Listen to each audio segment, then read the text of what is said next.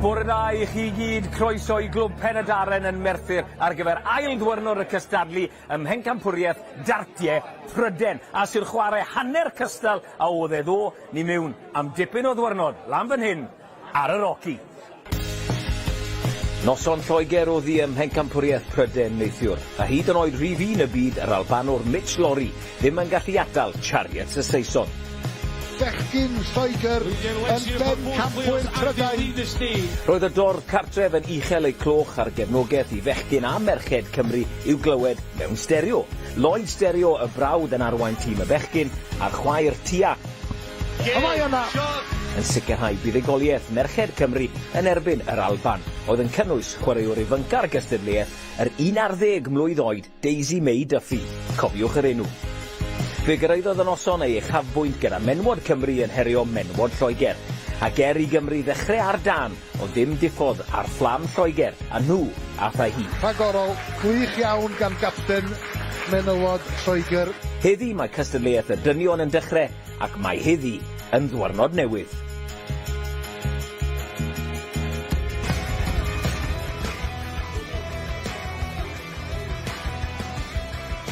Bore da I chi gyd, dyma siwma pethach yn edrych ar hyn o bryd. Bencampwriaeth Prydain, y merched yw'r rhain. Un gêm wedi bod, Cymru yn fuddigol felly. Nhw sydd ar frig y tabl yn curo'r Alban o 2-0. 2 bwynt I nhw felly. Y bechgyn Lloegr, wel, maen nhw wedi wario 2 gêm nhw neithiwr, a maen nhw ddim yn gallu cael I dal felly y cadarnhad. Ta nhw yw'r pencampwyr y bechgyn unwaith yn rhagor. Cymru yn erbyn yr Alban, yr unig gêm sydd ar ôl. Menywod Lloegr yn fuddigol fel wnaethon ni weld o 4-2, felly nhw ar frig y tabl. 2 gêm iddi yr Alban yn erbyn Lloegr, Cymru yn erbyn yr Alban. Trefn y dydd heddi, gêm 1. Alban erbyn Lloegr, mae hwnna yn y merched, wedyn yr Alban erbyn Lloegr unwaith eto yn y menwod. Ni'n mynd at y bechgyn, Cymru yn erbyn yr Alban, wedyn nôl i'r merched I gwblhau pethau Lloegr yn erbyn Cymru, a wedyn y dynion yn dechrau pencampwriaethau nhw, yr Alban yn erbyn Cymru, y gêm olaf o'r dydd.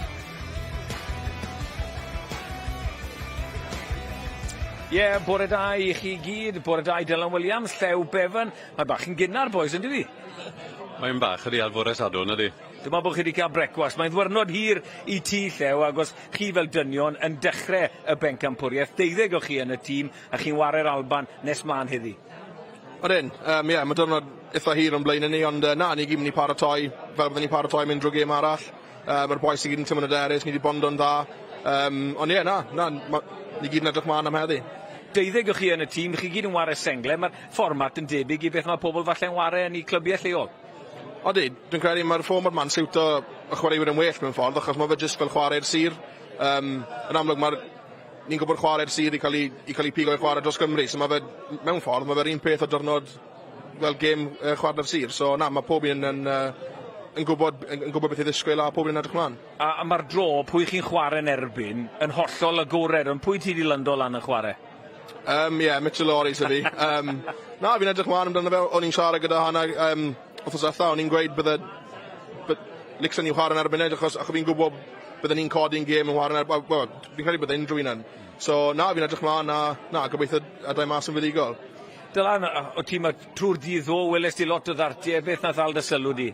Wel, ti'n bod yr un enw nath rili greu argraff oedd Ceia Baisald, nath wir arwain tîm bechgyn Lloegr, ennill I 2 gêm o 2 gymal I ddim, a y cyfartaledd ar draws y 2 gêm na dros 100, felly rhyw 15 pwynt yn fwy na unrhyw un arall welon ni ar y llwyfan, felly Ceia mae on yn 15 oed still, felly mae rhywun sy'n eiddfed iawn a rhywun fi'n disgwyl gweld yn cael lot o lwyddiant yn y gampan y dyfodol. Enllodd bydd Mitch Lorry os fi'n cofio'n iawn, Mitch Lorry ddim di ware'n dda, so mwyn ar goeli'n dda I Llew. Odi, nath Ceia ware mor dda, nath yn rhoi cyfle I Mitchell I setlo, a ddei weld nitha rhwystredig ar y llwyfan na. Ond chwaraewr arall, o'n i'n meddwl nath ware'n dda iawn i'r Alban, oedd Owen Brceland, y bandit, oedd y gêm wedi hen fynd, ond wedi colli tair I ddim, ar y teg i Owen, dath e lan ar y llwyfan na, a nath e roi perfformiad gwych mewn i, jyst i... Beth yw ei oedran e? Mae e'n 12 oed. 12 mlwydd oed, o'n i ffili cyrraedd y dartboard. Wel, mae rai yn gweud bod fi ffili cyrraedd e o hyd falle. Ond, llew, ti'n bod, nes mlaen i chi'n chwarae, oeddi wy'n ddwrnod hir i chi eddi, neu oeddi chi'n gallu amseru pethach yn iawn i fwrw roci ar eich gorau? Ie, dwi'n credu mae pawb yn paratoi'n wahanol. Yn bersonol, byddai'n just yn falle cael hanner awr ar y practice board yn mynd nôl i eistedd lawr am dymed. Ond na, mae pawb yn wahanol. Ni gyd yn gwybod fan y gloch ni'n chwarae, so mae fel lan i ni na fel unigolion i paratoi'n ffordd un yna, just o'r tigili fel tîm pan mae'r angen. Gret, diolch yn fawr am eich cwmni chi, boys. Reit, mae'n amser i'r dartiau ddechrau heddiw ni mynd at Bencampwriaeth y merched i ddechrau yr Alban yn erbyn Lloegr. English language is available on all games. You've got Dan McCarthy and former world champion Scott Mitchell yn y Gymraeg. Mae'r ddoi yma yn ymuno a Gareth Roberts. Ond draw ni nawr at meistr y ddefod, James Watt. Good morning, ladies and gentlemen. Welcome one and all along here to the Prydain Social Club, Merthyr Tydfil, for this our second day of action at the 2026 Tri-Nations British Internationals. We have 5 fantastic matches of darts waiting in the wings for us today. We're going to kick off today's action with the girls of Scotland versus the girls of England. So both players are patiently waiting just now. So let's get the action underway. First to the stage, representing England, it's Paige Pauling.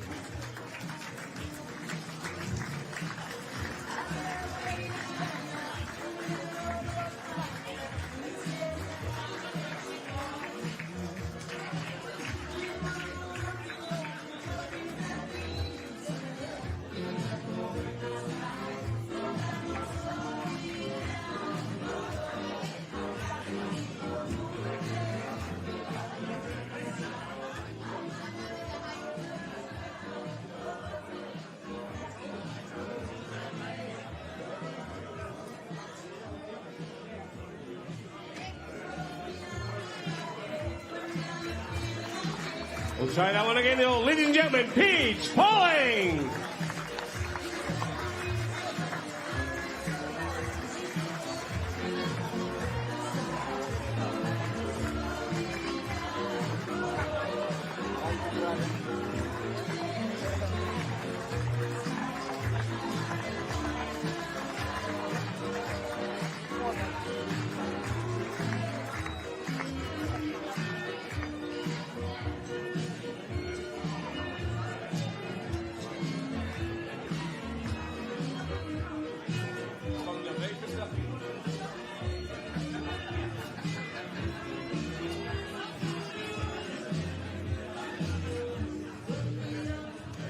And Paige's opponent, representing Scotland, it's Chloe Sutherland.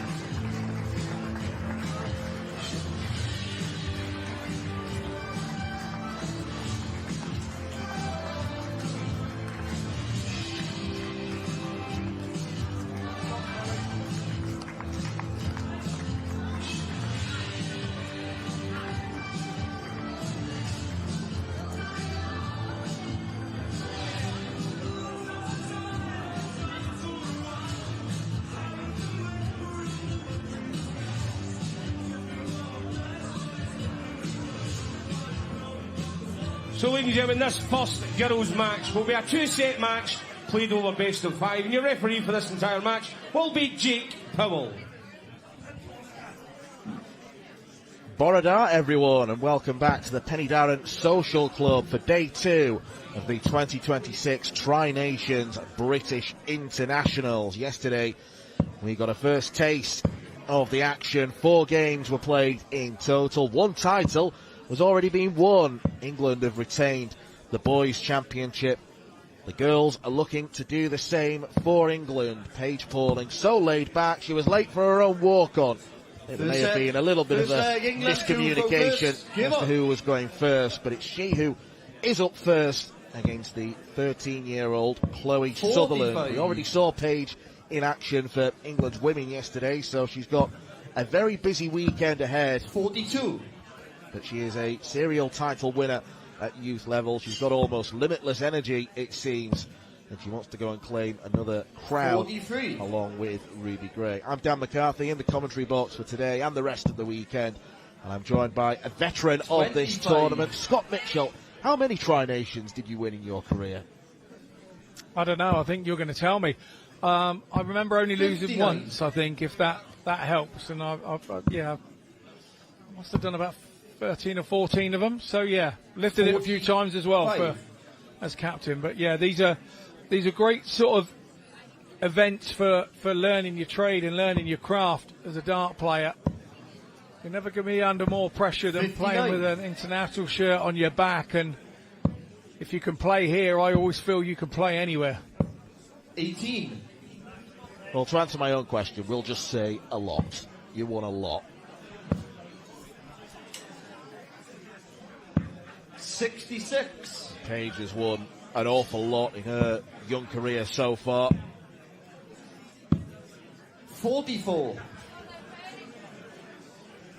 Mind you, Chloe was a title winner in Vegas last year, winning the girls' youth tournament, so there is some pedigree there, but it's been a pretty nervy start, to say the least. 97. Yeah, you saw Paige Paulin asking the referee exactly what she had left. She's allowed to do that. The referee is not allowed to tell her 92. which way she England goes for require whatever 132. she has left.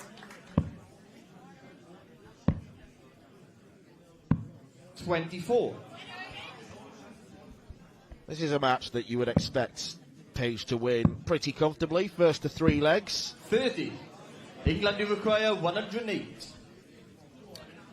Paige Paulin's record here is 8 matches and 8 wins in her youth career at these 69. internationals. So Chloe made her debut last year. 60. England you require 39. So the experience all with Paige Paulin. Double 10. She can look round. Sutherland is on 145. She looks to be going for a 1, and 35. there's an opportunity to Scotland bust a require score there, but 145. she's obviously happy to be able to leave 2.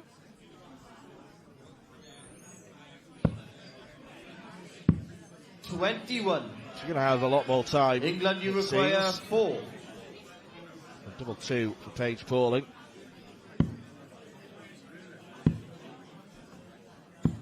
No score. Scotland you require Maybe to use that time as 124. well. 1-2-4 for Sutherland. Well, she's rolling her shoulders. I don't know if she's maybe picked up an injury or it's just 27. pure tension. England you require 4.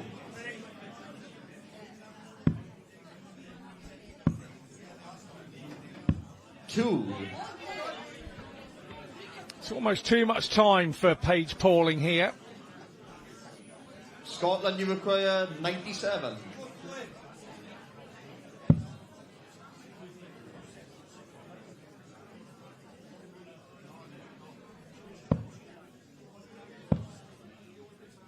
S- 67. And that leaves double 15, and she's giggling England, you away back to require her 2. table. Because if Paige makes a mess of this, then Chloe could be in for the biggest heist you've ever No seen. score. And it will be. And Scotland, Dick you Turpin require used to wear a 30. mask as well. She's got to go at the double 15. A little ghost throw at the table. She's got to gather herself here.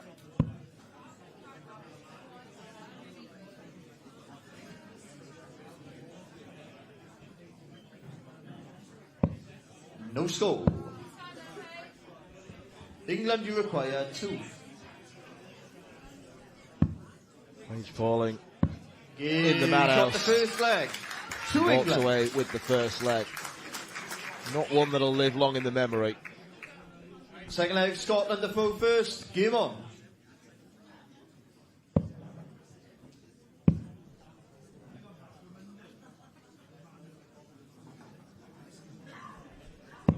23.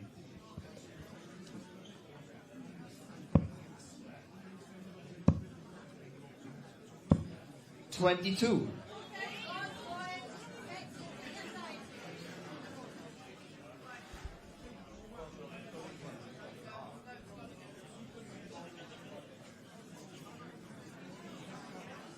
can see the scoreboard once again. Not quite playing ball for the players.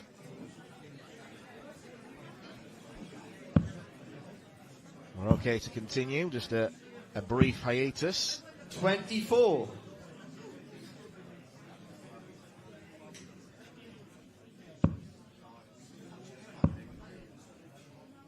$85.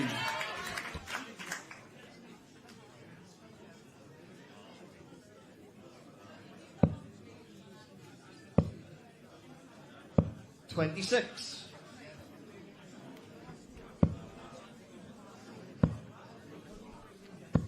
$58.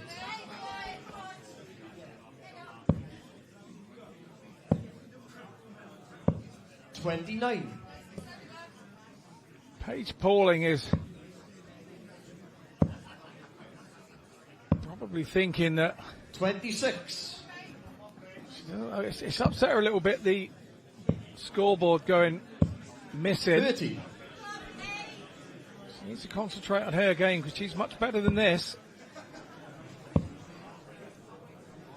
60. Yeah, going back to her title haul, she's won dozens and dozens of them at youth level. 100. Half a dozen at senior level. That's better from Chloe. Solid ton. 40. So the levels for Paige Pauling are much better than this usually. 33.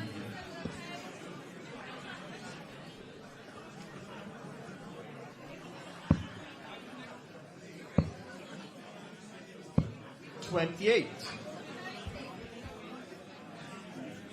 Both of them feeling the tension, it seems. Paige Pauling rolling her shoulders as well. 35. Early morning darts, 10:15 local time.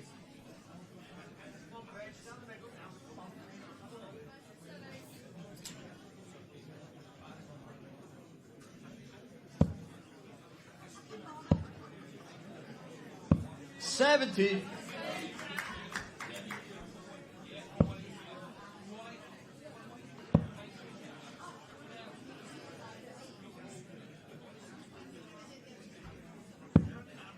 $16.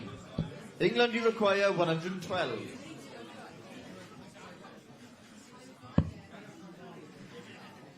$112 won't go. 38.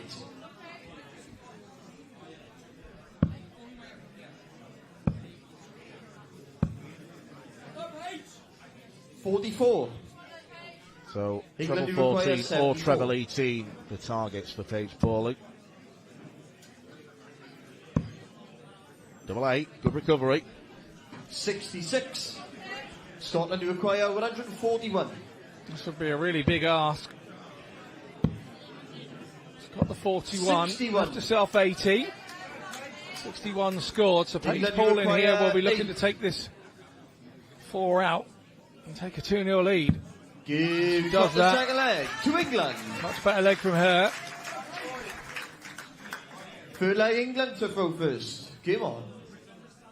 Well, it's been a tough slog this, but it's all about getting the W next to 85. Team England. Paige Pauling looking to win the first set, and each player in the 17. team will play one set. And in the girls' tournament, as well as the boys and the women, it is best of 5. Then it's 23. best of 7, slightly longer format. And the men's matches could be marathons as well.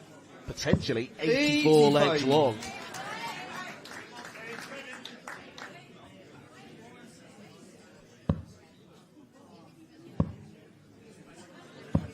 $83. I'm just feeling this match that Paige Pauling has got a bit in hand, hasn't she, on her opponent? 24. She feels that she's got it covered, and sometimes you can fall asleep and sometimes not play your best. 60.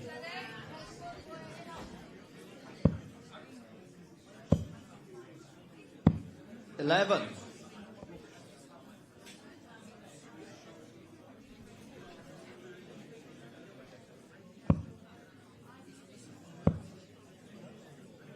$78.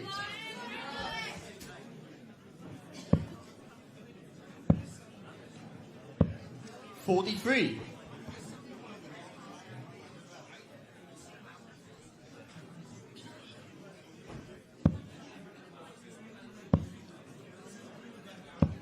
70. The Penny Darren Social Club has hosted this tournament several times over the years.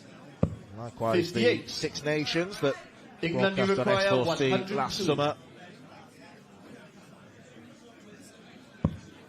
It is a nice old school venue in which to host darts tournaments. 35.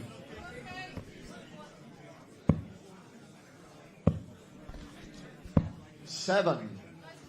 England, you require 67. Well, this is for a 3-0 win for the first set. Double eights.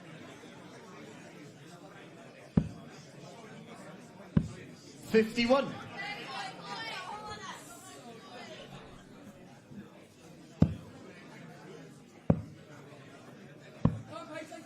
40. England, you require 16. Two match darts, or two set darts, have been missed by Paige Pauling. Double four. 8.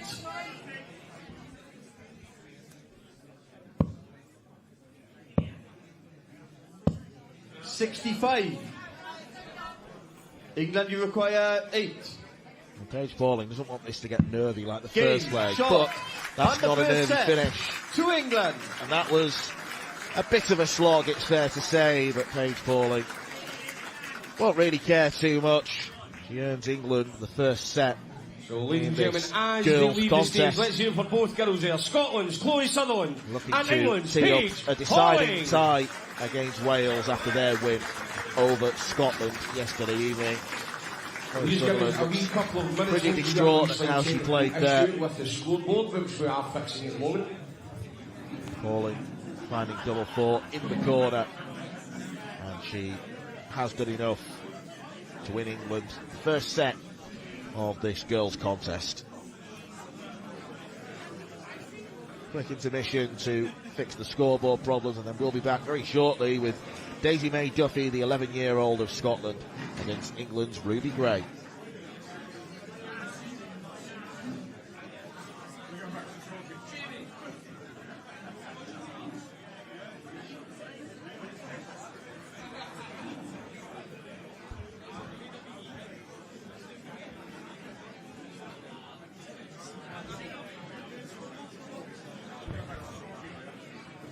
Okay, ladies and gentlemen, now we move on to the second set. Okay, ladies and gentlemen, now we move on to the second set of our first match. And first to the stage, representing Scotland, it's Bullseye, Daisy May Duffy.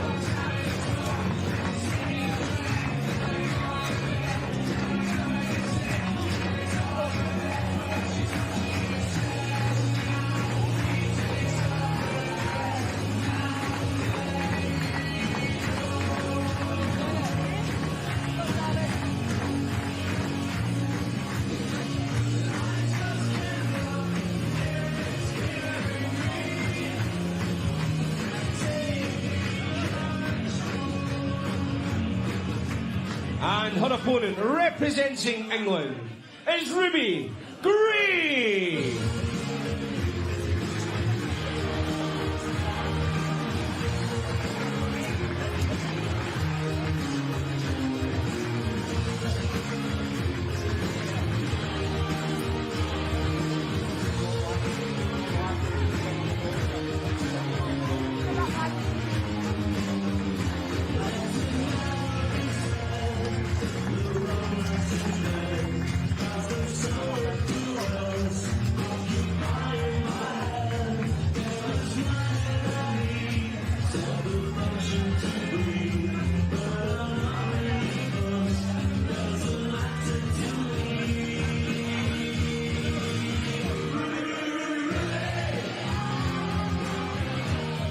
the referee once again for this set, Mr. Jake Powell. Well, even though this is youth darts, there is quite an age difference and quite a height difference, because Daisy May Duffy arrives here at the age of just 11, a primary school child who's got the opportunity to play darts on TV. Now, those of you that were watching last night will have seen her in action against Yasmin Rook-Havard of Wales, and she does move around quite a lot as she's throwing, just to try and reach the board.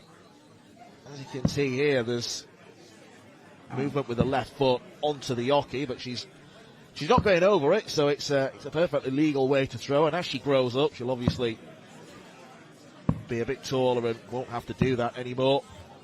Second set, first leg, Scotland 2 Ruby for Gray, first. Warwickshire Youth County player, will be the strong favourite for this. I think for players such as Daisy May Duffy, this isn't necessarily about winning. It's all about the opportunity and the ability to be able to play and get that experience. Yeah, very much so. 100. I think it really is. Ruby made her sort of debut last year. I think she wore her hair up then, actually. I was still the England captain at the time, and yeah, she played really well in her debut. 60.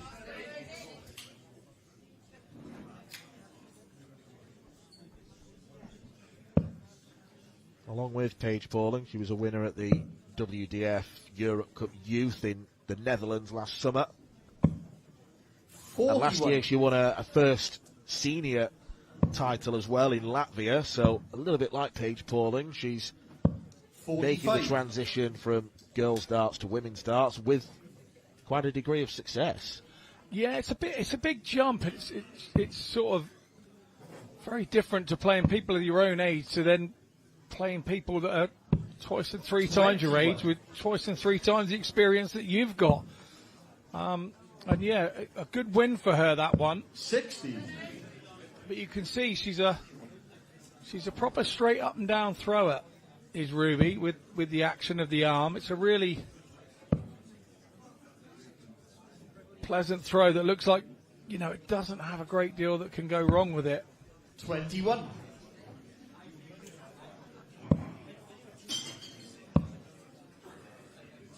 Well, nothing went wrong there. Lovely visit from Ruby Gray. And already a break of throw looks inevitable.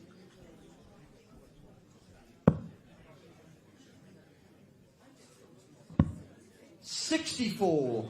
England, you require 56.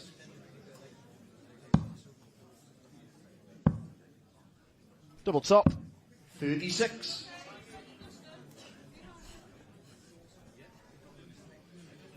So Ruby Gray has time here. Ruby Gray over Daisy May. Rolls off the tongue nicely for us commentators. 28. England, you require 20.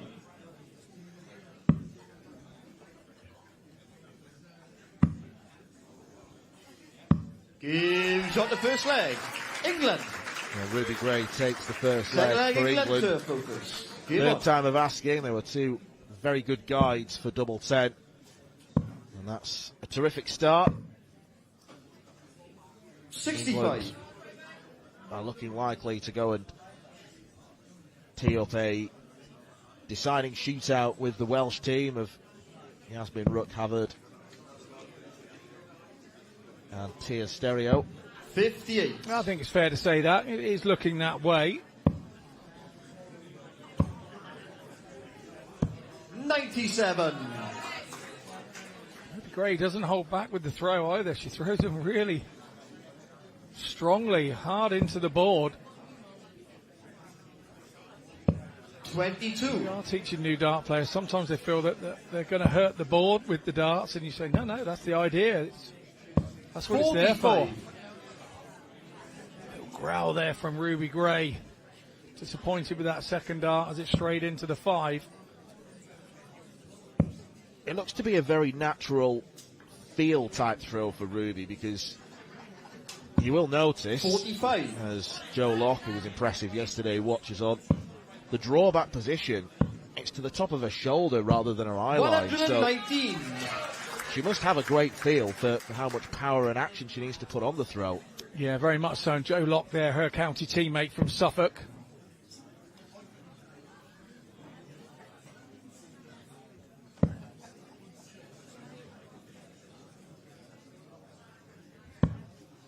$36.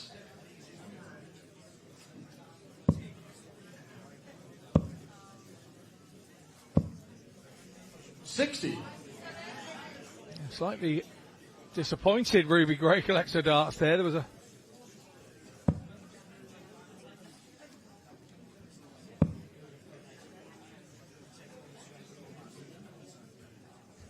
$26. England, you require 115. 115 then for Ruby Gray, treble 19. 93. Well, immediately she looks at the scoreboard and realises that that was a miscount. Yes, she's left the double, but it's a potentially tricky one if she goes inside on double 11. And by the look on her face, it was kind of, she realised it when the dart was in the air after it'd been released. It was, Ruby had realised that maybe not what she wanted, but sometimes these are the ones that you take out and you feel, yeah, it wasn't my favoured double, but those didn't look three uncomfortable darts at it at all. Well, she's going to get ample opportunity, you think, to come back and correct the error, and she may even opt to split. Could do something like 16. 6 for double 8. England, you require 22. Looks like she's staying aggressive on double 11. Okay, double 3 now. Gives shot the second leg. Well, the arm goes up in apology. No need to apologise. She won the leg Scotland, the completely fair and square. Accidental showboating. Hey, double doubles all the rage these days, especially with the younger fraternity. You see a lot of people, you know, going for the 137, treble 19 tops, and back in my day, when I were a wee lad, that would have got you a slap up round the chops, 74. That in the dog and duck. But nowadays, it's the done thing. Everybody sort of praises somebody to have the flamboyancy to use the full board. A new outlook, a new way of looking at the new look game of darts that we have in the current age. Yeah, you've got the full board. Use it. It's not just about treble 20s these days. 82. I still think there's part of the fraternity that sees it as a little bit of flamboyancy, a little bit of cockiness, a little bit of peacockery about it.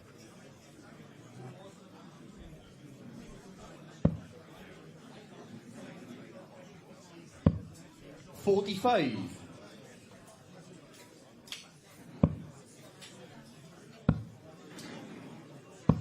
43.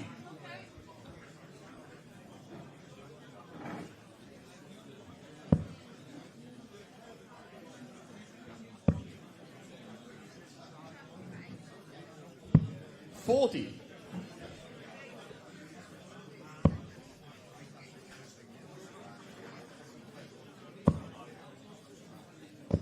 100. Yeah, Ruby should have probably started on the 18s if we're looking for perfection, but she's a little way in front, so didn't have to panic about those things just yet. And not only that, Daisy May's on 339 now. Even a 180 from that leaves a bogey number. You can't check out 159 no matter how good you are. 80. You need to borrow one of your opponent's darts, and 9 times out of 10, because they're opponent, they won't lend you it anyway.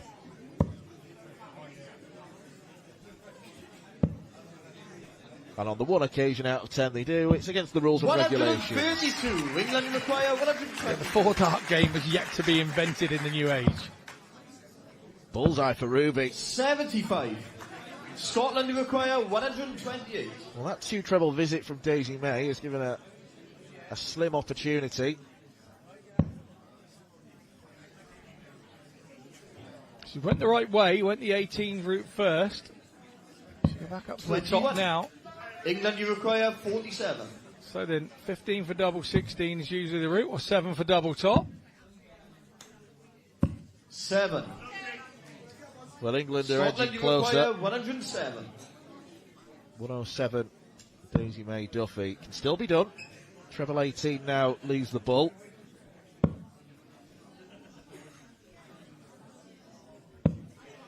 $27.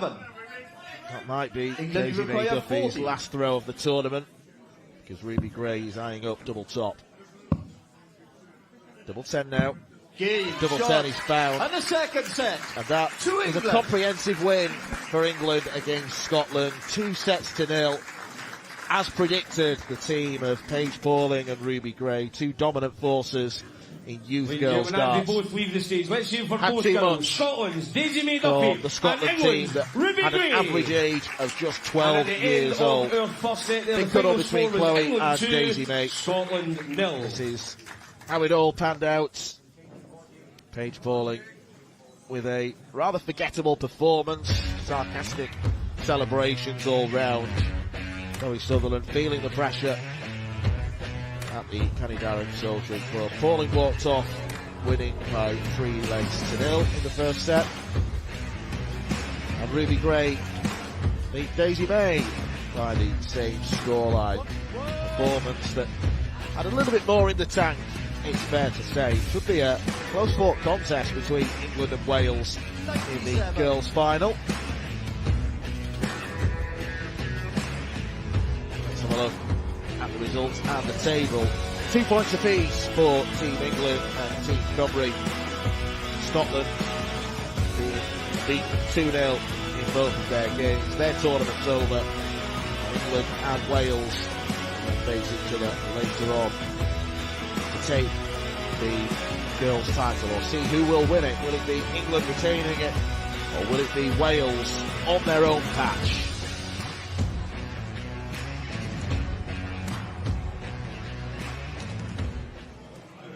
Wel, mae cwmni na fi fan hyn yn Pres. Daisy May, Ruby. Daisy, I'll start with you. Enjoy your time on that stage? Yeah. I need to ask you about your unique style of throwing the darts. Talk us through it. What happens in there? Because you throw, you drift, you're moving forward. A lot of moving parts there. So it's just like a bit of not being able to release the dart and just... So you figured out a way of letting that dart go just by Yeah. moving that little drift and the step forward. What's it like playing against someone like Ruby on the big stage? A bit nervous, but it was quite fun. And are you still at school, primary school? Yeah. You are. You get a bit of time off then to come and play these competitions? Or you just don't tell anybody? I get some time off. But you have to do some work on the road sometimes? Yeah, it's tough. So not often. Not often. Just concentrate on your darts. But your mathematics is pretty good, yes? That's a good thing.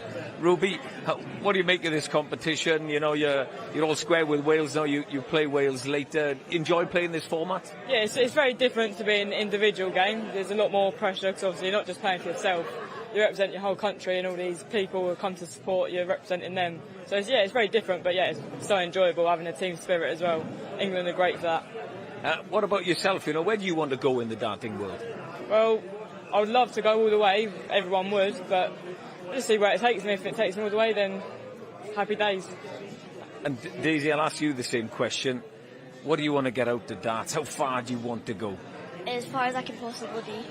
Mitch Laurie is someone you look up to maybe? He's not that much older than you, isn't he? And look where he is. Yeah, well, it's great having your company and watching you play the darts and having your company with me here in Pres. Right, OK, we're off. Nawr ni'n mynd I Bencampwriaeth y menwod a Lloegr yn erbyn yr Alban i wi eto. A dewch I ni gael blas ar y gystadleuaeth. Deta Hedman nath arwain y ffordd I Lloegr yn erbyn Cymru neithiwr. As they say, the captain has to show them the way. So I was glad that I could show them the way. And in fairness, both teams, we're on a par. You can't really say one's better than the others because we're all playing good darts. That's why we're playing for our country. So I just hope that my girls would bring it home, and they did, and I'm well happy. But we still got another game to go. It's not over until it's over. Scotland always seems to be a bit of the underdog, but we normally do okay, so fingers crossed. like all of them, it's going to be a tough game, so we can just hopefully weave through the last dart. It's how I look at it. As long as we throw the last dart, then job done. I'm the same Paige Colin today, and yeah, she's a really good player. Bogey player for me, and we'll hopefully get that first win. Over the years, England has dominated the game of darts in the internationals and whatever, but we can't say that anymore. Everyone's now come right close with us.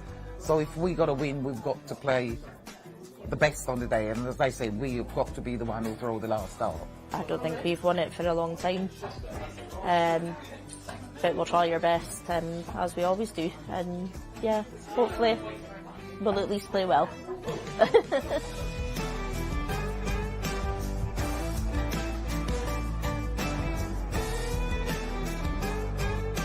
Dewch i ni gael edrych ar sio mae'r tabl yn edrych ar hyn y bryd. Un gornes sydd wedi bod, Lloegr yn fuddigol o 4-2 yn erbyn Cymru, felly nhw sydd ar y brig. Lot o gemau, y gemau gyd i ddod ar y sadwrn i chi. Draw ni at Meister y Ddefod, James Ward. Welcome back to the action, ladies and gentlemen, here at the Prydain Social Club, Merthyr Tydfil. Welsh Darts Organisation and S4C proudly bring to you the 2026 Tri-Nations British Internationals. We now move on to our second match of the day, which sees the women of Scotland take on the women of England. Time to get our players onto the stage now, and first up, representing England, is Paige Pauling.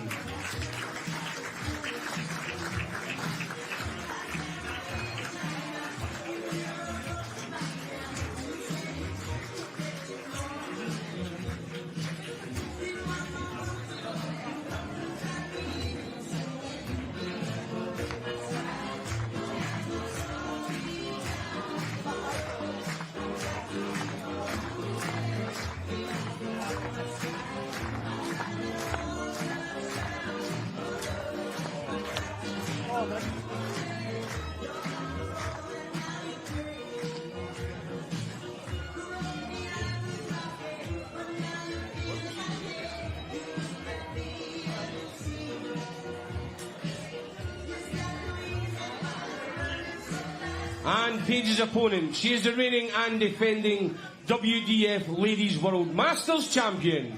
Representing Scotland, it's Lorraine, Hyde.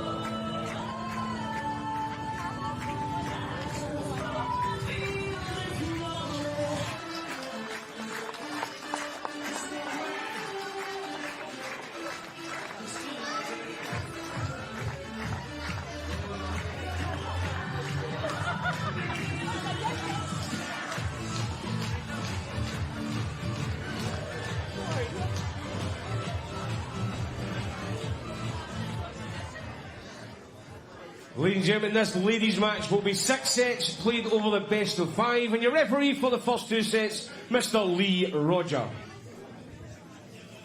Paige Pauling has not had to wait long for another stage opportunity, taking part in both the girls' and women's tournaments, and she's into bat first against the World Masters champion Lorraine Hyde, player who's made a habit out of winning big tournaments in the WDF system. Winner in Ireland, winner in Denmark. Gold events, which secure an automatic spot at Lakeside, but she's one of the highest ranked players in that particular system as well. And at international level, she's represented Scotland for a long time now. Experienced campaigner against the more youthful Paige Pauling. She was part of the England team that beat Wales yesterday in what was a game of 2 halves, or perhaps more accurately, a game of 1/3 and 2/3, because Wales got off to a great start. They went 2 sets up before England rattled off 4 sets in a row without any sort of reply. So if England win this, they'll retain the girls' title. Scott Mitchell, what do you expect to happen in this meeting between England and Scotland? Lorraine said in her pre-match interview that Scotland are always the underdogs. Do you agree with her assessment here? I think so, and after a while it becomes a mentality when you come to these things. When you've been here so often and it hasn't gone right for you, or you've missed out by one game or two. They've been close in the past, but Lorraine Hyde is the one that probably is the name that leads the line with Sophie McKinley 60 for the Scottish ladies team, but Paige Paulin 60 is the up-and-comer, and I think Lorraine did say that she's a bit of a bogey player for her in her interview before we started here. But it's a totally different game for Paige Paulin. She's just had to come off of a game in the youth, and Chloe Sutherland wasn't really pushing her. Now all of a sudden she sort of jumps 23. on to, like you say, one of the highest ranked lady players in the WDF World Darts at the moment. And as you rightly say, she's won a couple of gold events, and what that does is also gives you big 45. ranking points and sends you up to the sort of top end of the tree. So a very different game mentally for Paige Paulin to deal with. Well, Lorraine wasn't wrong about her assessment of Paige being a bogey player. They've had 4 meetings previously. Paige has won all of them. Final of the 33. Irish Classic last November being the most notable one.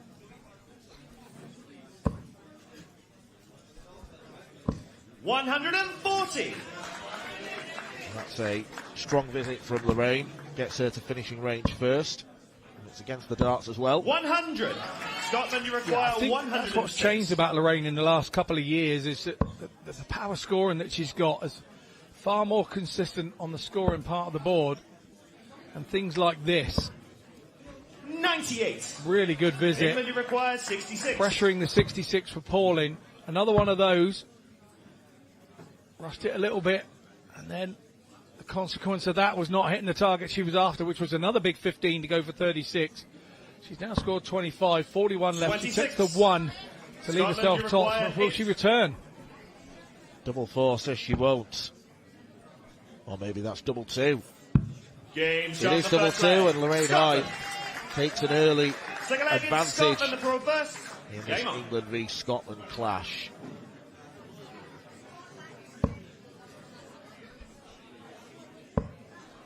Already seen the England women in action, 81. as mentioned. But Scotland coming into this tournament for the first time. We'll see 58. Sets played by Kelly Jolly, Louise Patterson, Susanna McGimpsey, Chloe O'Brien, and the big name player other than Lorraine 81. is Sophie McKinley, former Lakeside finalist, someone who beat Paige at Lakeside last year in the women's tournament, getting 24. a spot of revenge after that girls' final 2 years ago. Yeah, Sophie and Paige, really good mates. You know, when you go to tournaments, you see them hanging around 41. together all the time. Really good buddies.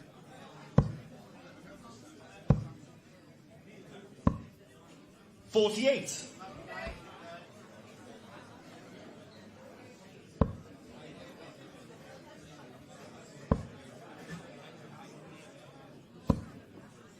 $100. There's a break of throw for Lorraine Hyde, the first leg of 41. this match, and she's kind of holding her throw, looking to hold her throw really well here. Paige Paulin not really found her scoring boots yet. She is a big scorer when she gets that first start 60. right, is Paige Paulin, but yet to find her rhythm here. And you've got to be careful in this short format. Before you know it, the game has passed you by and got away from you, so 21. you have to concentrate. Scotland, you require 138. Yeah, when the first start isn't right, she seems a little bit too eager to switch around the boards, and we've seen erratic performances 100. from Paige so far. Lorraine a long way in front, and Paige needs 2 big trebles just to get to finishing range. She won't get to that.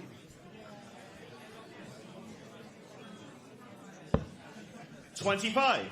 Scotland, you require 38. She does get frustrated quite easily, Paige Pauling. Game shot. There we go, once again, Lorraine Hyde's finishing superb. Scottish contingent. Game on. Rapturous applause. It's a good start here for the Scottish ladies against 30. The old enemy England. And she had a clear plan with that 38 checkout. Rather than 41. Risking going inside on an odd numbered double. On double 19, she split. Left a more favourable double in 30. Double 16.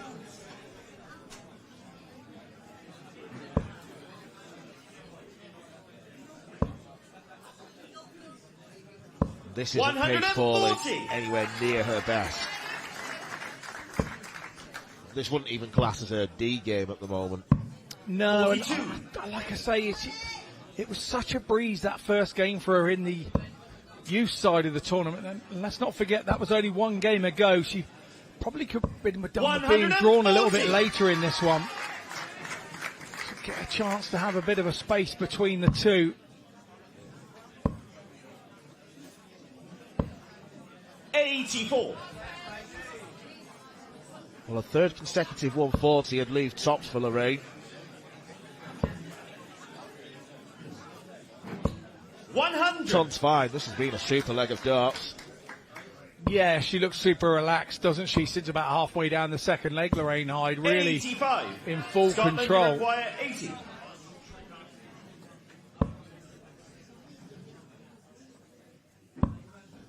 She was careful.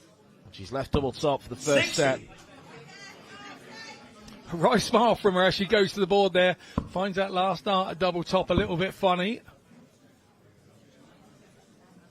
She can afford to laugh.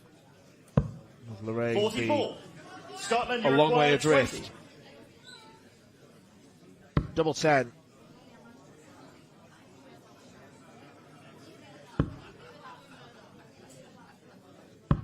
$10. And that's a classic case of a dart being too close, too good of a guide. There's a little bit of that, and you said earlier she's lost 4 times from the last 4 60. against Paige Pauling, and sometimes getting that dart to win and get over the line can be a problem. Well, it's proving problematic here. Double 2 for Lorraine. No score. Well, perhaps that's England favourable require for Bust rather than 126. leave double 1.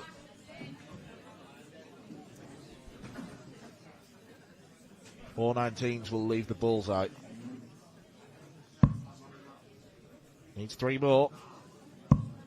Doesn't get them.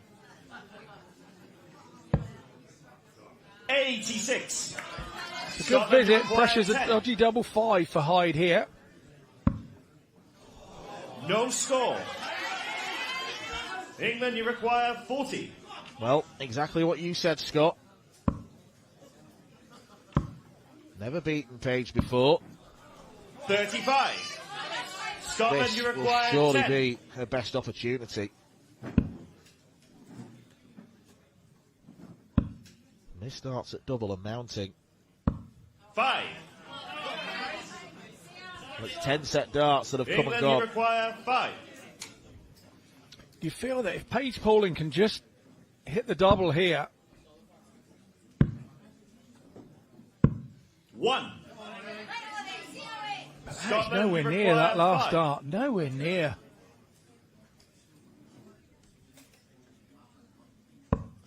No score.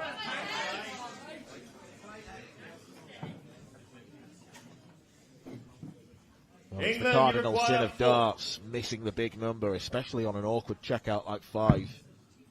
Double 1. No score.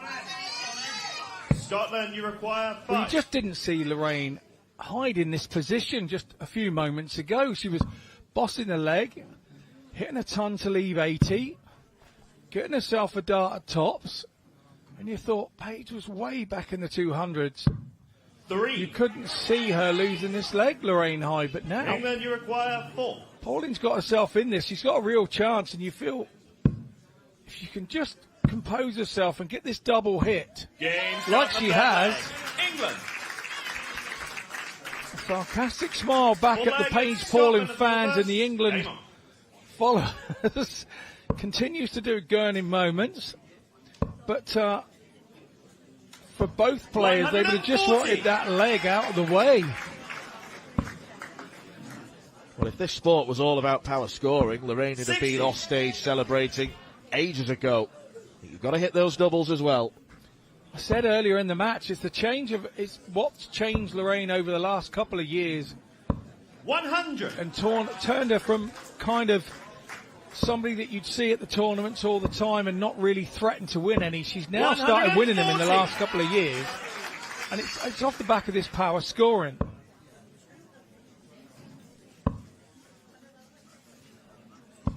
'81. It's an unlucky deflection for Hyde. 60.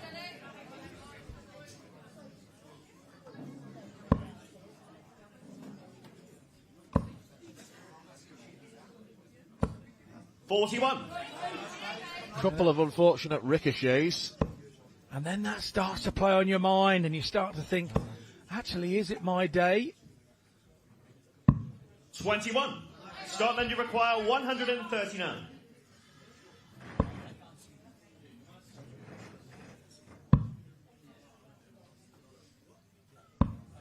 With Pauline back on 220, she played the sensible shot there, leaving double top. 100. Scotland, you require 40. Certain amount of pressure applied from Pauline.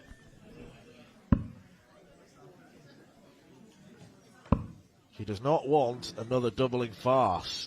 Game Doesn't get it either, and that Scotland is the most relieved look you are likely to see all weekend. Finally, Lorraine Hyde does get a win over Paige Pauling, and it secures the first set for Scotland in this women's Tri-Nations contest. Let's hear it, folks, for England's Paige Paige Pauling Pauling and just didn't turn up. Scotland, Lorraine She managed to get the leg after a series of missed doubles from Lorraine, but the scoring was excellent from the world master. And she's got Scotland off to a perfect start here. They lead England by 1-0.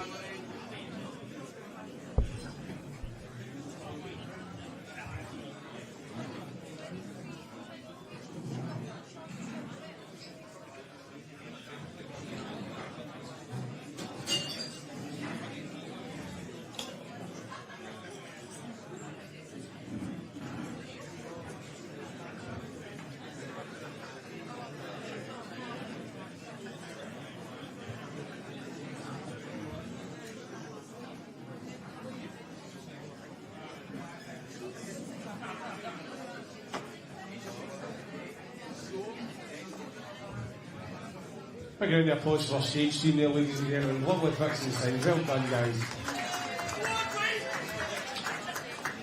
Okay, ladies and gentlemen, welcome back to the action as we now move on to our second set of our second match of the day. And first up to the stage, representing Scotland, it's Kelly Jolly.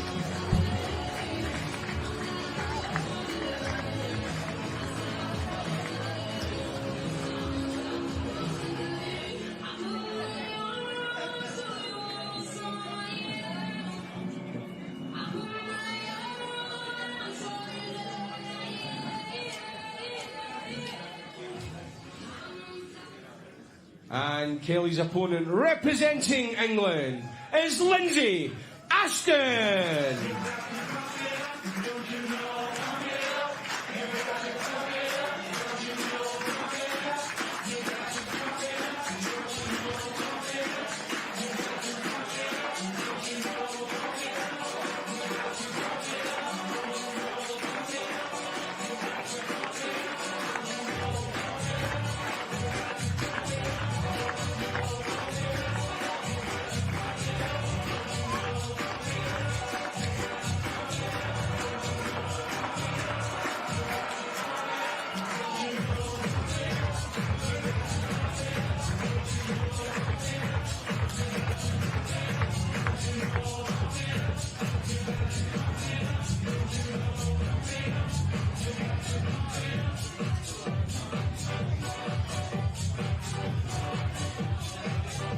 Your referee for this set once again is Mr. Lee Roger. Second set between Scotland and England, and it is advantage Scotland thanks to Lorraine Hyde's really good scoring performance against Paige Pauling. Less so on the doubles, particularly the third leg. Let that particular statistic down. So Scotland lead 1-0. And it's the turn of Lindsay Ashton and Kelly Jolly. We saw Lindsay, the daughter of the four-time Lakeside champion Lisa, in action yesterday evening against the Wales captain Rhian O'Sullivan, and things started out swimmingly for Team England in that one.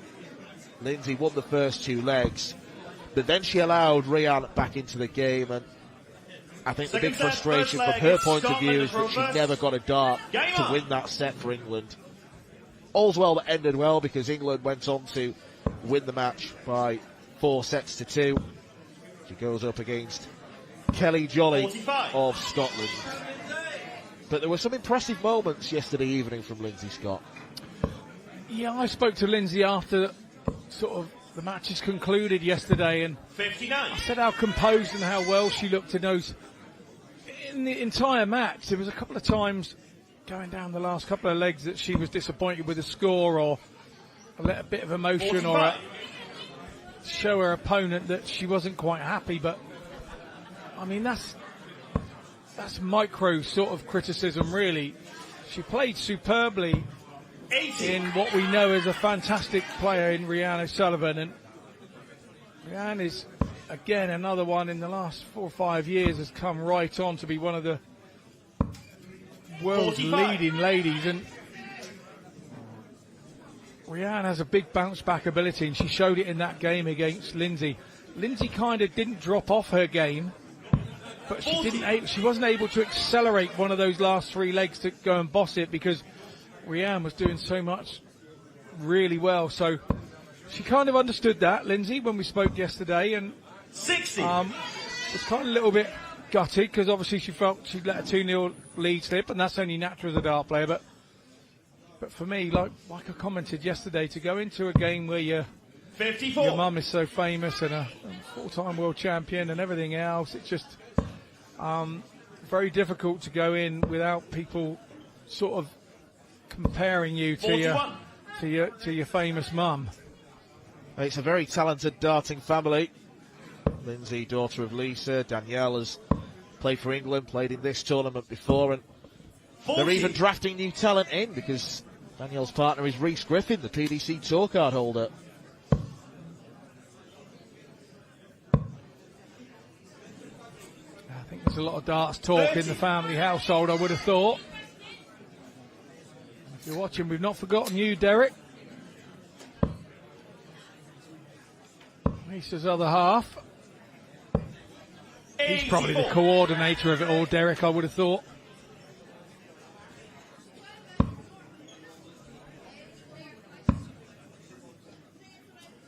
Not seen him for a while, so I hope you're well, Derek, if you watch it. And you require 144. Good last dart from Kelly. It was aggressive too.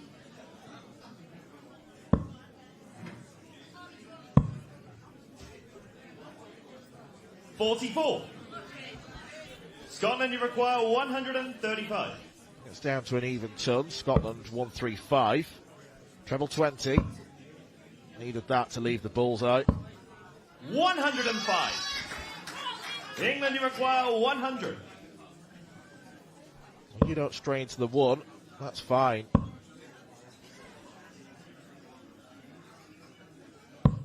$40. Scotland, you require 30. That's the first chance at a double then. Double 13 now.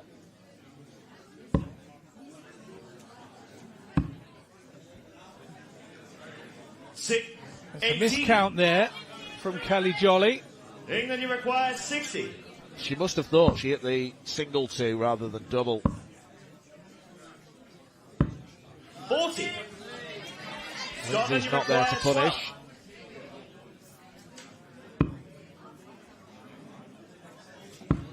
Game shot the first leg. Kelly Jolly gets over the line. Falls over the line, really, because it could have been a crazy miscount. She's lucky she didn't hit double 14. Otherwise, no score would have been called by our referee, Lee Roger. 30.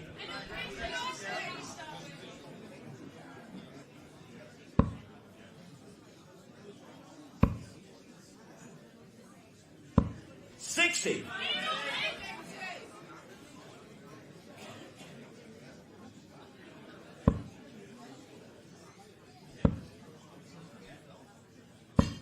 $95.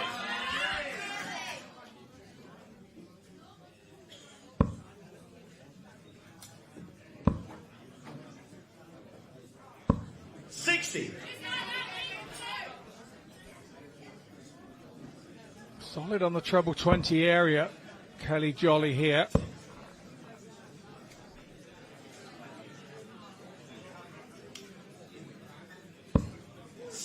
Really good recovery from Lindsay Ashton with that last dart. The difference between today's game and yesterday, Lindsay probably wasn't the favourite to win that game yesterday. So you can throw with a little bit more freedom and you concentrate a little bit more. It's just one of those games. This one today, she'll be looking, well, I haven't got Lorraine and I haven't got Sophie, so I fancy my chances here. And it changes the aspect of the game very much so. Sometimes you throw a little differently. And her status as favourite may have been partly determined by her performance last night. 85. Even though it was in defeat, it was a good display from her. Yeah, agreed. Absolutely agreed. And she's starting to find her rhythm now. 137. And some lovely visit. 2 treble pick off from Lindsay.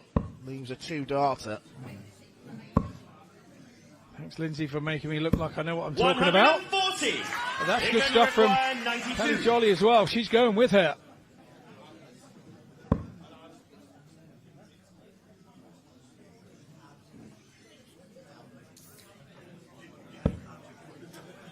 Went treble 12, which is 52.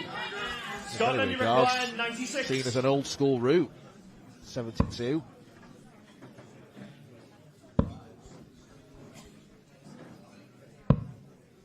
Really unlucky with that second dart. 52. With Jolly there. England, you require 40.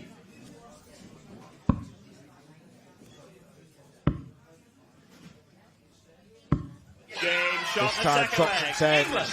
Works a treat for Lindsay Ashton, who levels the game up. Game on. One apiece in our second set. All 6 sets will be played, even if Scotland go 4-0 up. And that would be enough for them to get the 2 points, regardless of what happens in set 5 and set 6. We will play to a conclusion so that all players within the team get a go up on stage. 100. Yeah, it'd be horrible if you stopped when the match stopped and say you got drawn number 6 twice. You could come to an internationals weekend and not throw. So that's the reason why it's done. 45. The matches are all completed.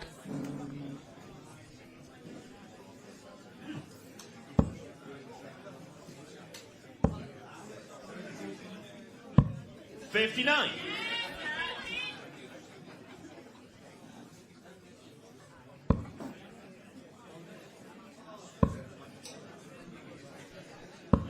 $140. Another metres away from a 180. Lindsay was the only player to hit a maximum in yesterday's women's match. So a nice little accolade for her. 100.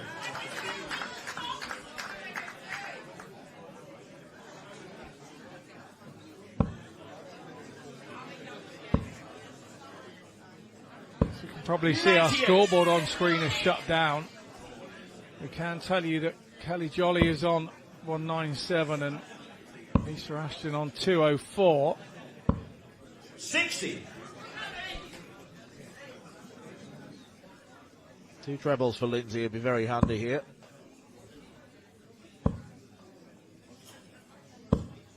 45. Well, that's the worst Scotland possible require visit. It leaves 159 a bogey number.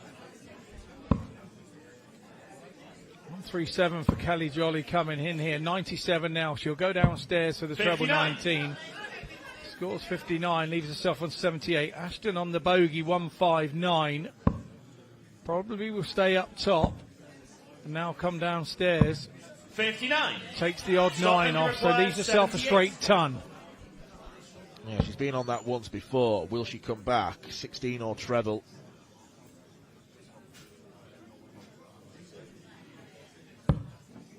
Now bullseye for Kelly Jolly. 53. Really good attempt from Kelly Jolly there.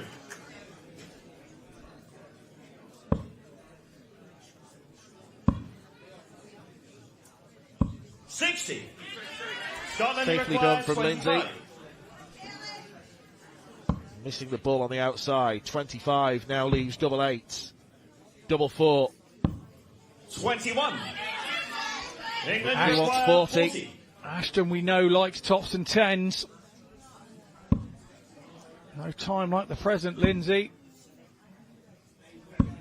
No score. Doesn't go this time. So Kelly Jolly returns for double 2. But it's the wrong side of the wire. England, you require 40. And still it's 40 remaining on the board for Lindsay Ashton. Double 10. 30. Oh, didn't really want to go inside. Scotland, you require 4. 4 left, double 2.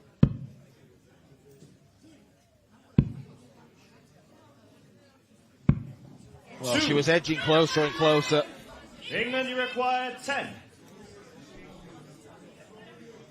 Double 5 now. Goes inside. Take care of this. Well, double 1 now. No score. Scotland, you require 2.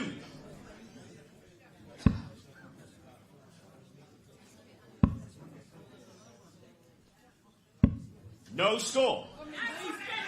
England, you require 10. It was a good leg on the scoring, but it's being spoilt here by the doubling.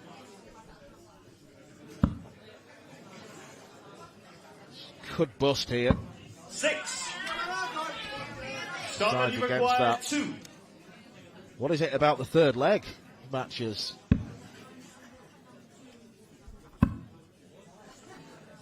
Double 1. No score. 3 more misses. England, you require 4.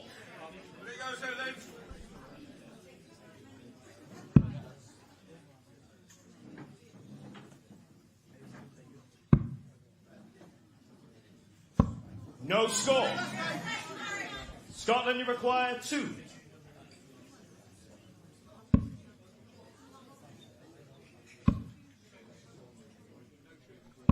Game shot. Well, finally, Scotland. Kelly Jolly gets over the line. Well, maybe it's England to throw first. Not a pretty leg. Game on. And those are the kinds of legs that you're almost embarrassed to win and furious to lose.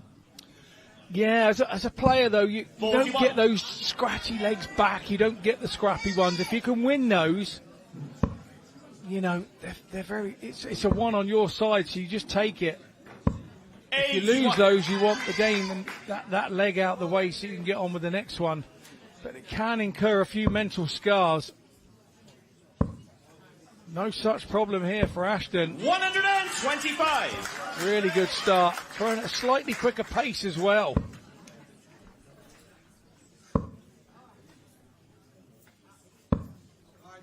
The scoring from both players has not been too bad. It's just a shame that the previous leg was an average ruiner. What is it about leg 3? Because it was 30. the same time of the last set where Lorraine, Hyde and Paige Pauling couldn't hit a double for love nor money.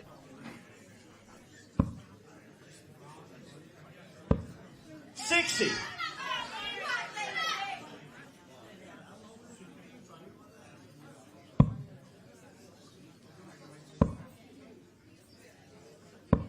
$24.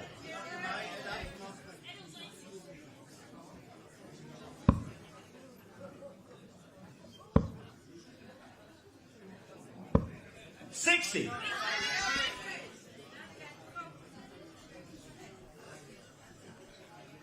Kelly Jolly can't quite turn the throw on Lindsay Ashton here. That's a vital treble in the outcome of this leg, surely.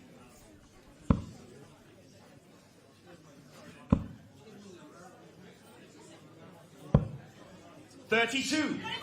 That is a missed opportunity. Yeah, Lindsay knows she's got 6 from here with Kelly Jolly on a bogey, but she needs 40. a big treble. Comes out to try and find that treble 19 again, but it just wasn't there. And left herself on a bogey. No, it's a very curious 81. choice from Lindsay there.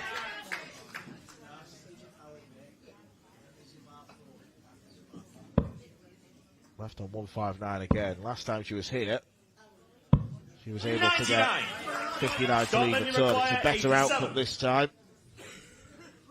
But Kelly Jolly will start on the 17s. Yeah, really should go 20 ball here with Ashton on 60. She's done the right thing. Can she finish it off? 62. Once again, wires the ball. She did that on her last attempt. Requires 60. Then struggled to finish the leg off. Ashton here. That's a nice dart away from the tops. Double 10. 40. And once again, it goes begging on the double front for Lindsay Ashton. Lindsay Ashton may have to walk away from this with 2 losses. That was so close to busting the score. 9. England, you require 20. A reprieve for Lindsay.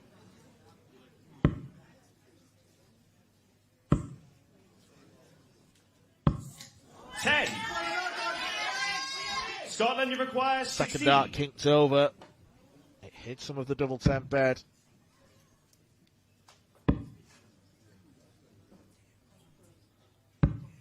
No score.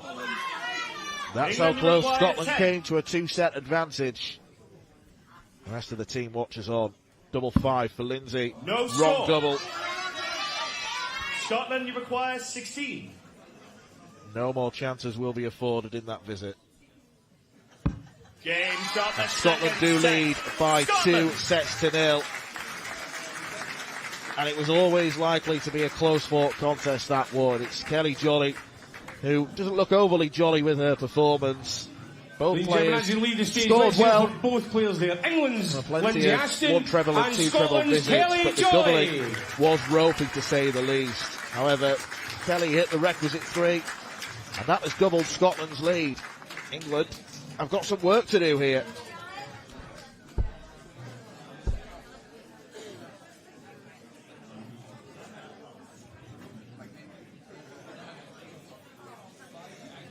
Okay, and we now move on to our third set. And first up, representing England, it's Joe Locke.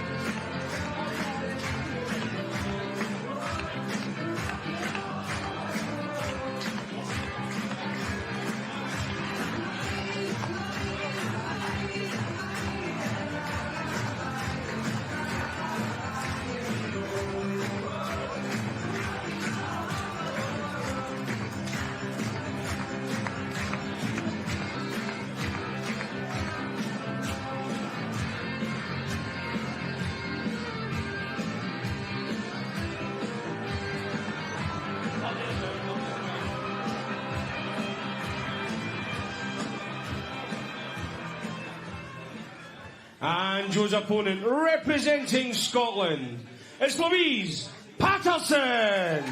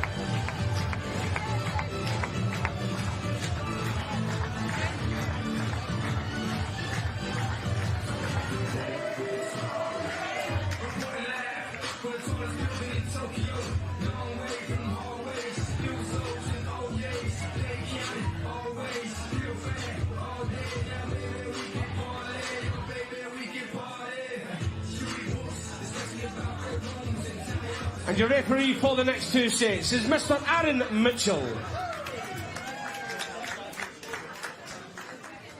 Well, the bad news for England, 2 sets down. The good news, they were 2 sets down yesterday against Wales and roared back to win 12 unanswered legs and get the magical 4 sets for the 2 points. All about numbers here. Jo Locke produced some pretty good numbers herself, averaging 76 for her 3-0 win over the much-fancied Eve Watson, and there was a superb 93 checkout, treble 19 for double 18, which secured that win for Jo. Suffolk player who's watched her young teammate Ruby Gray already produce the goods today against Daisy May Duffy, but Louise Patterson stands in Jo's way here. He's coming into the tournament completely fresh. Locke has a game under her belt, and I think, Scott, we were pretty impressed by her performance yesterday evening. Yeah, she looked really good yesterday. Jo's record here at the Internationals is played 5-1-4. Louise Patterson has played 4-1, none. 22. So the form book and the form guide would say Jo Locke is odds-on favourite for this, but the problem that she has is the team are 2-0 down. 81. And it's a different game when your team are trailing.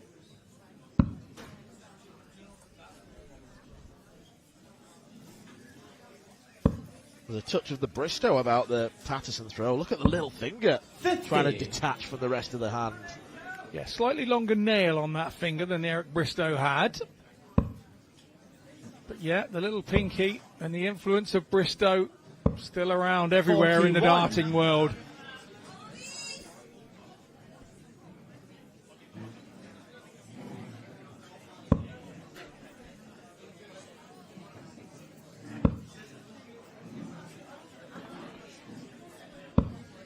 On my Facebook in the last couple of weeks, it was the anniversary of Eric Bristow's passing.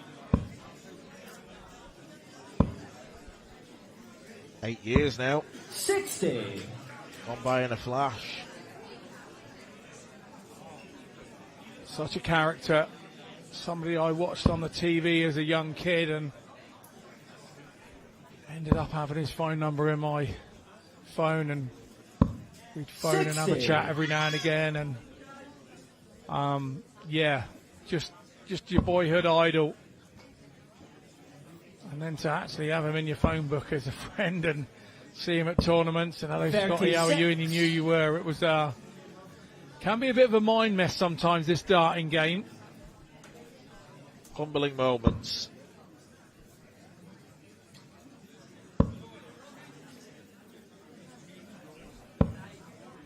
98. Nearly level pegging after 15 darts apiece. 99. Yeah, good visit that from Jo Locke. She used a very short dart. It's a short stem and a round flight and a short sort of bulbous barrel, and it makes the dart a very positive 60. dart to throw. England, it you will require throw 124. with a very flat parabolic arc. So it'll be a dead straight aim at whatever she's aiming at. Well, she is Suffolk, and they look very 76. similar to the darts that Andrew Gilding throws. They're just silver instead of gold.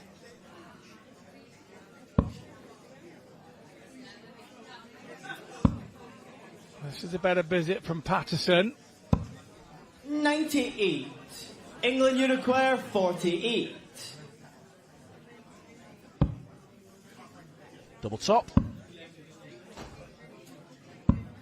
Game And shot England are and back on the first leg charge. to England. Second Jo leg Locke is Scotland gets approach the first leg of Game this on. third set.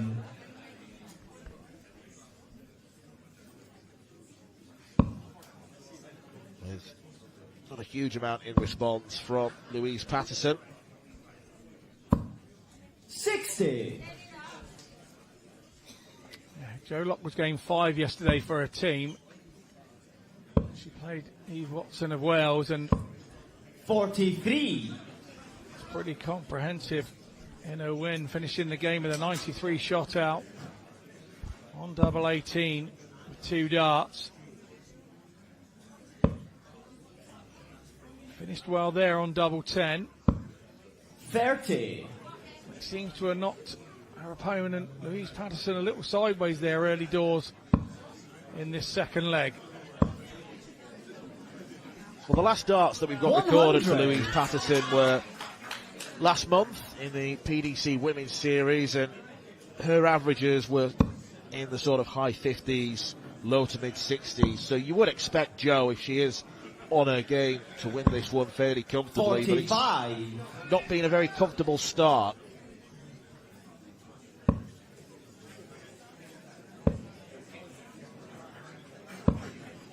$55.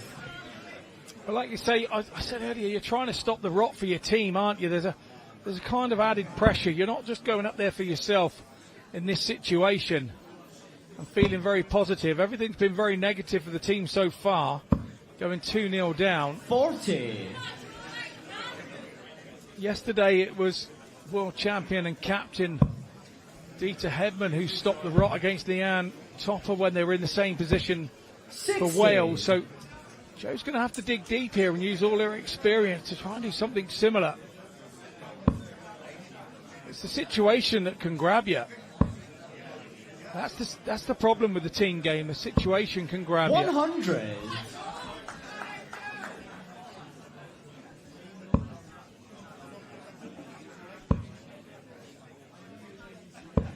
$60.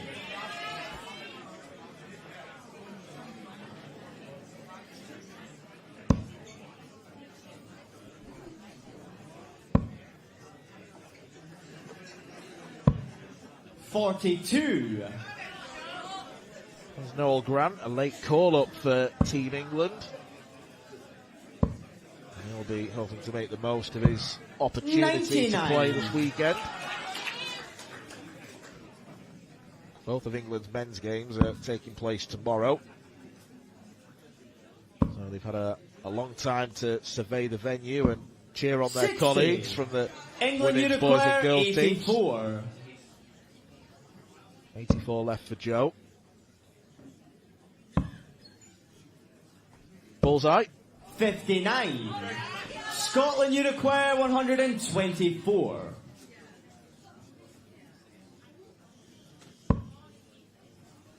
Well, that kills any hope of a 1-2-4 checkout.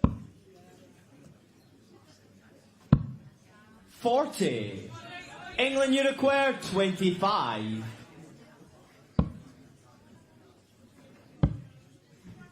Double 4.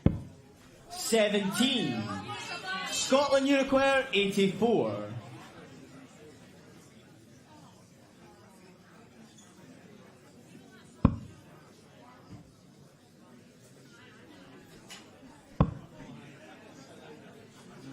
This is a big number. Was chasing 14 and ball then. 35. England you require 8. Looking to do what Joe couldn't do, but be locked to lock in a 2-0 advantage. Game shot and the There second leg she to finds it. England. Double 2. Third leg is England to throw first. Here's Game the dart on. for Joe.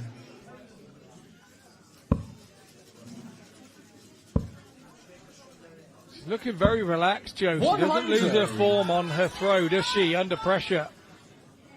Well, not at this current moment. 2-0 up and looking good for it.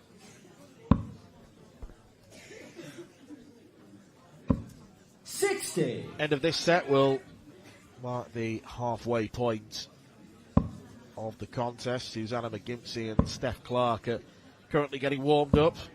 We have Chloe O'Brien against our friend Laura Turner before Sophie McKinley and Deta Hedman will bring the curtain down on this one. Deta by that point could be throwing for the title. 68.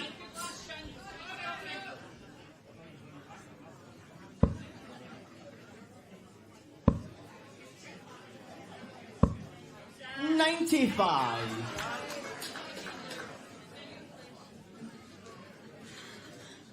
Of course, the other thing these girls are doing is playing for a place in the Six Nations team. 85. Comes up in June.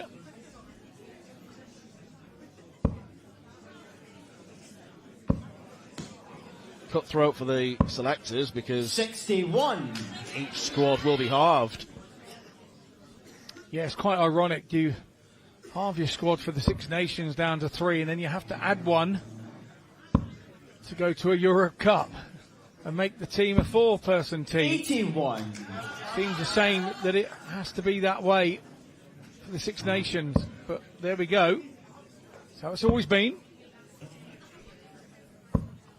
100. Super darts from Joe. She's going to give herself a chance to win this match in the next visit. These could be Louise's last darts. She doesn't want to go out with a whimper.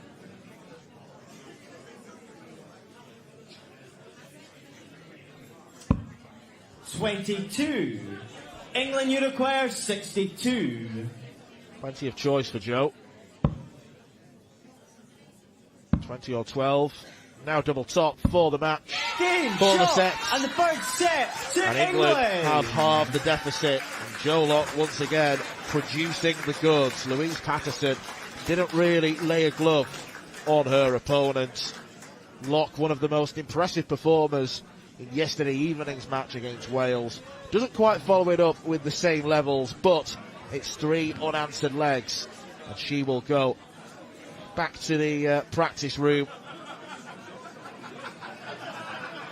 Not doing the post-match interview. Giving our floor manager Rodri the short shrift there. She does what she wants. And England hoping to do what they want to do for the rest of this contest. It's Scotland 2, England 1. England have got a leg and a set on the board.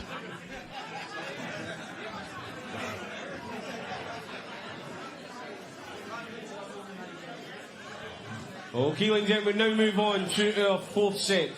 And first to the stage, representing Scotland, it's the captain, Susanna McGimpsey.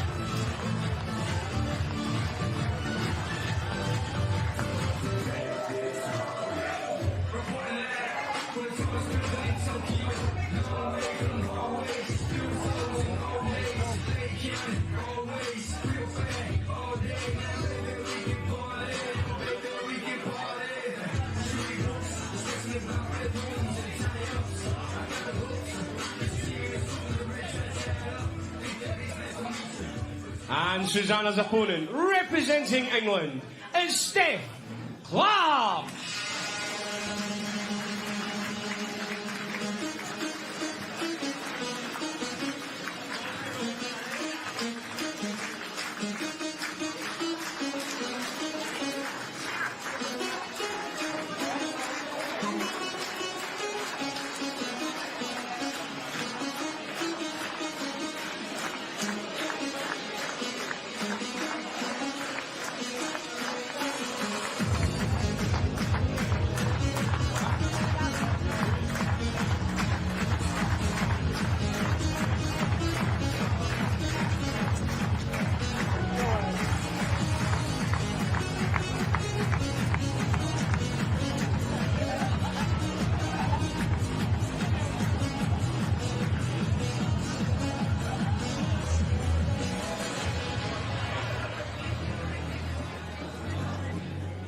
Your referee for this set, once again, Mr. Aaron Mitchell.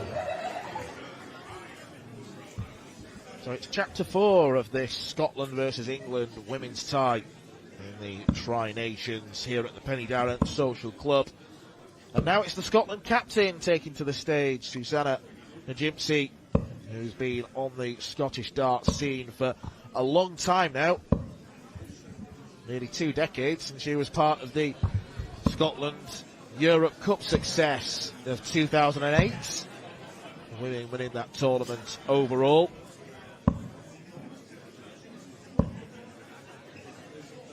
Steph Clarke we saw in action in what was for at least a frustrating 3-0 defeat in legs to Rachel Kingdon. She had chances to win 2 of the legs, didn't take those chances, and now 30. She'll feel like she's got a bit of making up to do.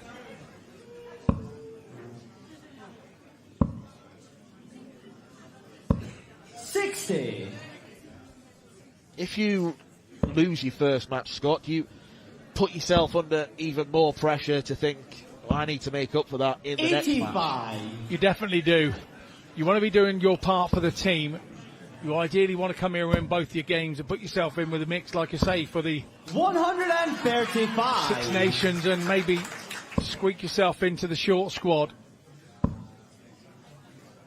when you've lost that first one, there's an awful lot of pressure on the second game.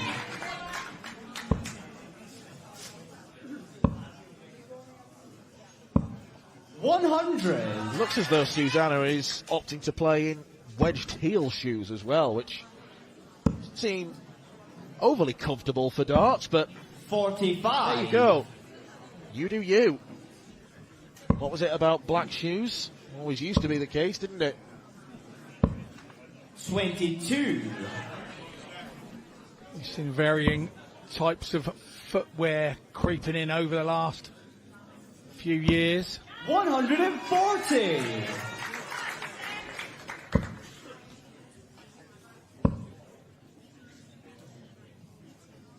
Well, it's been a pretty good start from both players. 98. Scotland you require 78. Double top for an 18-dart hold. Game right shot in the middle. First leg to Scotland. That's a lovely check out Second leg from is Susanna England to throw McGimpsey. first. Game on. Confidently taken. Steph Clarke sent back to the drawing board. 60. She was ready to give herself an opportunity, had that shot at tops been missed.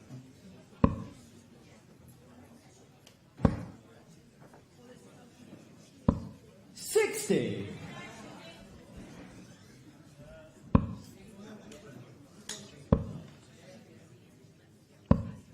$41.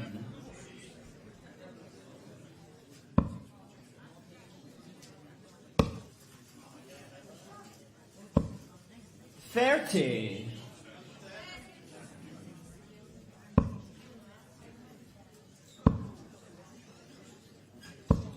100.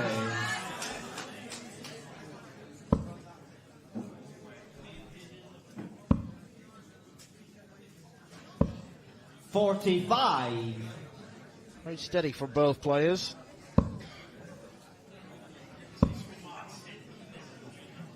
Don't see a 60. huge amount of Susanna McGimpsey these days. Represents Scotland, but then in terms of individual tournaments, she'll tend to just stay north of the border. 62.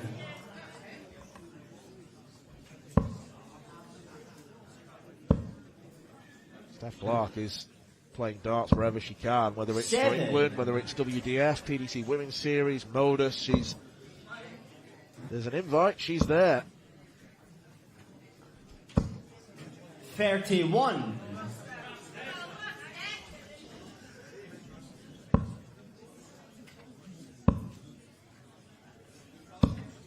$41.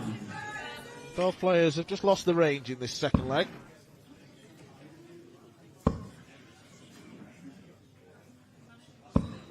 $45.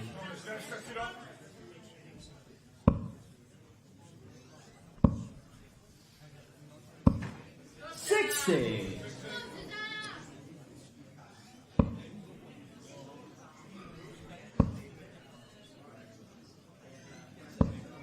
$100. Really good England visit from Uruguay, McGimpsey there. 132. Treble 19 and the ball coming back. 64. Scotland Uruguay 128. Treble 20 in the ball now for McGimpsey. 58. England Uruguay 68. Clarke looking to level. Double 16 now. 52. Felt rushed. Scotland Uruguay 70. Treble 18.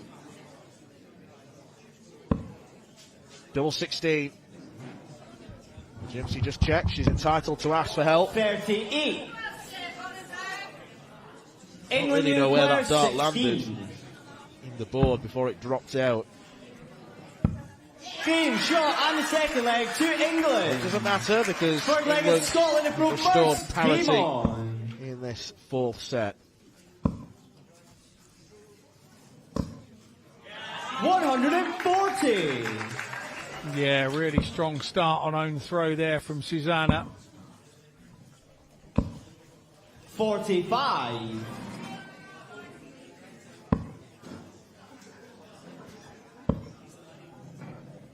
She's one of those super proud to be the captain of the Scotland ladies.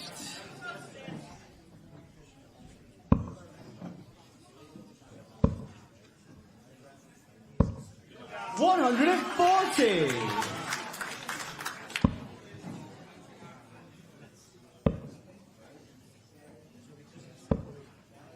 $41.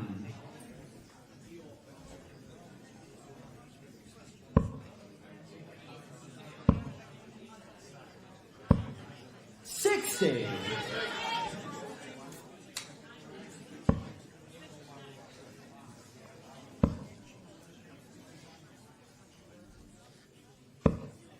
28.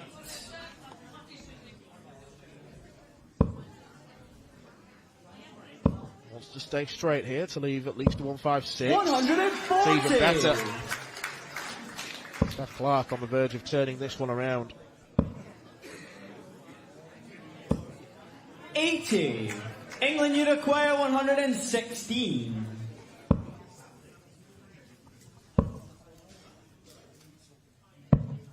42.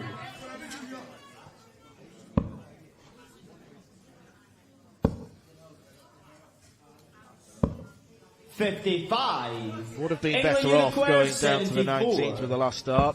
130, much kinder than 129. Game shot on the third leg is to effective England. from Steph Clarke. Fourth leg is A England to pop-pop first. two-darter Game on. to break the throw and put England on the verge of levelling things up. Familiar story, Scott. Yeah, very much 60. so, and that's a real confidence boost in 74 as well.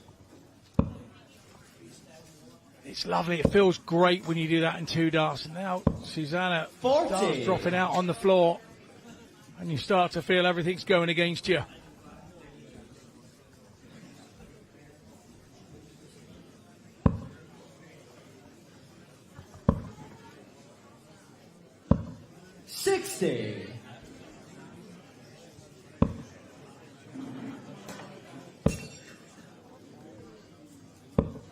$41. Sounds like the dustpan and brush will have to come out.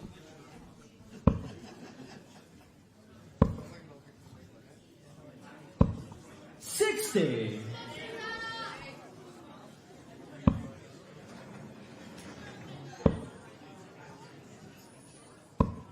$100.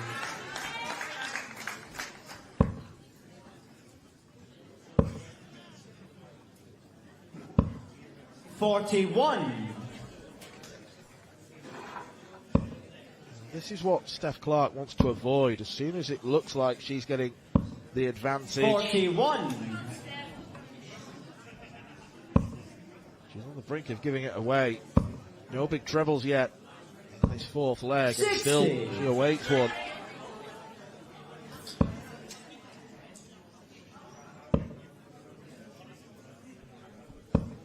$85.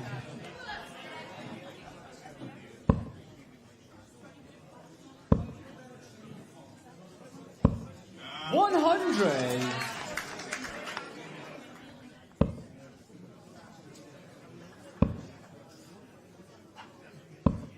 $60. England, you require 120. Shanghai then for Steph. Part 1 done. That's gone the wrong side of the wire. 67. Now you can understand what she was trying to do with the second dart. Just get it as far away from the treble as possible. Oh, double 10. What does that leave, she says? It's double 10. And there's the double 10. Biggest check out of the weekend so far. A 1-3-4 from Susanna McGimpsey. Absolutely superb stuff. And we do go the distance in this fourth set. 100. Steph Clarke will be ruined the fact she didn't give herself an opportunity on 120. 60.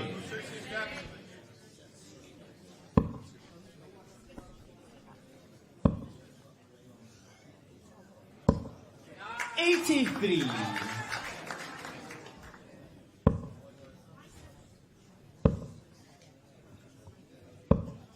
$41.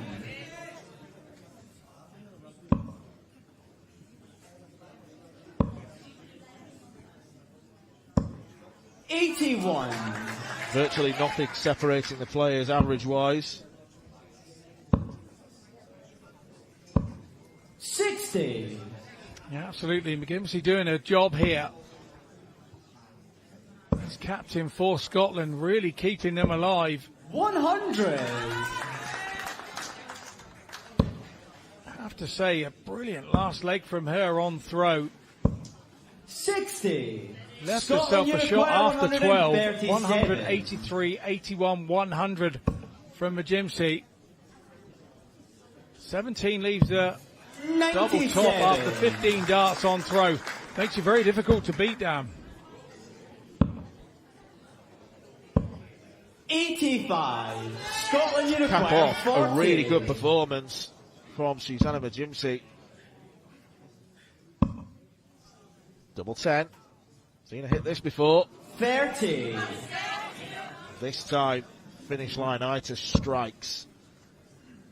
3 missed set darts. 45. Scotland, you require 10. This is Steph Clarke's race run. Double 2. No score. England, can't you get much require closer than that. 150. As we said, Dan, the winning double is the difficult one to get over the line. She just as well stay there and go for another. She did. 70 scored. 84. Scotland, you require treble 10 visit there and left 60 at the worst case scenario, but McGimpsey now has offered it up, and maybe Steph Clarke should have gone treble 10 to 70 and left herself an easier 2-darter. Well, Steph Clarke thought she was going to get a 51. chance. Scotland And then she hits the treble 11. Well, No Susanna score. McGimpsey has made a right old mess of this. 15. It's been a quality encounter, and now the No quality has just score. disappeared. Scotland Uniquare It's turned into a nervous encounter. Double two. Oh, that was in and out. You see the mark in the double one. England You Uniquare can see the mark, 15. the dart left. Plays it safe. Double six. Game, And Steph shot, Clarke and the fourth set has used to 8 of her England. 9 lives there. It is England who win the 4th set.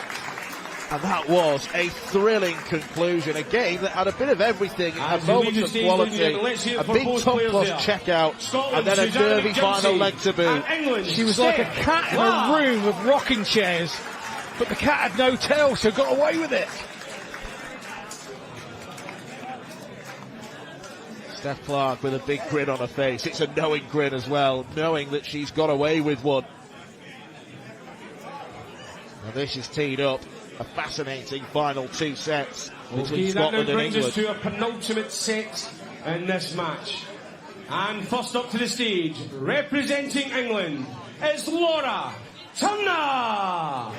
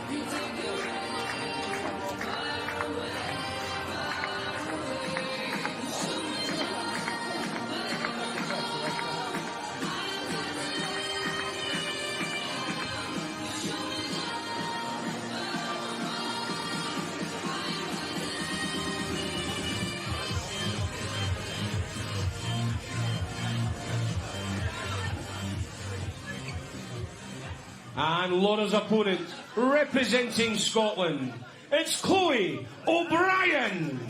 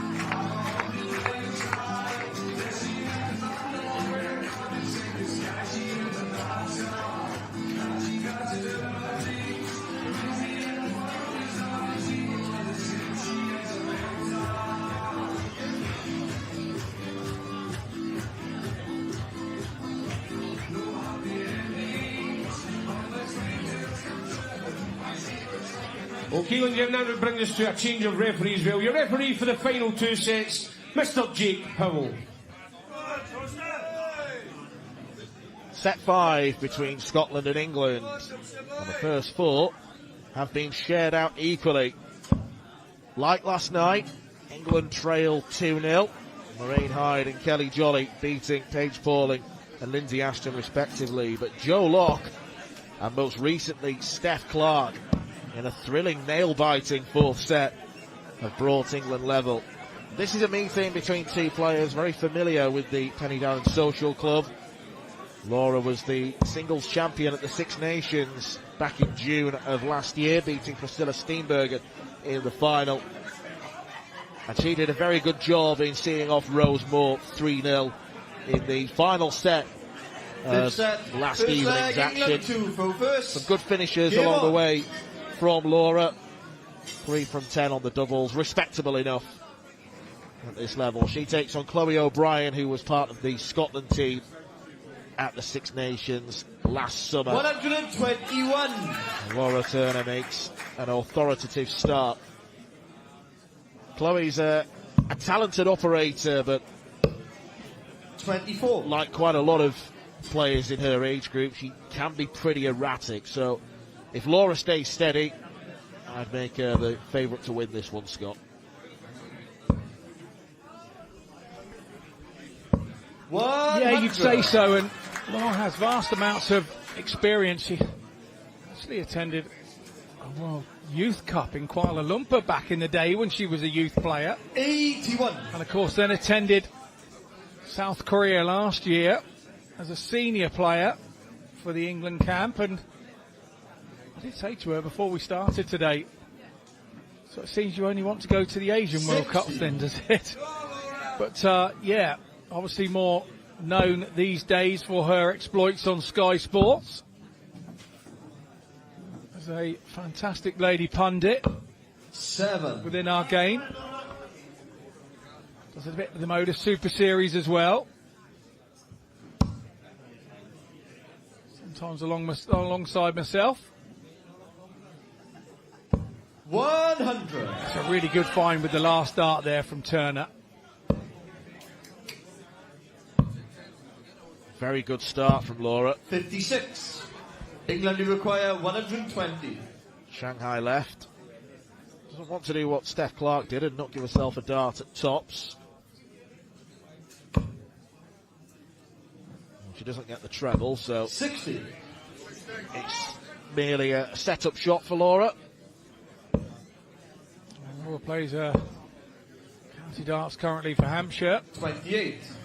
England require 60.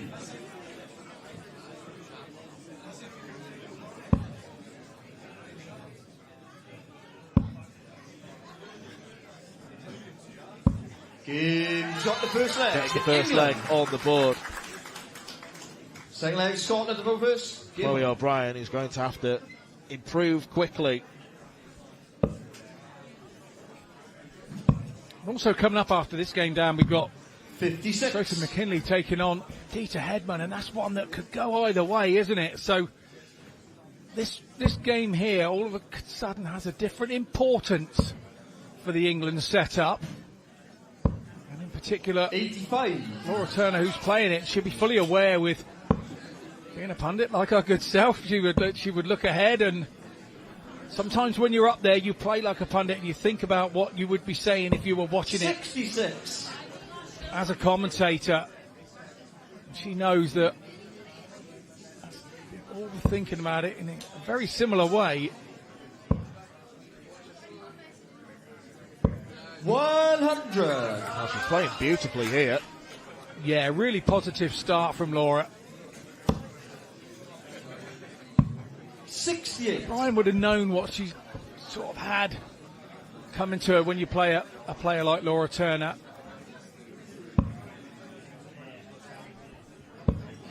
I've played each other 4 times on the women's series before. 100. They've shared those meetings. 2 wins for Laura, 2 wins for Chloe. Chloe has qualified for Blackpool before to play 31. the Women's World Match Play.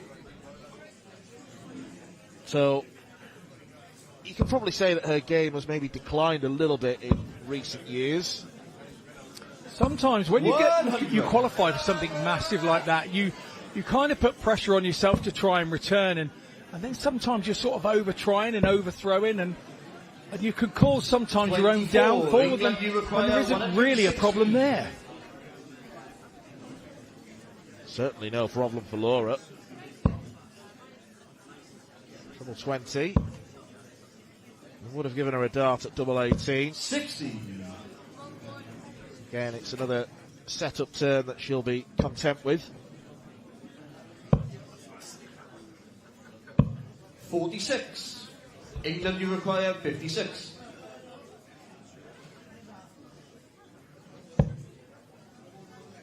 Double top.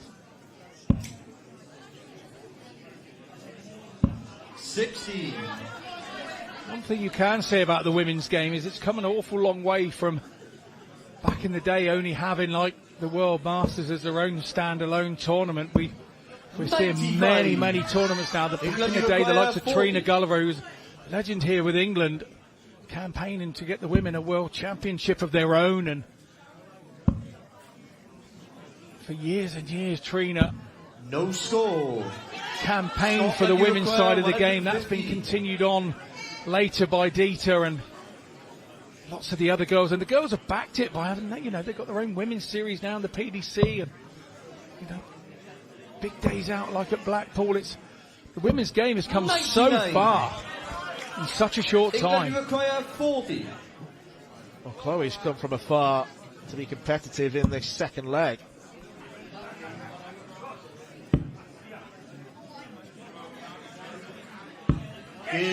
Shot the second leg. Laura Turner gets the job done in the second leg. Chloe O'Brien was there, poised, ready to pounce on double eights. But Laura bats her aside. Yeah, more recent times we can call upon Fallon Sherrick and her heroics at the Ali Pali's World Championship. 60. Maybe bringing lots of young girls into the game and seeing the sport as something they would wish to do, and now that's been continued on 60. tenfold by Bo Greaves, hasn't it, in the more current and right up-to-date status.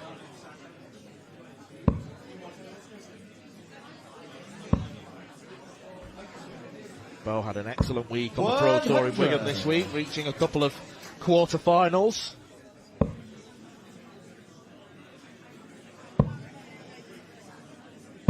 $58.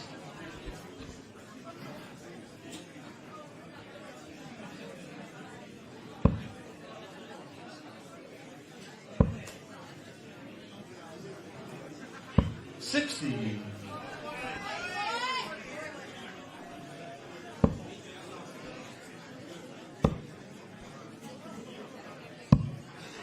$25.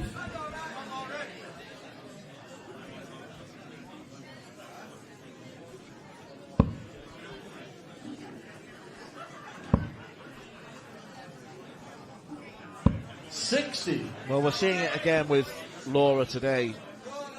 The ladies' game, she's got one of the straightest actions going. Rare she strays 26. into the fives and ones.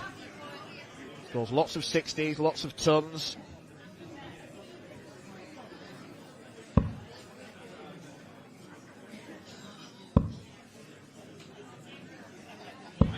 $45.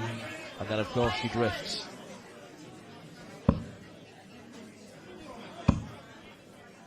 She's done the hard work, 60. getting herself 2 up. It's now just a case of bringing it to the fore and finishing it off. Just staying straight here would be ideal. 85. Yeah, really good last start. Turns that corner and psychologically makes O'Brien, she thinks that she's miles out of it. 100. Better visit from O'Brien, but that shows the importance of that treble 20 for Laura Turner in that last visit. Treble 14. A big fat save, single 20. 51. Leaves tops, with O'Brien not in finishing range. This has been too easy for Laura. 30. England, you require 40. To put England in front and one set away from regaining the title. Double 10. 20. Scotland, you require 142. Big ass for Chloe.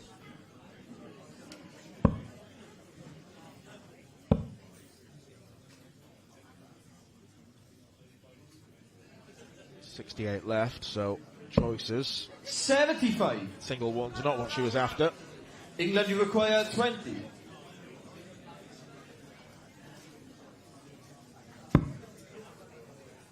Double 5. It's very safe. 10. Scotland require 67. As we say, once we're finding again, it's a different scenario trying to get over the line. It's 58 left, 18 for tops. Double top coming in. And O'Brien hits a double. Scotland. And you have to say, this could change the game. Change the dynamic of the game. The throw first. Game on. Well, with her very first dart at double, Chloe O'Brien hits it. Halves the arrears. 41. But she's got to improve in the scoring segment, because that's where Laura has been by far the better player.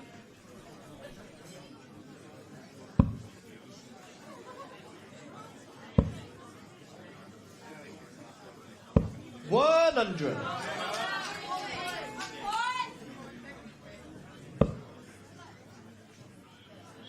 As you say, I want to turn her back into the scoring 62. zone. You feel she has to continue to do that. She has to stay straight. Not play safe, but be consistent.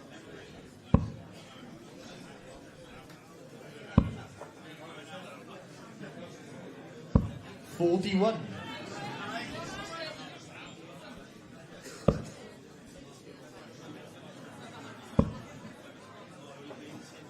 $100.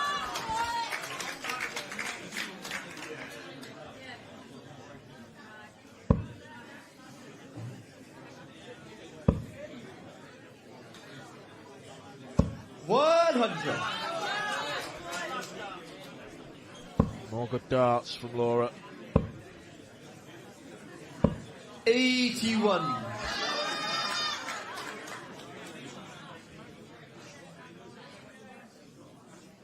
It's an immaculate looking stage that we've got here at the Penny Darren this weekend. 95. Slightly less than immaculate shot, leaves the bogey number for Laura. 60. Chloe O'Brien is first to a finish, but barring a very unfortunate visit, Laura's going to be far better positioned to strike. Needs the treble. 85. Scotland Well, require listen. 157. Been good at getting the treble with the very last dart in hand. 41. England, you require 80. I think that caught her hand on the way out on the throw there, but single 20 for double top. Over the top. O'Brien nodding her 40. head, thinking it's going to go. Turner misses Scotland, another you match require start. 116. Needs treble 20. Threw them nice and 60. straight, but the weight was all off. England, you require 40. Susanna McGimpsey, Kelly Jolly watched their teammate on. Maybe watching her about to lose.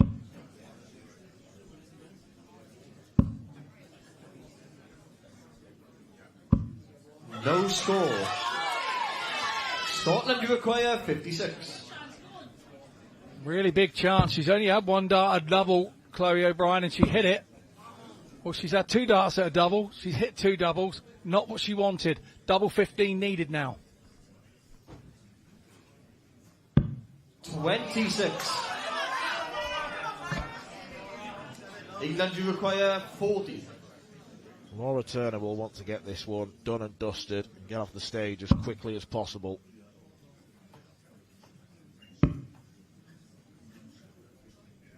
Room of deathly 30. silence. Another couple of darts go begging. 30. Tense, nervous headache here. She's scored well. She has doubled erratically.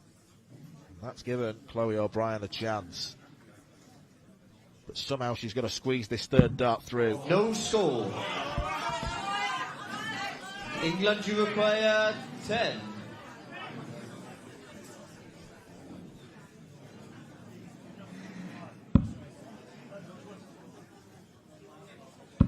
Game. Shot. Game And a over. good set. And Laura England. Turner crawls over the winning line. Turner completes the turnaround because England are now 3-2 up after originally trailing by As they 2 lead the stage, let's hear sets for to both nil. players there. And it Scotland's is now Chloe down O'Brien. to Deta And Hedman England's Laura of England Sumner. and Sophie McKinley of Scotland to determine whether the points are shared or whether England win the 2 points and regain the Tri-Nations title. Laura's done her bit, big smile on the face, 5-5, got the job done in relief fashion. Let's see if Deta or Sophie can produce magic up on that stage. Okay, ladies and gentlemen, that now brings us to our final set of our only ladies match of the day. And first up to the stage, representing Scotland, it's Sophie, the Trophy, McKinley!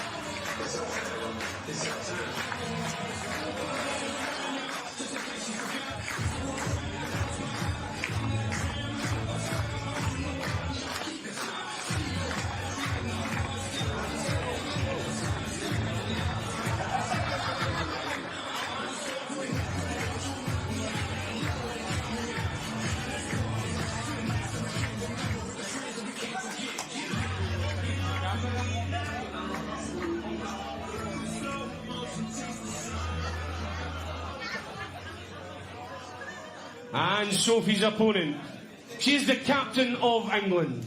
She's the reigning and defending Lakeside WDF Ladies World Champion. It's the Caribbean Queen, Deta Hedman, OBE!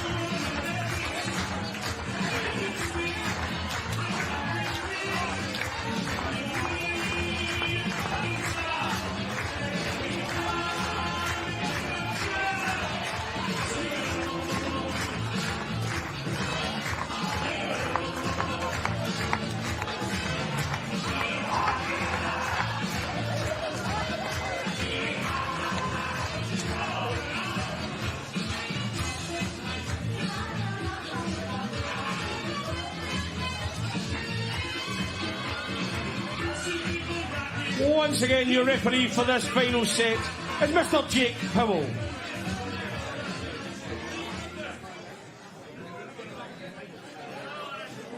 Final set then between Scotland and England, and this will be the most consequential set.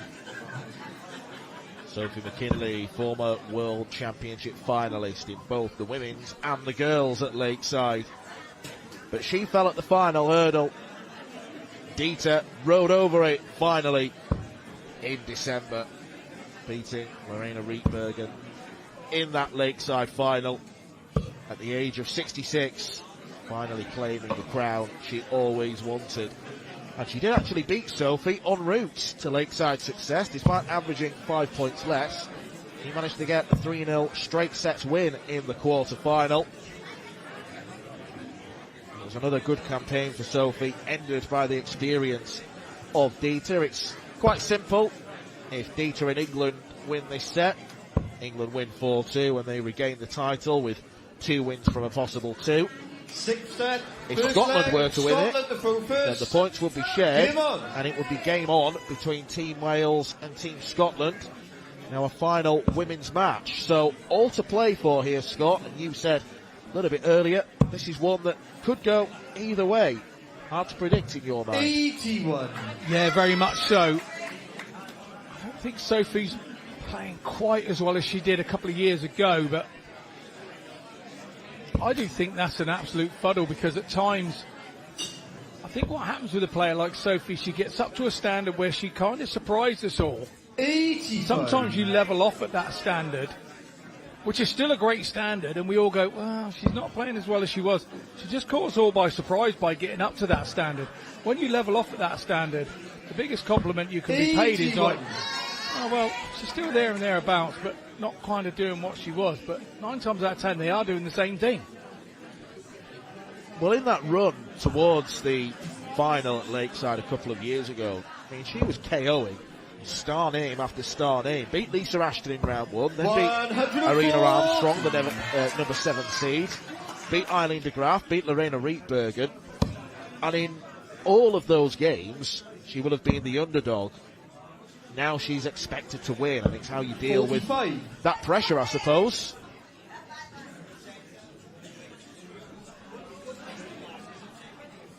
Yeah, very much is it. It's, you know, a rapid rise to the top can be mentally hard to deal with for some players. Others take it in their stride, and their 100 little bits of arrogance and about their game sort of makes them accept it. But for others, Sophie's a very quiet, calm character, and if you've ever seen her interviewed, very softly spoken, and so I can understand that maybe it kind of rattled her a little bit when she had that rise and all the attention on her. Especially with her being a history maker. No one's ever done that in the same week. Reached 2 World Championship finals.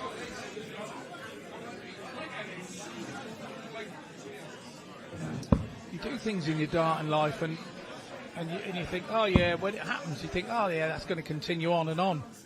But it very rarely does. You have to enjoy those moments. 116. I remember in my darting career, we're at an international thing. I remember I had the World Cup of Darts, the Europe Cup of Darts, and the World Championship all in my house at the same time. And I thought that was an everyday occurrence. Never took a picture of any of those trophies in there. But I will take a picture of that, Deta Hedman. A lovely 116 finish to take the first leg. It's a break of throat. And the England captain has drawn first blood here. Well, Deta in yesterday's match between England and Wales was the best performing player, an average of 83.5, which is the equivalent of throwing 3 18 dart legs. That was a 15 darter that she just threw, so Deta outperforming her levels from yesterday even. Best player we saw overall yesterday was Kaya Basil, the England boys team. He was tremendous, particularly in his first match against Joshua Powell, the first match of the tournament. An average of over 107.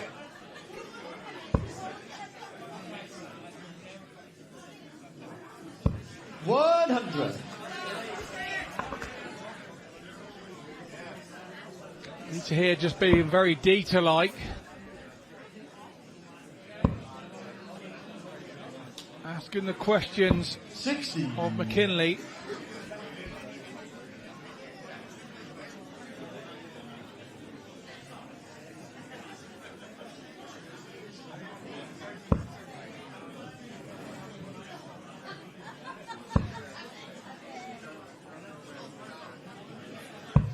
.44.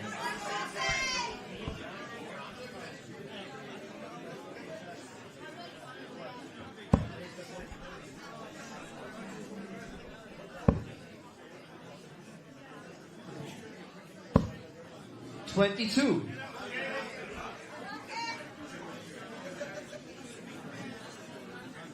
Definitively advantage England.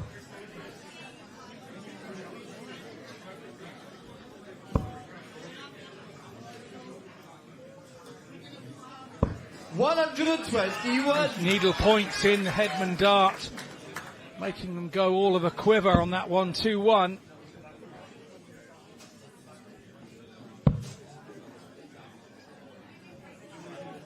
To be fair, it's nothing. It's not something that's taken off, is it?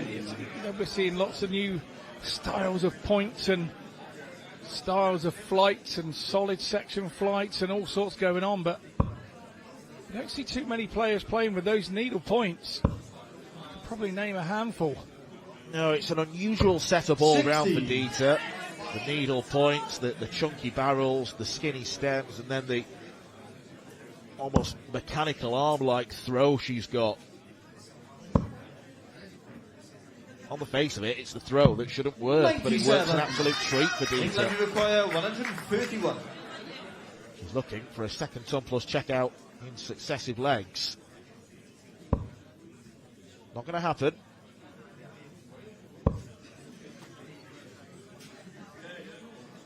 .51 left, 19 or 11. 99 is the former. Yeah, chose the big 19 on this occasion. Hedman will be coming back on the 32 for a 2-0 lead, and 100. good visit from McKinley, so there's a certain amount of pressure on this Hedman 32. This is the captain of England, the current world champion.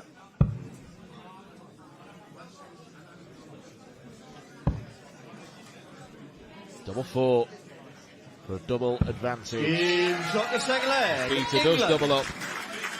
Third leg, Scotland the focus.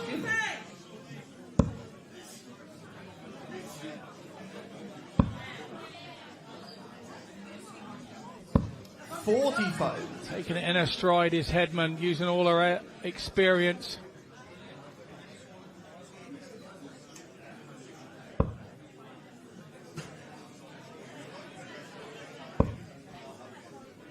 She's ruthless on the board is Deta Hedman. 85. Asking from the very best from herself with every dart she throws.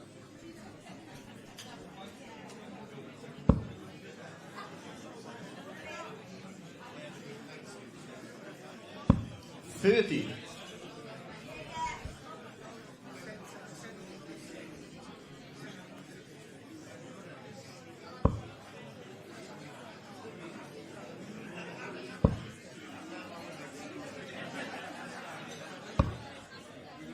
$100. Well, despite her age, there's just no sign at all of Deta slowing down. If anything, she's getting better with age.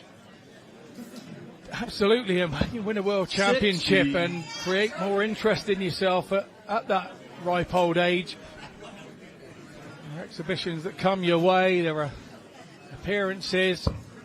We know about her work at the England Youth Grand Prix and, well, youth darts in general of the last few years, trying to encourage others to enjoy the game just as she has and does.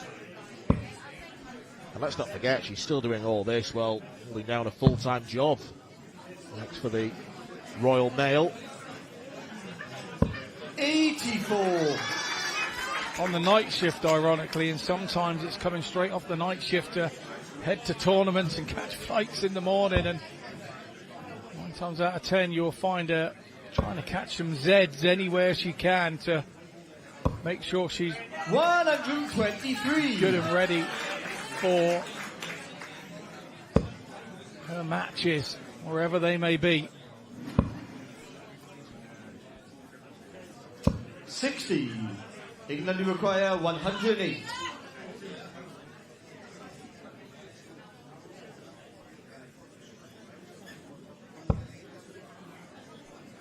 Single 18 for double 18.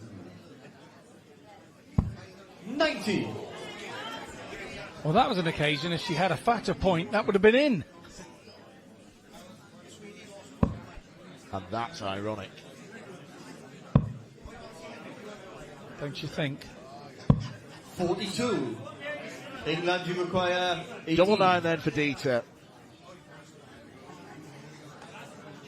Straight for it, straight in it, and England do get the title. To England. And this could prove to be a dominant weekend for Team England, who've already won the boys' championship. and they can add the women's title to their repertoire as well. 3-0 Deta against Sophie McKinley. 4-2 in sets. Sophie McKinley And a perfect 4-point haul for Team England. The final result of that Laura match, Turner, Steph Clarke, Scotland Joanne 2, Locke, Lindsay England Ashton 4. and Paige Pauling have all done enough to secure the win for Team England.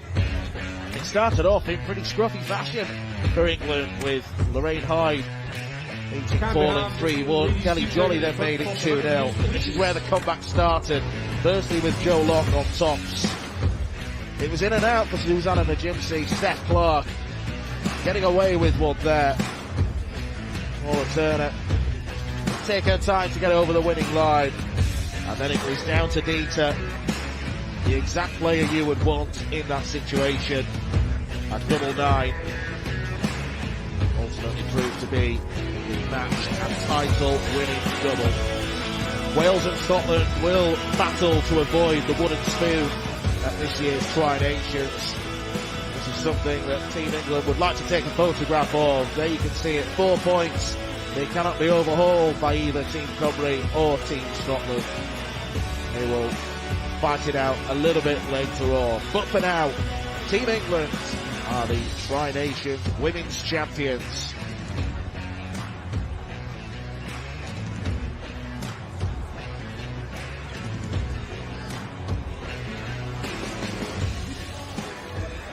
Mae lot fawr o gwmni da fi mynd yn y tîm buddigol, the champions, the British champions, England. Yes. I'll start with you. You came from 2-0 behind against Wales. You've done it again against Scotland. What was the messages going on there? Well, we like to be the underdog kind of thing, and we like to fight, because that's what we do. We fight. We don't give anything up. I think last year I said, you can have the trophy just for a year because we've taken it back. And that's what we do. Laura, you're holding the mic, so I'll ask you the next question. You played so well, but you had some troubles with the doubles. Yeah, I don't know why they have to make us finish on a double. No, I think anyone that's... What do you want to finish on? Anyone, a single number would have been helpful, I think, at one point. But no, honestly, it's so hard. It's so hard. We try and treat it like, it's a very similar format to what we play as county players. So we try and treat it like that in the back of our heads. But as soon as you put on this shirt, the amount of pride and, the amount of work it's taken to get to this point, you just want to make the most of it, and you just know that every point is important. I am so proud to be part of this team. Win, lose, no matter what happens, we're all in this together, and it is amazing to be able to have won. Well, Paige, you've got the mic in your hand. You've played in both competitions, the girls and the women's competition. What does it mean to you to put the jersey on and play darts for your country and to be victorious in a championship like this? Yeah, it means a lot. Obviously, I think I made my debut in the women's 3 years ago. 2 years ago. And we won it then. So to win it again feels really good. Joe, I want you to have the microphone because you ran away from our floor manager earlier, and that was caught on television. He's never going to live it down. What darts do you play with? I play with 23 John Lowe's. Right, how old are they? Really old. That was the chat in commentary. I've had them quite a few years. What about this competition for you? You play for your country, you've done it before. As everyone said, it means a heck of a lot. That does mean a lot, yeah. There's nothing better than putting this shirt on to play for England. Are we going to speak to everybody? Have we got time? I think we have. Yeah. Steph, come on. Yes, come on, girls. Oh, Lindsay there. Lindsay, you were up there. You're not first out. Where were you? You were second out there, But what does it mean? You're champions. You're British champions. It means the world. I mean, I know I didn't get to win a game, but I just felt that I've never been so nervous. This was your debut in the shirt, so, it's even tougher then, isn't it? Yeah, I did feel myself getting really emotional when we did the national anthem, and I just thought that I've done everyone proud of how I've played, and I was happy with my scoring. Just not can you enjoy it? Darts is in the family, but can you enjoy it? Yeah, because a lot of people say, "Oh, she's an Ashton," but no one threw those darts other than me to get here, and it's always been a dream. I've never looked at winning World Championships and things. I've always wanted to play for England, and now I've done it, I just feel that, you know, my dreams come true. Well, you can do it again. You know, your champions come back and do it next year. Steph, we'll grab you as the last member of the team. Oh, she's got her own microphone. Doesn't need to pass that on. It meant a lot to you to get over the line there and win that one. I mean, yeah, it was lucky, I think. She had the double one bounce out, I think, and yeah. It made an indent in the double one. We could see that on the close shot. But, you know, you won. You know, and that's what counted. After last night, you wanted the victory. Yeah, 100%. After losing yesterday, 100%, I just wanted to win today and get the team over the line. How are you going to celebrate? Any plans? Careful what you say. No. Careful what questions they ask. A big night in Merthyr Tydfil. Here we go. Congratulations. Massive congratulations as champions. Right, okay, ni'n gadael Lloegr a ni'n mynd I Bencampwriaeth y bechgyn ar y Lloegr y Bencampwyr eisoes fyna. Ni'n mynd I gwrdd a rai o dîm Cymru. Mae brawd a chwar yna, Tia a Lloyd stereo.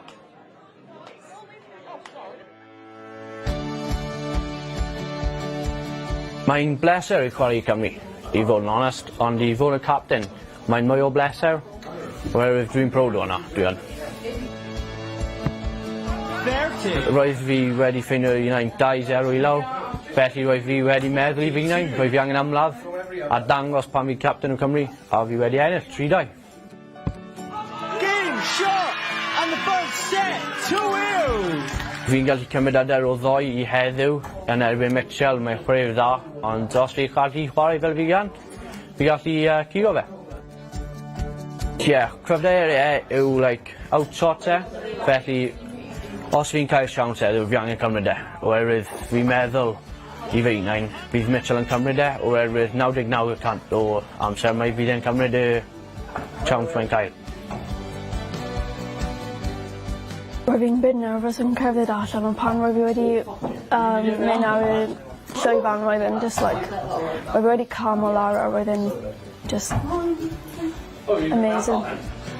Game, shot, and a match, 2 Wales. Mae chwarae Ruby Gray a mae hi'n chwarae anhygoel a fi gallu curo hi, ond mae'n digwydd beth bynnag sy'n digwydd ar y llwyfan. Os bydd ni y Ias yn ennill heddiw, bydd ni yn Bencampwriaeth, a mae'n meddwl llawer hefyd bod yn fenyw ni hefyd a bod ni'n gatref, a fi jyst angen Paige yn meddwl amdano fe chwarae gym fi a gweld beth sy'n digwydd ar y llwyfan. Curo'r Alban bydd yn gret I Cymru, oherwydd obviously ti'n cael fel Mitchell chwarae'r dda, a mae llawer o pobl yn meddwl neb yn gallu curo fe, rwy'n mae fi'n yn byd. Ond ni gallu dangos fe, ni gallu curo'r Alban.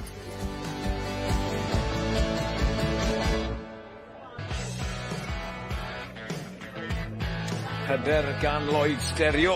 Dyma beth sydd wedi digwydd mor belled. Lloegr yn Bencampwyr wedi curo yr Alban a Cymru o 3-1. A Cymru yn erbyn yr Alban I nawr yn yr ornest ola ym Bencampwriaeth y bechgyn. Felly draw ni at Meister y Ddefod, Mr James Ward.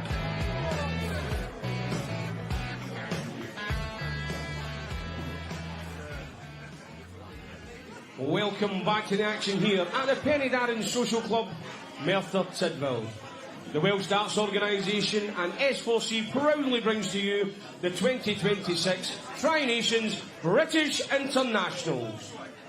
We now move on to our only boys match of the day, which sees the boys of Wales take on the boys of Scotland.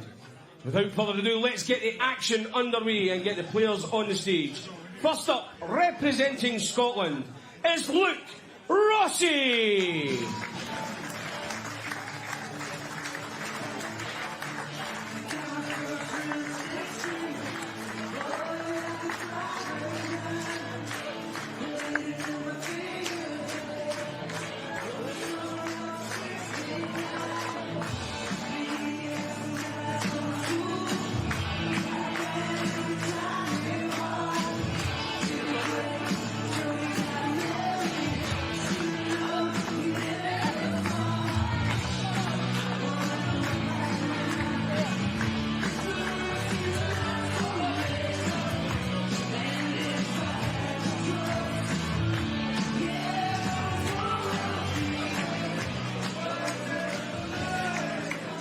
And Luke's opponent, representing Wales, it's Jensen, Elway.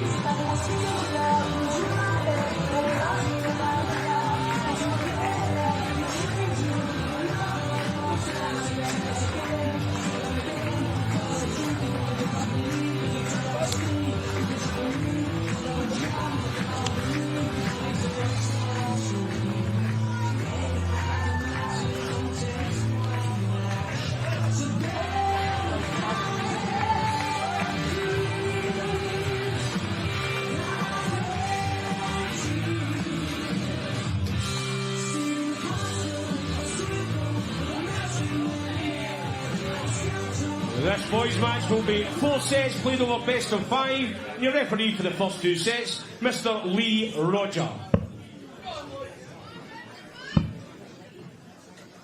Well, when you put the shirt of your country on your back, you're always playing for pride. And that is all this meeting between Wales and Scotland will be. For England have already secured the boys' championship, so this is a battle to avoid the wooden spoon and finish runner-up to the team captained by Mason Tees. Both Wales and Scotland have got some very promising young players in their ranks, and here are 2 of them. Luke Rossy representing Scotland, and throwing right now is the 15-year-old Jensen Elway for Team Cymru. Elway was beaten by Mason Tees 3-1 in his match yesterday. Luke Rossy lost in straight legs to Jack Nankervis. 7. And he can afford to smile at the opening visit of 7.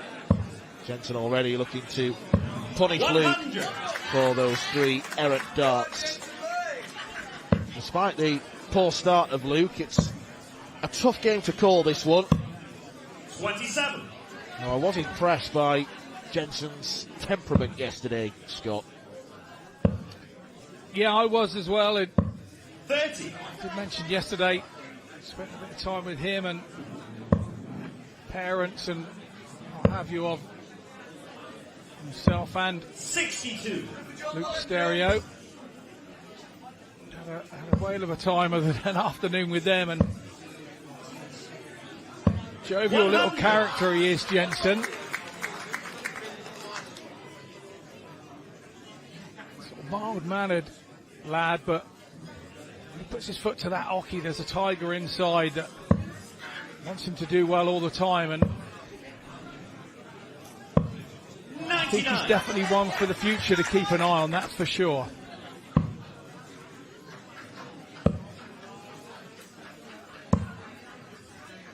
I like the play going to the bullseye, because if he hit the 25 at least, choice of treble 20 or treble 19 would have left a finish. 47. So the thinking was correct.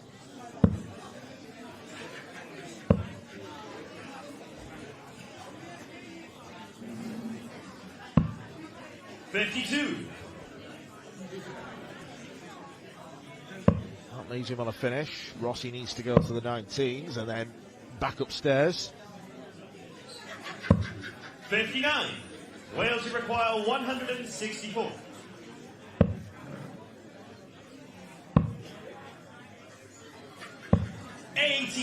Jensen is the slightly younger player. He's 15 years compared to Luke's 16. 60. He's got the right name if he wants to be a Wales top require darter. 80. Top 2 in the world go by Luke. Game shot in the But first Jensen set. Elway is on top already in this game. Second leg is Wales to throw first. Excellent 80 finish. And it's a break of throw to boot. Once again, all 4 sets will be played. The boys' teams are made up of 4 44. players. They will play a set each in what's a predetermined draw.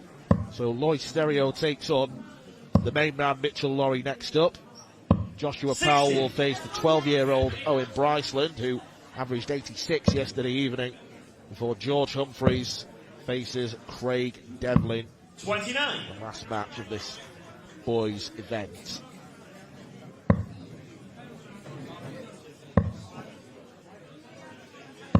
$100.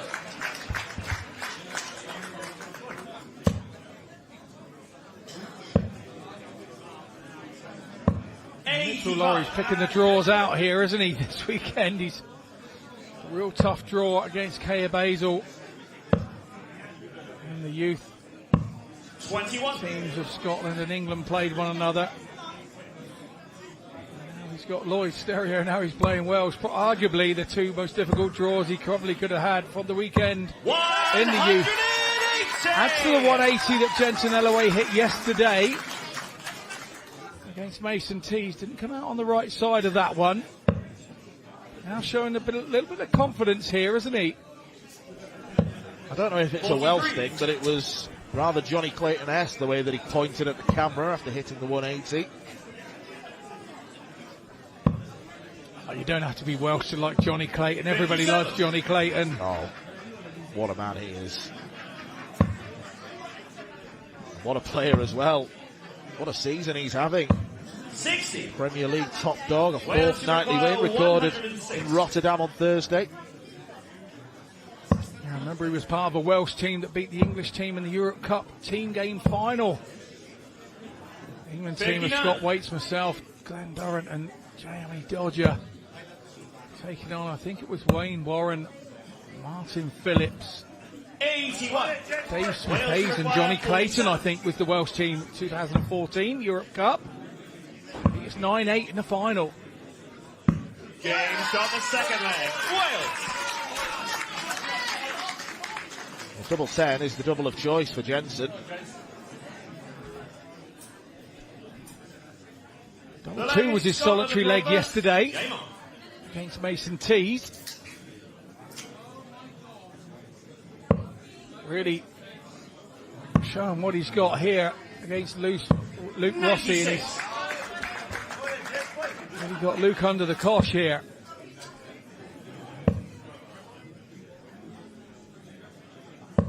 $40.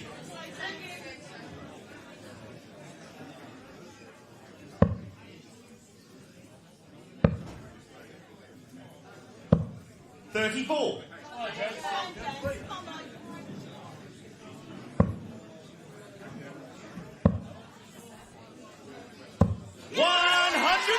Doubles the 180 tally.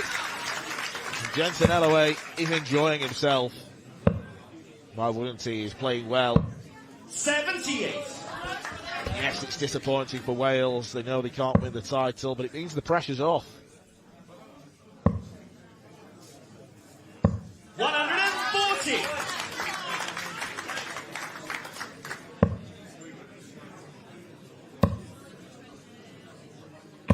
140. Wales to require 141.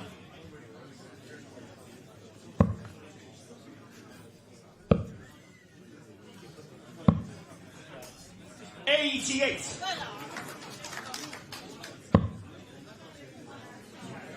Again, the setup plays very good. 59. Leaves single for Wales double. require 53. 13 for tops. If he misses inside, which he doesn't. Wales. What a performance from Jensen Elway. And Wales go 1-0 up. Splendidly done from the 15-year-old. An average to the 80s. Luke Rossy really didn't stand a chance against that kind of performance. And it's disappointment for Rossy, who leaves without winning a leg in his two matches. Elway gets a cuddle from the family. And why not? Because he was terrific. And gives it some. Go on, son. 1-0 to Wales here. But Scotland got there. What a performance. Up now. Happy with the darts there, some impressive finishing and scoring. Yeah, I thought I played well.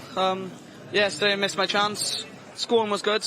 Missed a few doubles, missed big numbers, but today I come back stronger because I had more experience on the stage. Tell us about your backstory. Why did you start? Where do you play? So, where I'm from, a local academy started up.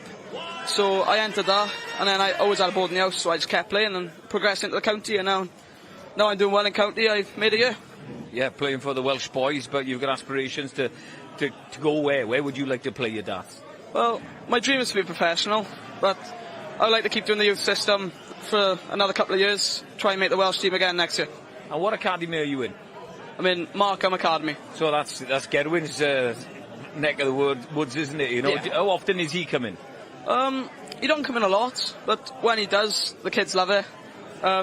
It's a great experience down there.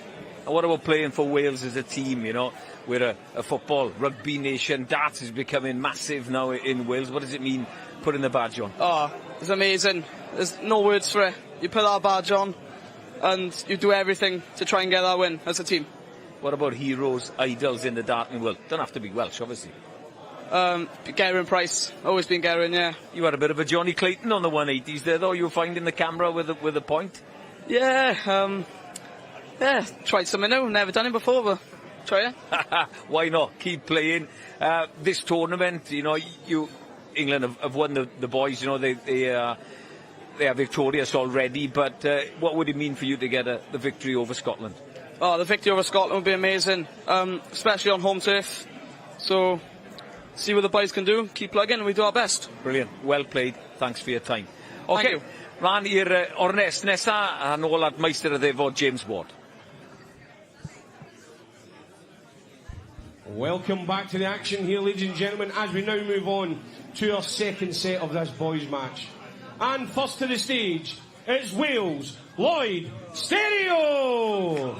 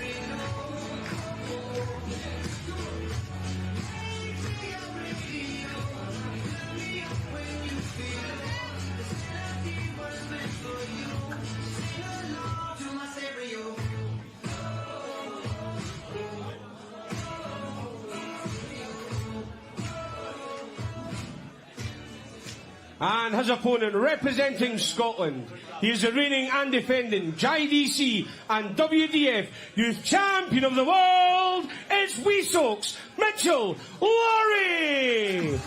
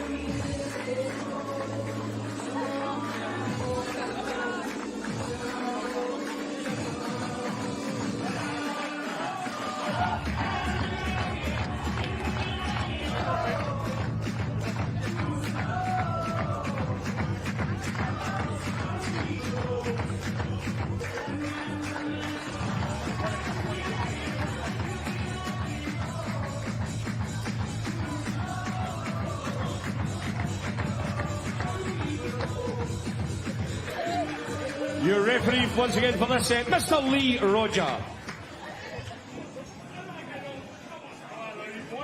Mitchell Laurie returns to the stage after what was a disappointing bout in the boys' tournament for him yesterday. Didn't win a leg against Kaya Basil. And the tone was set from the very first leg, to be perfectly honest. There was a bounce out in his first 3 darts. Then in the second 3 darts, one of them bounced back off the board and nearly spiked him in the face. It was a violent bounce out. And perhaps the fact that the darts weren't sitting correctly in the board played on his mind, because his good pal Kaya Basil was able to win pretty comfortably 3 legs to 0. So amazingly, Laurie still waiting for his first leg win here this weekend, and he goes up against Lloyd Stereo, who has kicked off in quite perfect, splendid fashion. So Laurie knows he's in a game already. 97. Lloyd was an impressive performer for Wales yesterday, Scott, and it looks like he's carrying on from where he left off. Yeah, I spoke to Lloyd 60. about the draw this morning and said, you know, you've kind of got the main man. He said, yeah, well, no pressure on me. I've played him a few times before. It's not something that I fear. 140. But you feel that Mitchell Laurie is one of those that once you start playing really well against him, you force him through the gears, don't you? 100.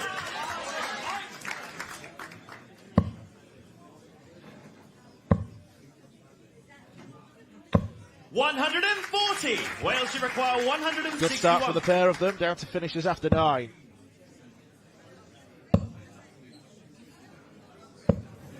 Family affair for Scotland the require Stereos. 124. Yeah, the sister tier in action in the girls' tournament. Bullseye for Mitchell Laurie. 99. Wales side of things to come. 116. He's playing at a nicer pace here, Mitchell Laurie, as well. Slightly quicker, and it's making him more direct. 16. This is the big number. 76. Disappointment, you could tell with the way that last start was thrown from Stereo. It was hurled, wasn't it? 5 for double 10.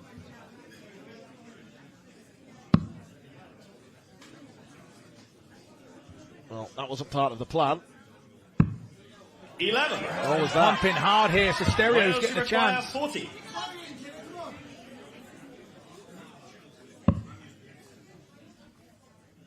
Game start the first leg. Crucial hold of throw. Second leg is Scotland, the throw first. Game on. Impressive maturity as well from Stereo. Really good stuff from him. 97.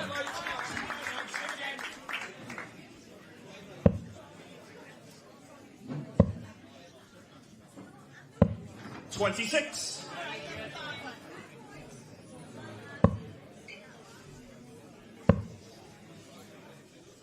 Not the first time 60. we'll be seeing Mitchell in action. He's part of the Scotland men's team. The delightful dozen that have come down 60. from north of the border. He faces Hugh Bevan in his set. Wales take on Scotland in our final match of the 58. afternoon. Another absolutely stinker of a draw. I played Hugh Bevan a couple of weeks back at the Challenge Tour, and he played brilliant. Absolutely battered me. He was right on it. Well, he's very close to winning his tour card 100. back in January. He's only a point off.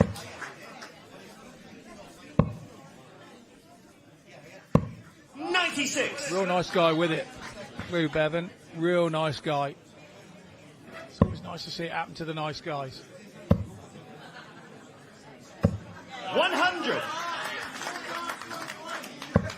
Very appreciative here of Lloyd Stereo's Pink Flights and Stems. It's a very nice look. 138. Paying homage to a certain world champion. I'm not sure it's that, but I still do like it. 85. Scotland require 52. Is this where Mitchell Laurie finally gets a leg on the board? Game It start the is. second leg. Scotland. Big thumbs up. The leg is Wales to throw first. Game on.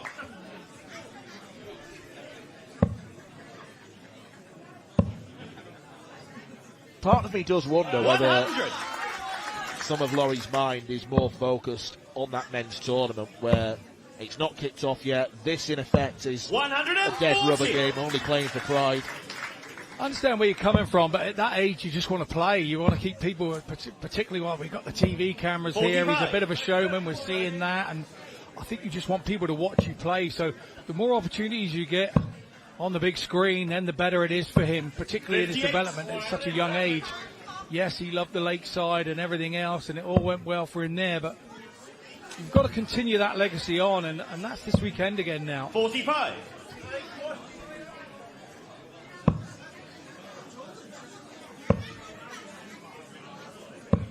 $59.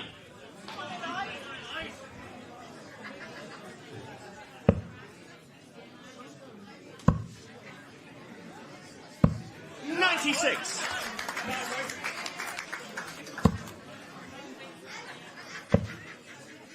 Big gulf in the averages, but Lloyd Stereo 140. is sticking to the task.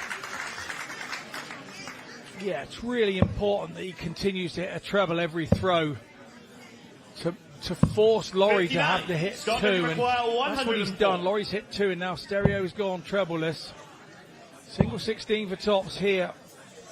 Mitchell Laurie steps back, has a bit of a look. A la Rob Cross. Game shot in the third leg. Scotland. And he's turned this one around. 104 check out for Laurie. Game on. Some plus topper.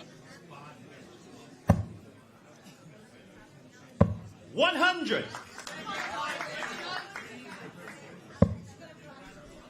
He's playing well here. He played well in the leg that he didn't win. Just missed those darts at double. Definitely found his range. 100.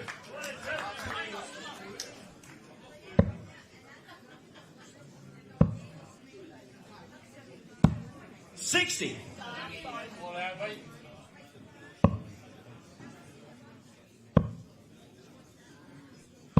96.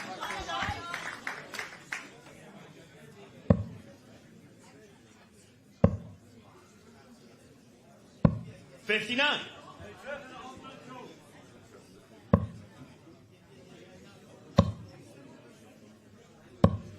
41. There's Mitchell's dad. Proudly watching on. 180. Scotland require 164. Well, it's Wales dominating the 180 count. 99.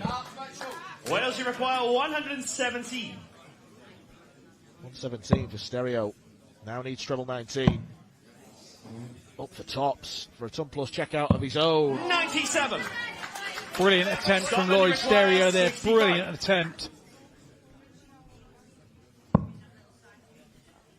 14. And now tops. 45. So the Welshman comes back for a breaker throw. Wales, you require 20. Come on, he says to himself. Game In it goes. Holds his nerve nicely. This is a really good game between these two young men.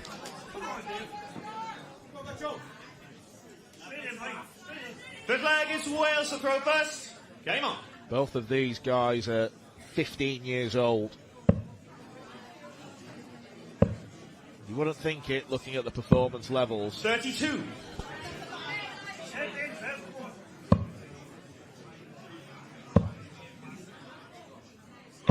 60.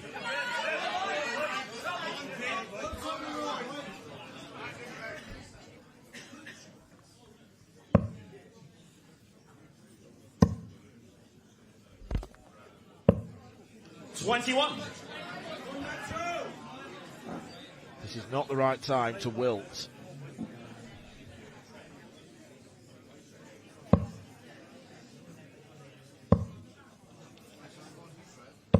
$140.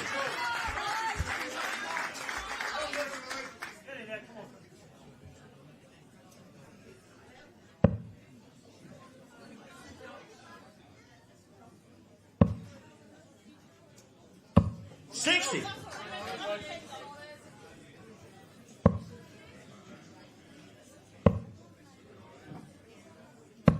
131.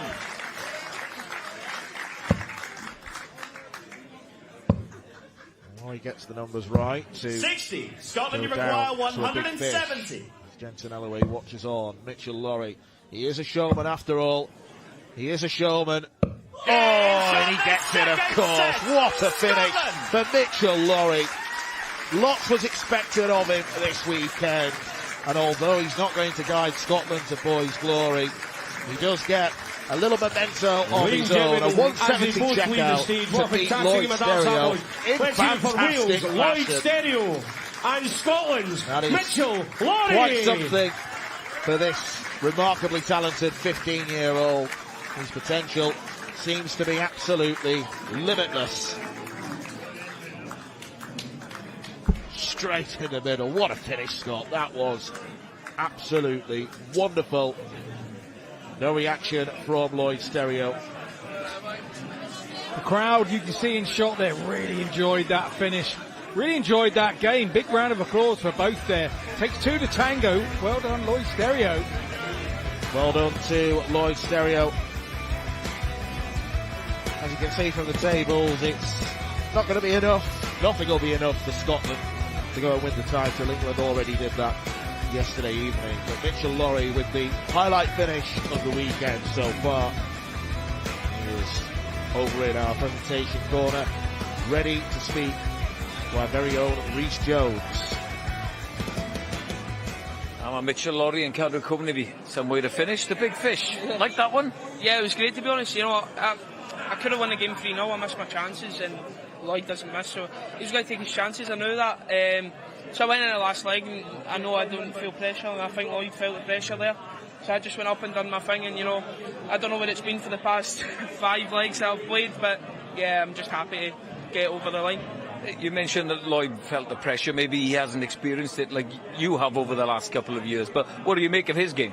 Yeah, he played really well. The first leg, you know, a double 10's usually one of my best mates, and it's not been great to me this weekend, so I just switched it up.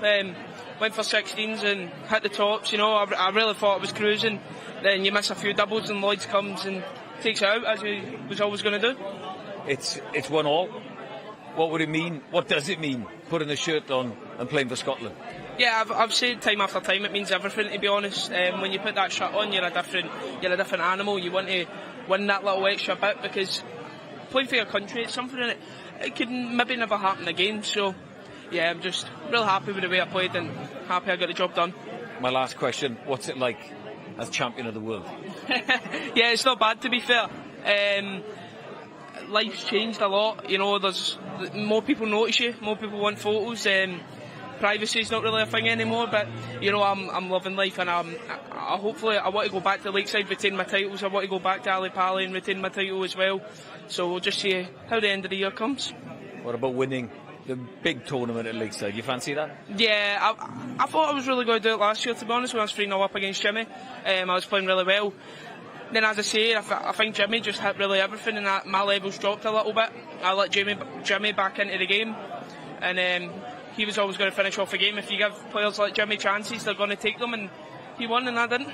Mitchell, we always appreciate the time on S4C. Thanks once again, mate. Cheers, Lewis. Right, nôl ni at Meister y Ddefod ar gyfer yr ornes nesa. Welcome back to the action here, ladies and gentlemen, as we now move on to set number 3 of this boys' match.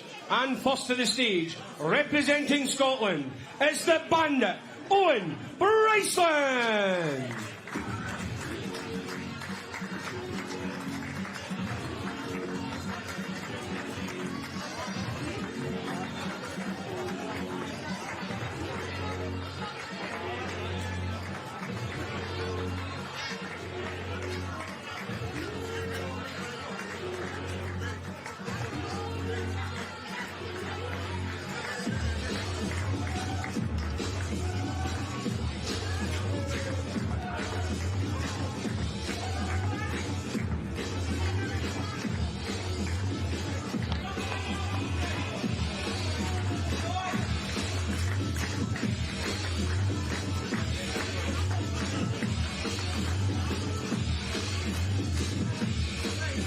And Owen's opponent, representing Wales, is Joshua Powell.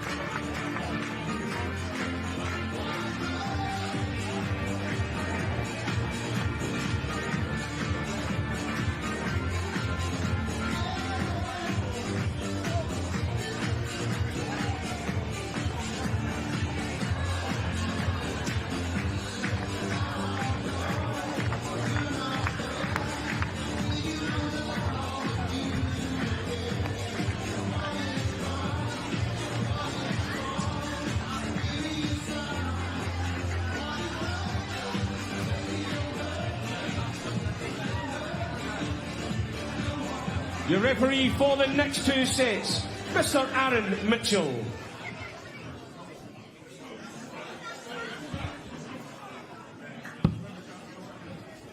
there we have the youngest member of the Scotland boys team. Makes Mitchell Lorry look like an old man, does 12-year-old Owen Brceland, who was irresistible yesterday evening. It was a great performance from him. He took care of the England youth captain Mason Tees, hitting 3 from 4 on the doubles, averaging 86 over the course of the 3 legs. So highly impressive numbers. And he's up against Wales's Joshua Powell, Thank you, ladies and gentlemen. Third set, took part first in leg, the it's Scotland very first to throw set first. Game on. of the Six Nations here this weekend. And it's fair to say that against Kaya Basil, he was caught cold by the Lancashire man's talents. We'll be hoping for a better showing here.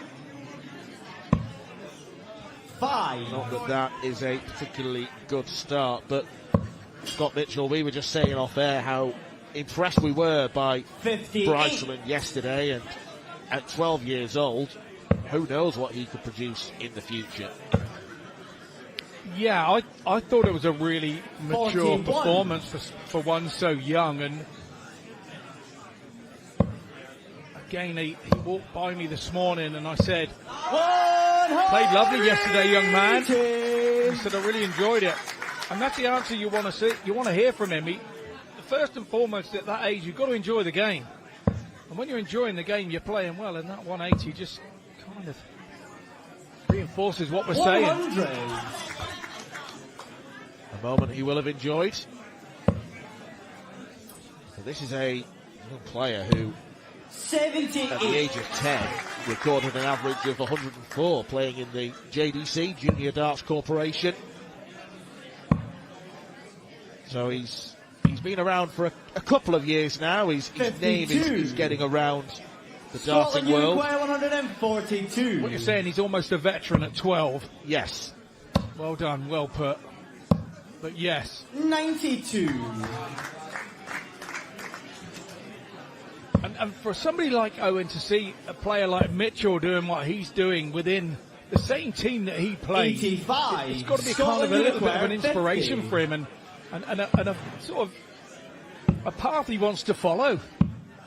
34. And he'll be very close to Mitchell. Mitchell is a very giving dart player. He appreciates being in a team like this, and he will encourage the younger players like Owen within the team. And if anything can rub off from Mitchell onto any of this current crop of Scotland 58. youngsters, Scotland Uniquare, it's not a bad thing.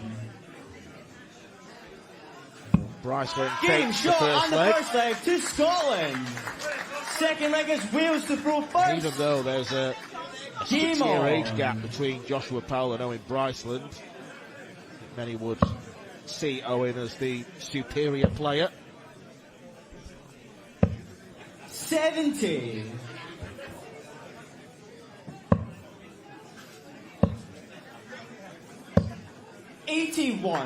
That's Joshua Powell going for local lad Sam Cankett's sort of floppy dog hair look here. 82. Those of you that know Sam Cankett, obviously former Welsh international. 92. Cracking player, did a 9-darter at a young age when he was in the youth, and fun guy to be around. 44. When I've been at Europe Cups with him.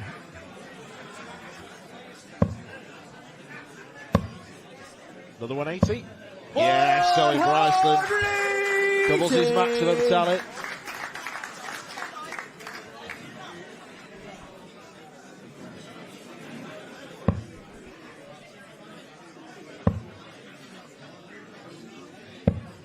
$45. Scotland Uniquare 148. 116. Superb use of the board. Straight over to treble 12 to leave double 16. 100. Scotland Uniquare 32.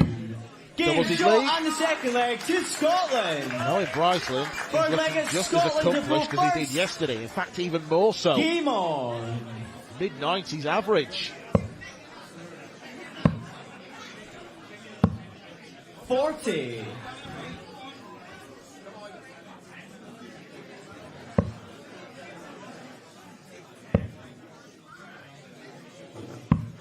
$44.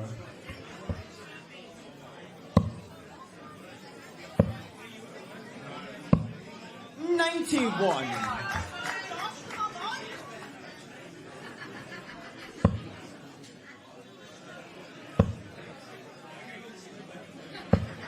$100. Better from Powell. 140. But Brceland is looking a cut above.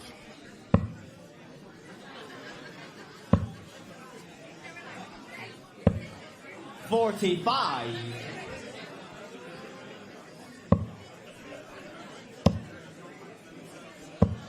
$140.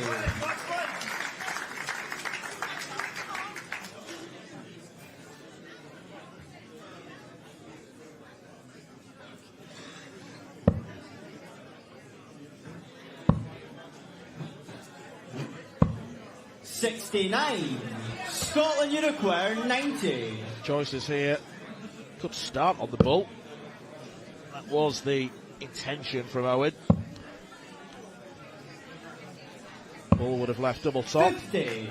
Powell stuck on 2-4-3.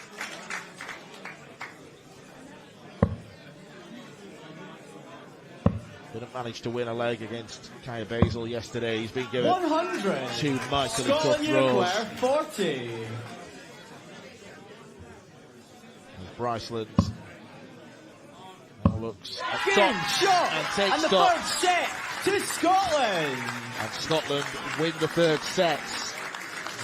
Turning things around here against Wales. So it's now down to George Humphreys. As they leave the stage, let's hear for both players then, ladies and gentlemen. Wales, Joshua Power, and Scotland, don't leave Owen this without picking up any Brceland. points. Another wonderful showing from Owen Brceland. Another glimpse of what could be the future. It's a firm, aggressive throw he's got, and he picked out double top with the second dart. Used the first one as a guide. As we prepare That to now welcome brings on us the to last the two fourth players. and final set of this boys' match. And first to the stage, representing Wales, it's George Humphreys.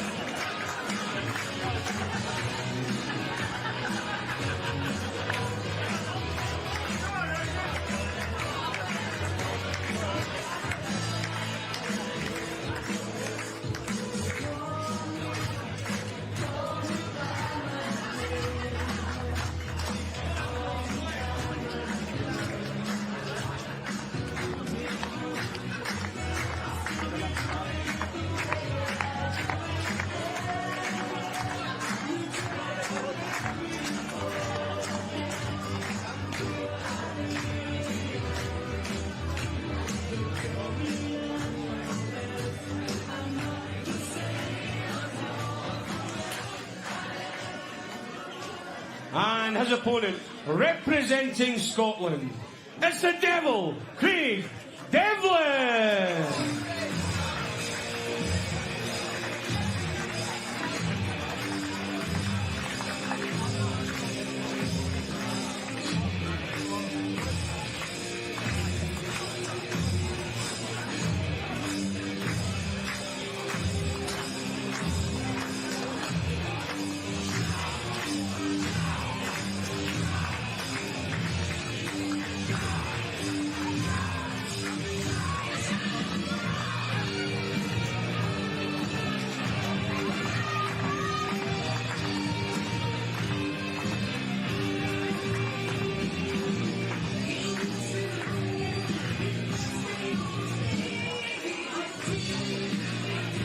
And your referee for this fourth and final set, once again, is Mr. Aaron Mitchell. Last match then for the boys tournament here at the Tri-Nations British Internationals. And if Craig Devlin of Scotland wins this set against 14-year-old George Humphreys, then Scotland will finish second. Wales will be the unfortunate recipients of the wooden spoon. If George Humphreys gets the set, the point is shared, and the table will go down 2 legs and sets difference. So there is still something to play for.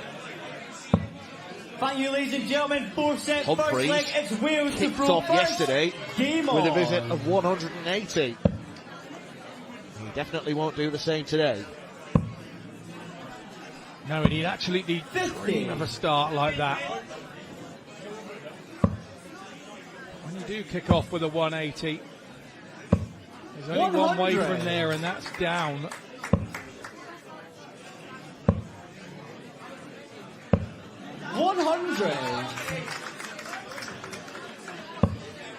Had a really good run in 2025 World Masters. 41. And to the final.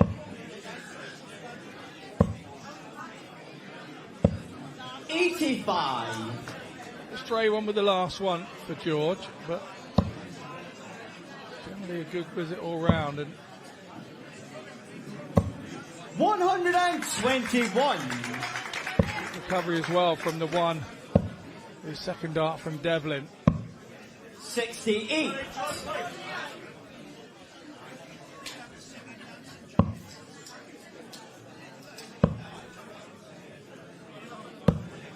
$39. Plays his county darts with air shirt. 44.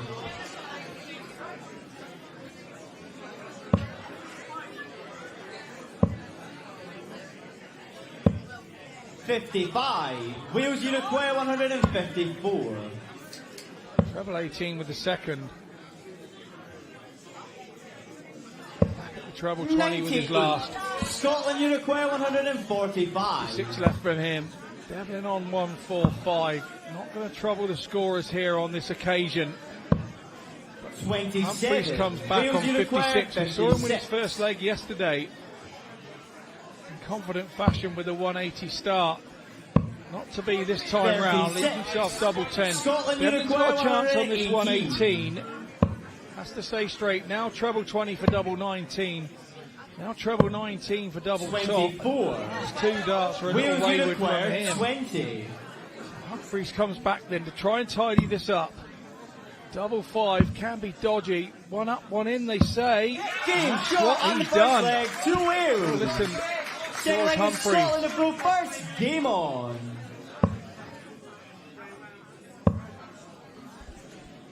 There's one leg to the good with that double 40. 5.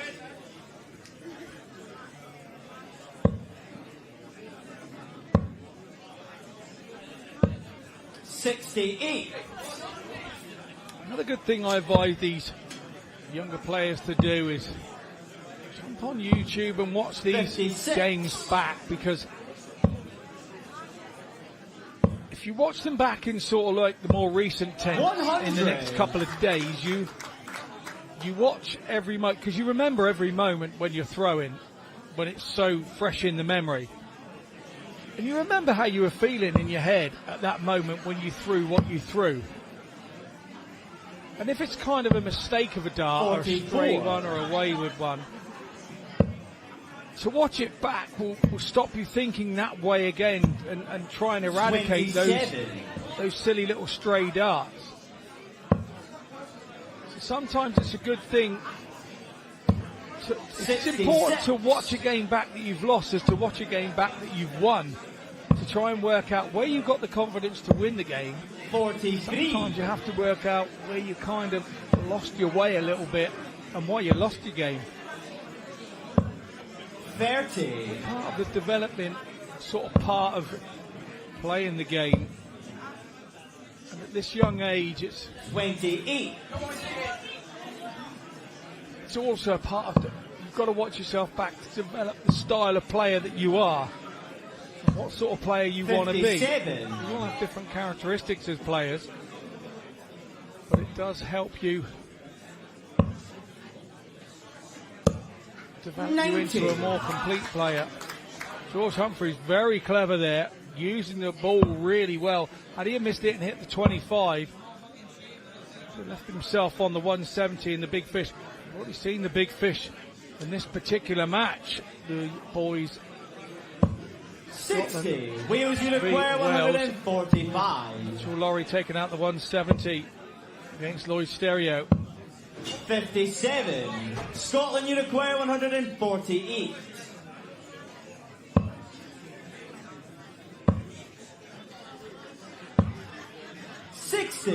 Wales require 88.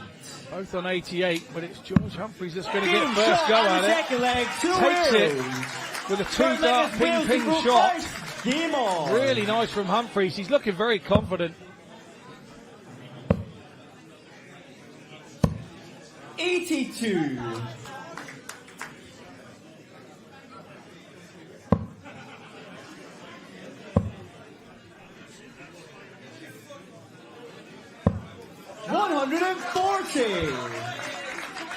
Humphreys is just 14 years old and looking very wise beyond his years 137. Here.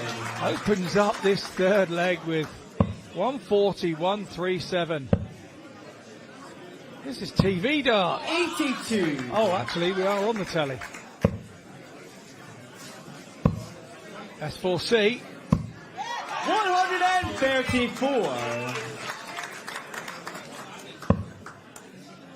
82, 137, 134. 45. Wales require 148. Down to a double. So quick. 96. He's hit a treble every visit. One treble in his first visit, two in his second, two in his third, one in his fourth. 57. Wales require After 12 52. darts, he's left 52. 37 left. No score. Those darts are overtrained. Another treble when he didn't need it. George Humphreys here. Very impressive indeed. 100. Jensen Elway require picks up the first point for the Welsh boys. George Humphre here trying to pick up the second to go 2-2 as a match score. 32. Double 10. Scotland require Offers 77. Craig Devlin a chance at 77. Treble 19 will be the start. 74. Treble 14. 37. Wales require 20. Left double top. Is he going to get back? Can George Humphreys finish this off? Game He does indeed. A 3-0 win is the result of that double 10. What an impressive game from George Humphreys. Our 10-year-old. Welsh boys level up the match. 2-2. He really wants to smile then. He's looking at his supporters. Didn't know whether he should smile or shouldn't. Really, really impressive stuff. His teammates cram around him. Of that boys' match Jensen was Elway. 2, Scotland 2. Lloyd Stereo's We'll be down having there. a short break just now, and then we will be back with our final Absolutely game of the superb. weekend, which Levels sees it the up girls for of his Wales team. take on the girls of England. Summary of what we've just seen in this boys' match. Jensen Elway there. 180s pointing at the camera. Johnny Clayton style. Lloyd Stereo. A cracking match. Mitchell Laurie. 180s in that match. We had a 170 to finish it. Super stuff from our second game. Owen Brceland has been brilliant this weekend. He wins his set, and there George Humphreys just finishing it off. Gonna head over.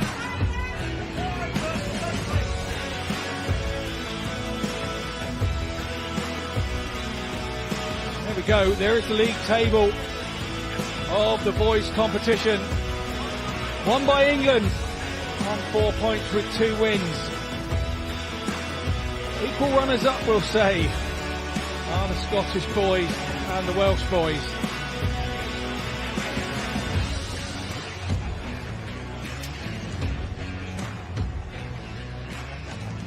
Wel, mae boys Cymru gyda fi nawr yn cadw cwmni fi. A fi'n meddwl bod fi'n iawn I weid.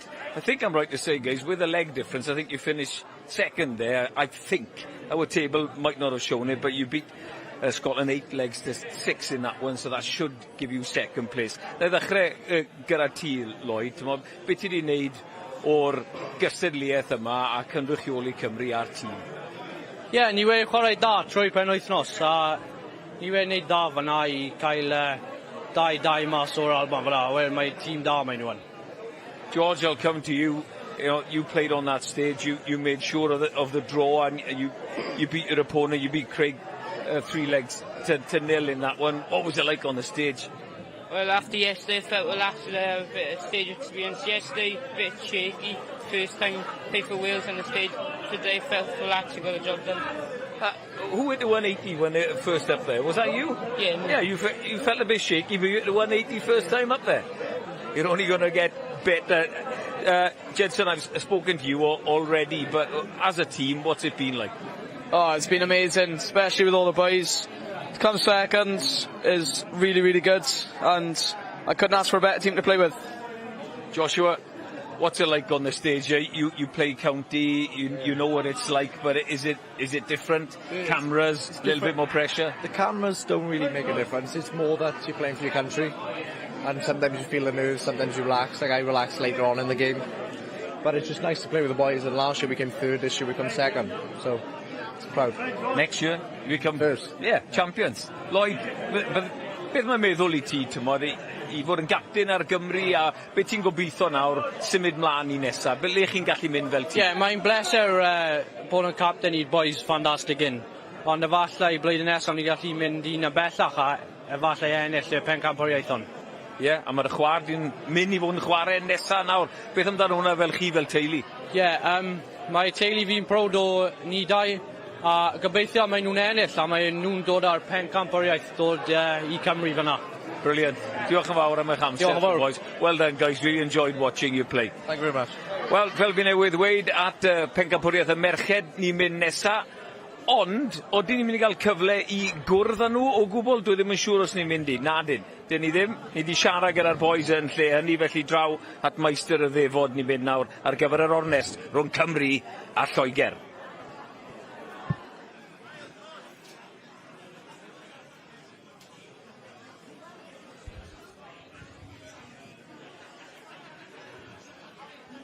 Okay, ladies and gentlemen, welcome back to the action here at the 2026 Tri-Nations British Internationals. We now move on to our final girls' game of the weekend. And first to the stage, representing Wales, it's Tia Stereo.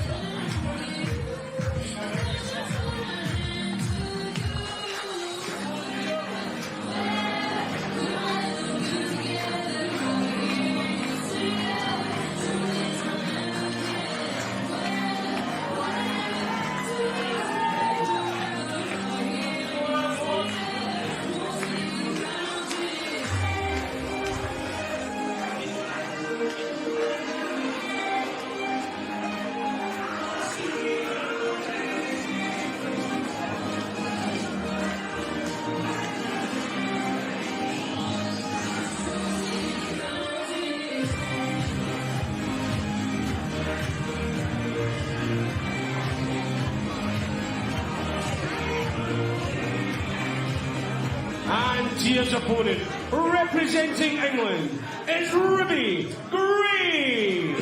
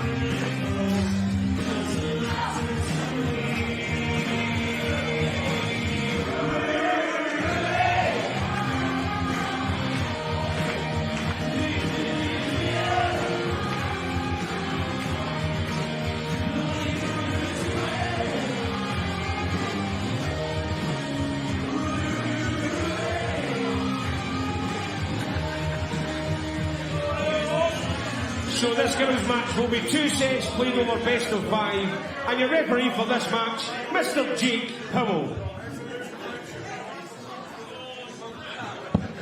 Winner takes all then in the final girls' match of the Tri-Nations British Internationals. Wales against England, and England have already been readied with a performance earlier today, a very comfortable 2-0 win against Scotland, and Ruby Gray in particular was effective in her dismantling of Daisy May Duffy.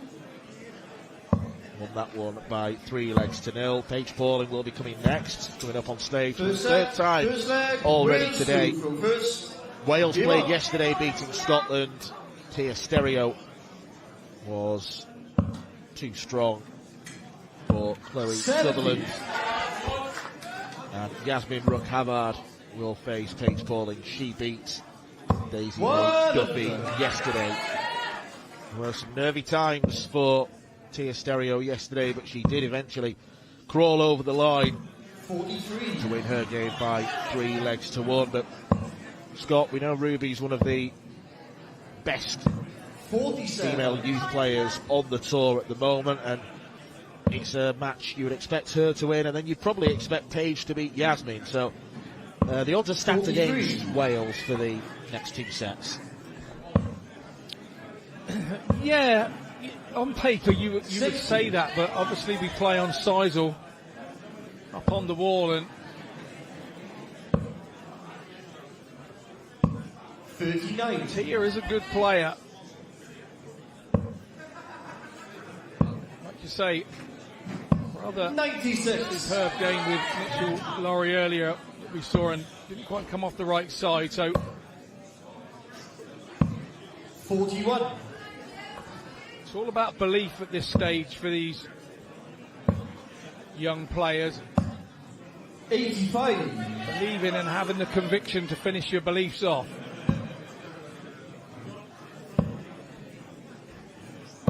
57. England do require. Already, England a favourite to break the throw here. No, that dart doesn't help Ruby's cause. 33. Was looking for treble 16 to leave tops, didn't find it. 40 fewer points means 80's left on the board. 26. England do require 80.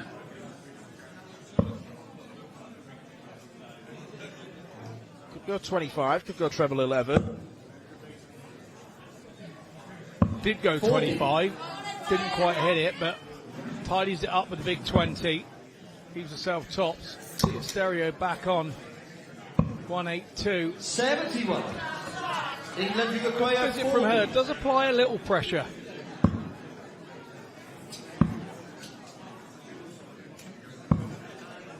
$32. Wales do require 111. A couple of early misses. Treble 17.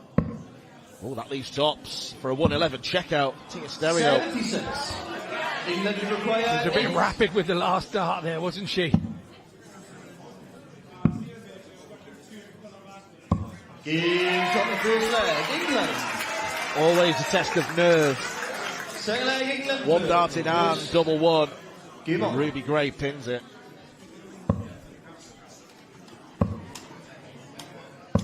41. If I'm not mistaken, Ruby Gray and Paige Pauling look to be using a very similar dart, if not identical.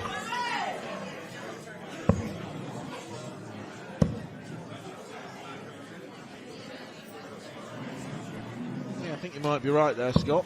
46. It's the silly things I remember and notice. You ask my wife, she's always telling me that. Hive of useless information. Nothing wrong with that at all. 30. When it comes to a quiz and I sit there going, I know this, and then it just fails your brain. 26.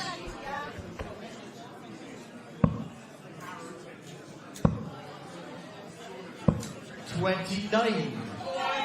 Ruby trying to snap herself into action because it was a fairly promising start. Then she missed those darts at double. Well, eventually hitting double one, and the second leg has not got off to a good start.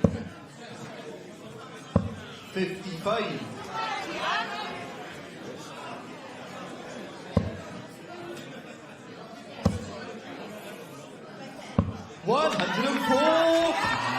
Really good visit from Tia Stereo there.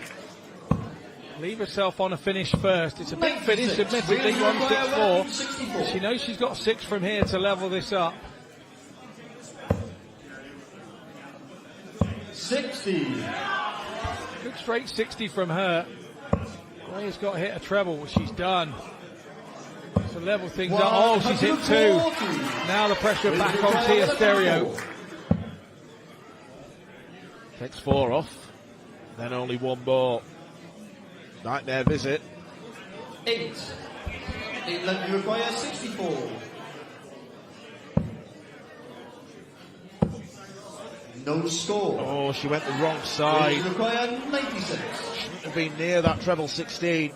Agreed, Dan, agreed. She'll be disappointed with that. She's trying to dodge the bullet there because Tia Stereo was unable to get herself a shot at a double. Now for 16 for Tops. Tops up. 44. This is underneath. So a real 54. Chance here for Stereo.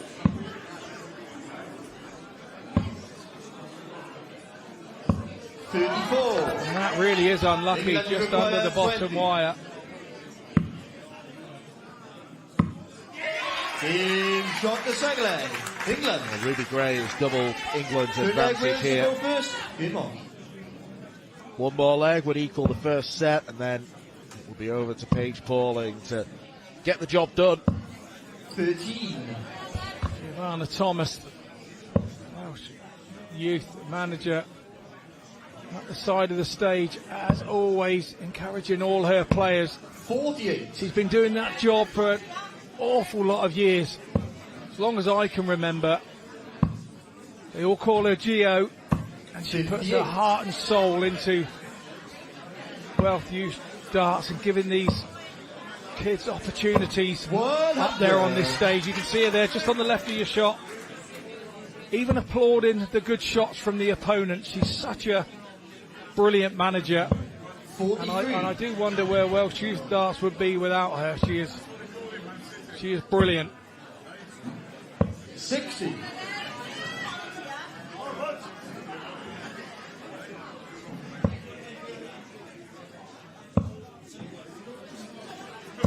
$125. Great visit there from Tia Stereo.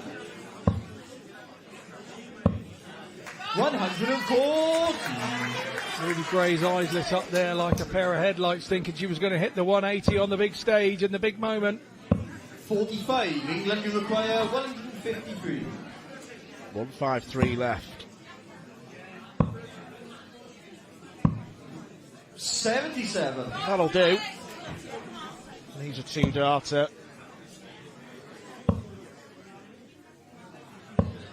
83. England, you require 76. Really good last from Tia there. She's not going away, but nor is Ruby Gray. 60. Wales to require 134. 134 we've already seen finished by Susanna McGimpsey, 64. Scotland captain. What a shot that was. But it's Ruby Gray and the first set who seals the first set for England. 3-0 scoreline. Maybe flattered Ruby ultimately, because Tia had chances to win the first 2 legs. Ruby though has walked away with the set win. Slightly stronger scoring from the young Suffolk County player. So she's done her part of the bargain, and if Paige Pauling beats Yasmin Rook-Havard in this second set, the title will be England's, and that will be 3 out of 4. Okay, ladies and gentlemen, we now move on to set number 2. And first to the stage, representing England, it's Paige Pauling.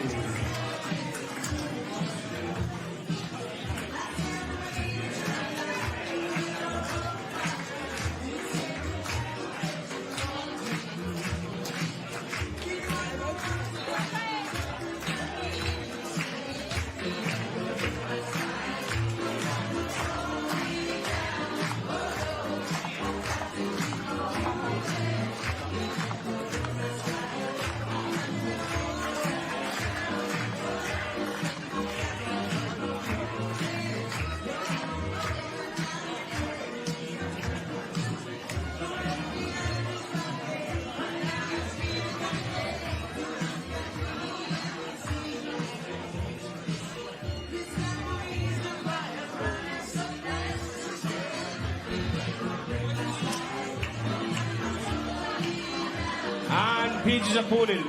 She's the captain of Wales Girls. It's Yasmin Ruck-Hava!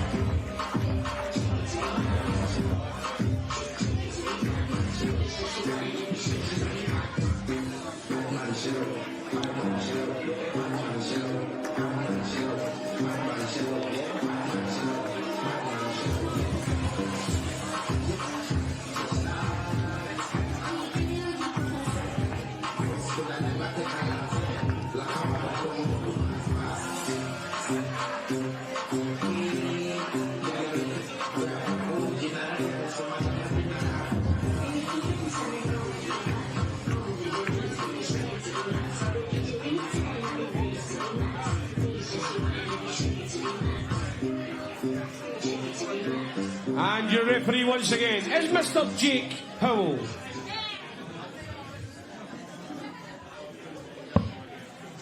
An England hat-trick could be achieved in the next 10 or 15 minutes. And it's down to Paige Pauling to ensure that it happens. She goes up against the Wales girls captain Yasmin Ruck-Hava in the dark glasses to correct a neurological condition she's got where things can be distorted with her eyesight. It's not technically an eyesight condition, it is neurological, and that's why the glasses are worn to make sure that the dartboard doesn't wave about in front of her.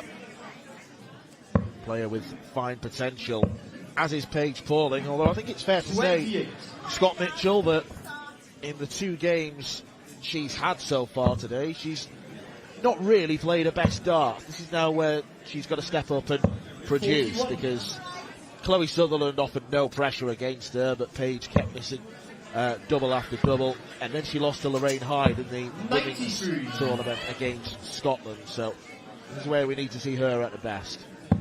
Yeah, I mean, I think it's really difficult to dodge between the two disciplines. It's 24.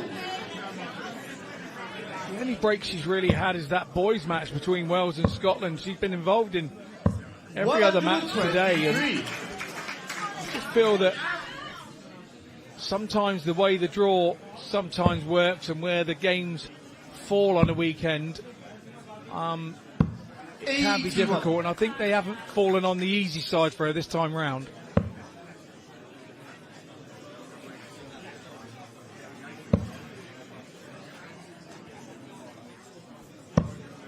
$35.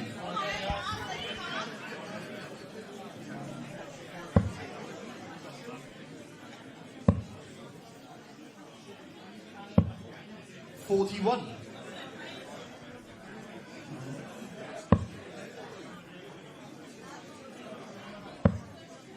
Didn't quite have the dart grip properly, so stopped the throw, re-gripped, and then went again.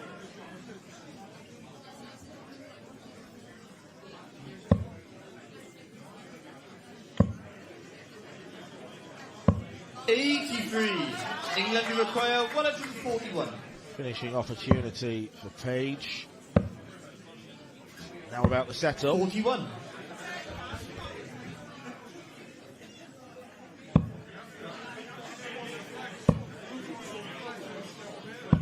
$57. England require 100.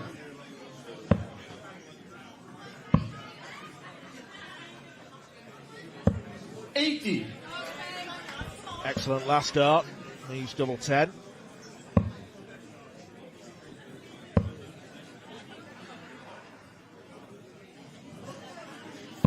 $40. England require 20.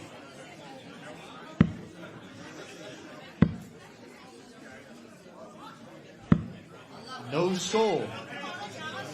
No score for Paige Pauling. 134. Those 3 chances have come and gone.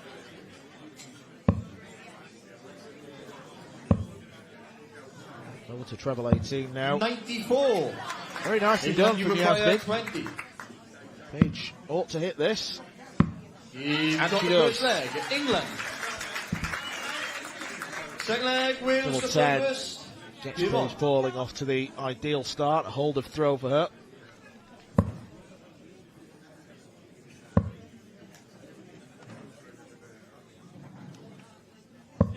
$24.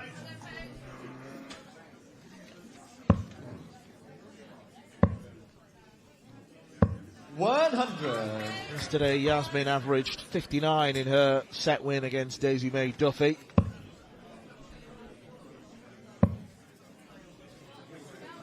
The one who 41 wasn't pressurised in any way. 100. Better from Paige.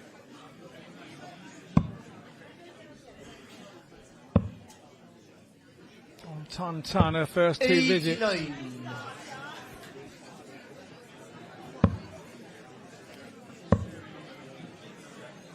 43. Yeah, this is doing all she can to stick with her, and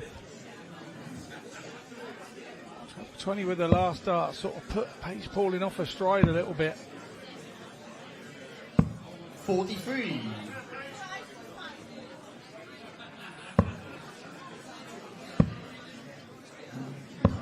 80.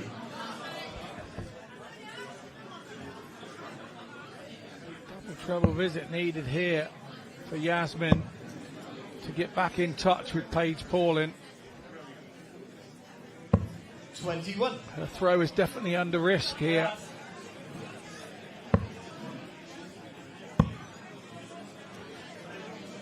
Yeah, this has not been 78. Paige's A game, but she's still doing more than enough to put Yasmin to the sword. Yes. Put Wales to the sword. Keeping her under pressure, isn't she? Scoreboard pressure.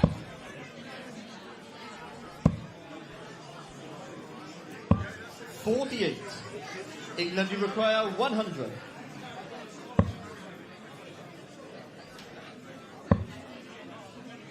Safe 20. 41. Well, it's better throwing it there than throwing it in the treble. They'll have to burn a dart to get to tops, but she's fully in command. 55. England, you require 59.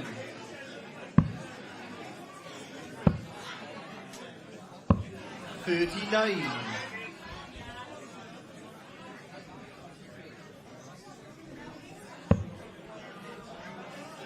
40 would be good.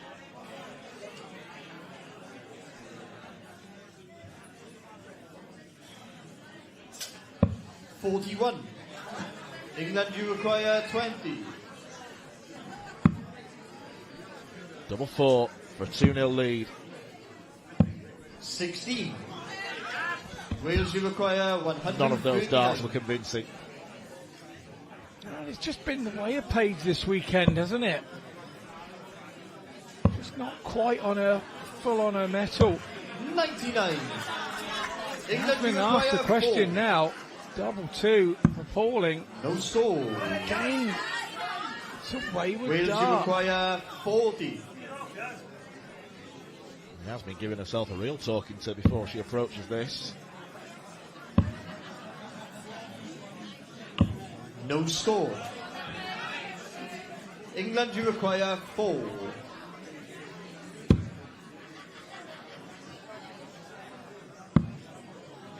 Double 1. No score. So those darts will have had to have taken an Uber Wales, to get you to their require targets. 40. No rhythm to the throw for Paige Pauling. She's like she's thrown 3 individual darts here. Where when she has a rhythm, you can feel your way towards the double. 20. England, Both you girls require struggling 4. on the outer ring here.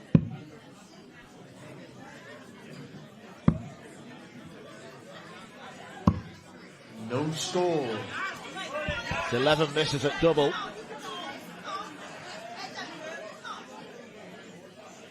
Wales, you require 20. In shot the second leg. Yasmin To Ruckhaver Wales. celebrates. Third leg, England to throw first. Game on. It's an unconvincing hold of throw, but it is a hold of throw. 77. It'll be a concern for the Pauling family. that she offered up the opportunity.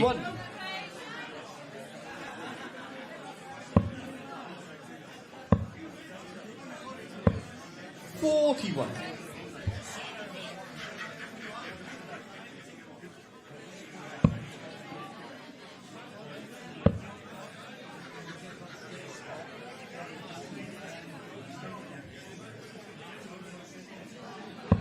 $41.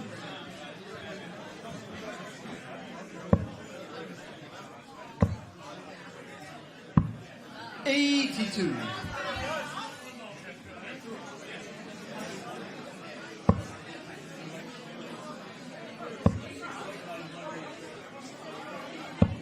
45.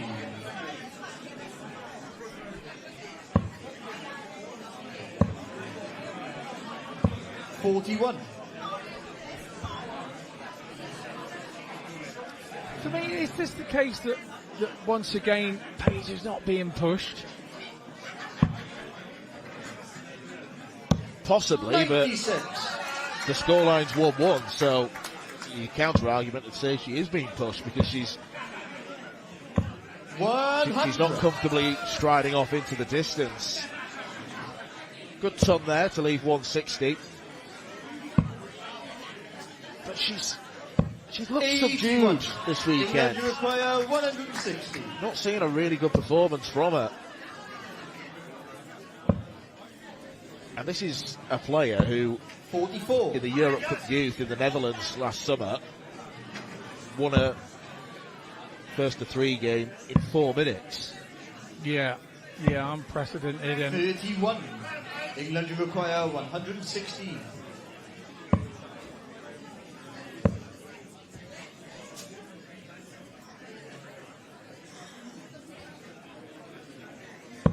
$40. Sometimes in this scenario, and I've had it myself, it can be the expectations of what you have for yourself, and you just put pressure on yourself sometimes, I found 76. in the past, and what I expect of me, and when it doesn't kind of go how I want it to, 56. it gets a little bit disappointing. It can drag you down. Well, maybe it's a little bit of a scenario of that as well, but we're not doubting her ability, we're not doubting her qualities. She doesn't, at this stage in her darting career, have to prove anything to anybody, because there's nothing that she hasn't done in the youth game. 37. England require 20. He's got the third leg. To England. I'm a big fan of the sarcastic thumbs up. It's becoming a common feature of modern darts.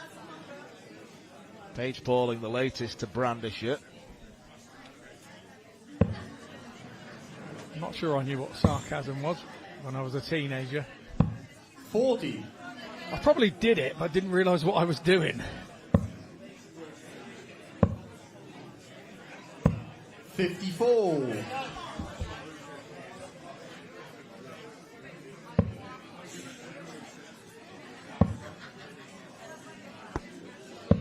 36.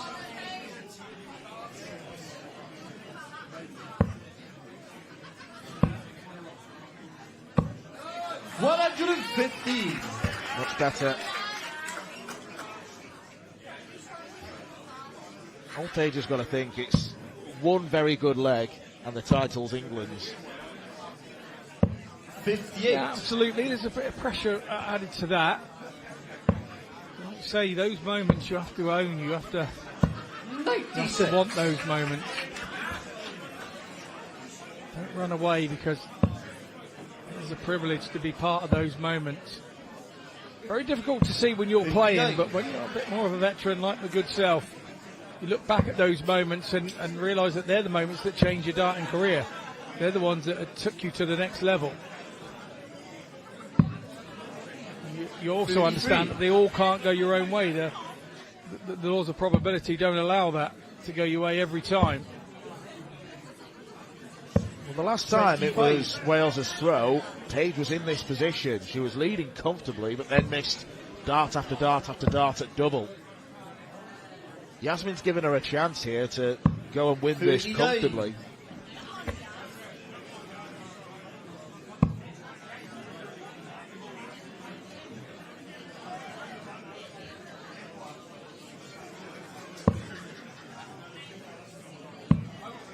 9.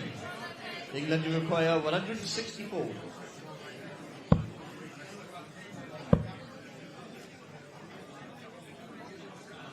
60.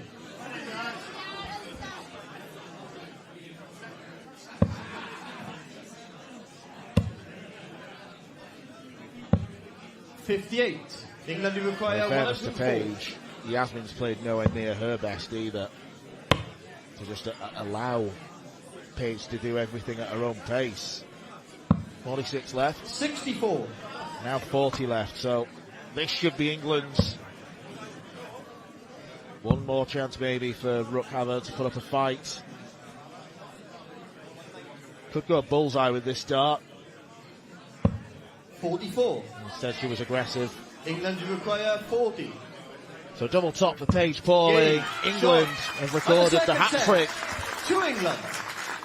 3 titles picked up in the Tri-Nations this weekend. Paige Pauling with her second, along with Ruby Gray. So, ladies and gentlemen, that concludes our final girls' Now, game of the the weekend. only title to be with the score there determined being Wales is that 0, of the men's. England 2. And our first men's We will now match have a will be short getting break, ladies and gentlemen, when we set underway up the very stage shortly for the as presentation Scotland of the girls takes on and Wales. boys' But before that, we are going to have our presentations for the boys and girls. Ruby Gray, a 3-0 win for her against Tia Stereo, double 10 and then double 8, the crucial doubles before Paige Pauling for the third time today walked up to the stage against Yasmin Rookhaver. Started well enough, but then the second leg was a real mess as far as Paige was concerned. Thumbs up for the double 10. No sarcasm needed for that dart and tops. Jack Nankovich and Mason Tees applause. England sweep the board so far here at the Penny Darren Social Club. 2-0 wins in all 3 games. England with 4 points. Wales finishing runners-up with 2. And then Daisy May Duffy and Chloe Sutherland and Team Scotland finishing at the bottom with 0 points. It's Team England who have won the girls, boys and women's tournaments. One more crown to be decided over the next couple of days. Coming up shortly, we have got the final match of the afternoon. It could be a marathon match as Scotland take on Wales in the men's tournament.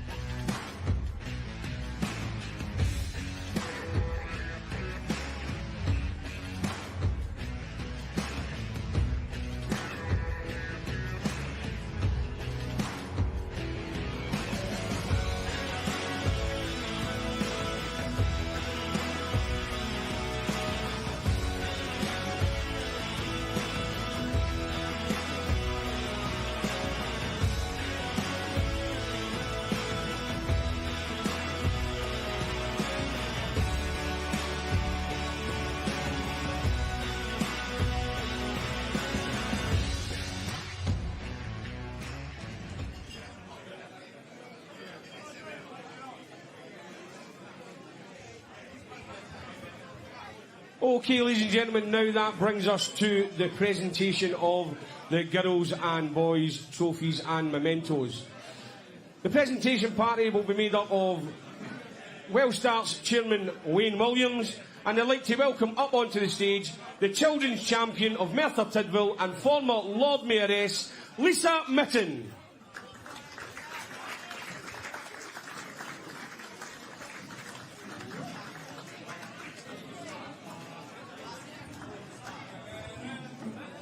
So we will start with our third place teams.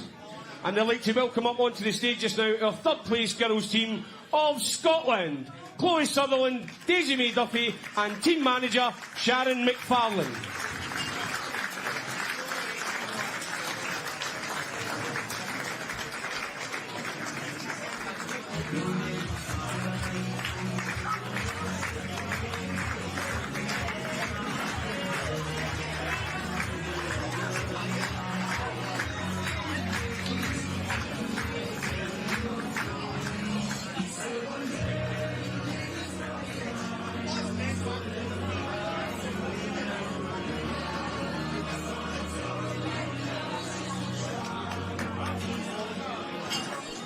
Presentation time here Ladies at the Penny Darren Social Club, and for the Scotland girls, youngest Daisy team Duffy, of the Chloe tournament, Sutherland, Daisy and team May manager Duffy Sharon and Chloe McFarlane. Sutherland will collect their prize pot for finishing third in We the now girls' move event. on to our third place boys team.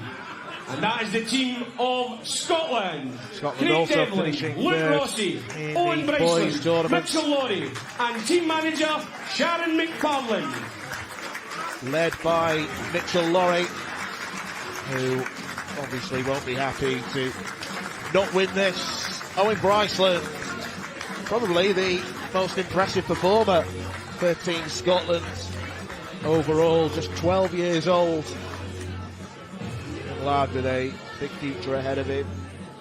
You know, the same for Mitchell Laurie and Craig Devlin and Luke Rossy. I'm sure we'll find room for improvement as they look to continue their fine development.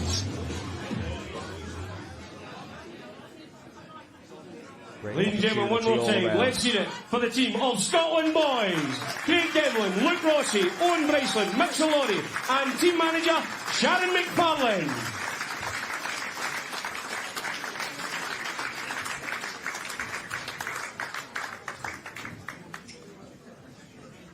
Now our second place girls team was the team of Wales. Tia Stereo and Yasmin Rook Havard with team manager Giovanna Thomas. The team we've just seen in action. Team Cymru for the girls, Tia Stereo and Yasmin Rook Havard. Neither of them able to put up a challenge to their respective opponents. Ruby Gray and Paige falling. Proud weekend for the Stereo family with Tia's brother Lloyd also in action for the Ladies and gentlemen, one more time, let's hear it for the team of Wales. Tia Stereo, Yasmin Rook Havard and team manager Giovanna Thomas.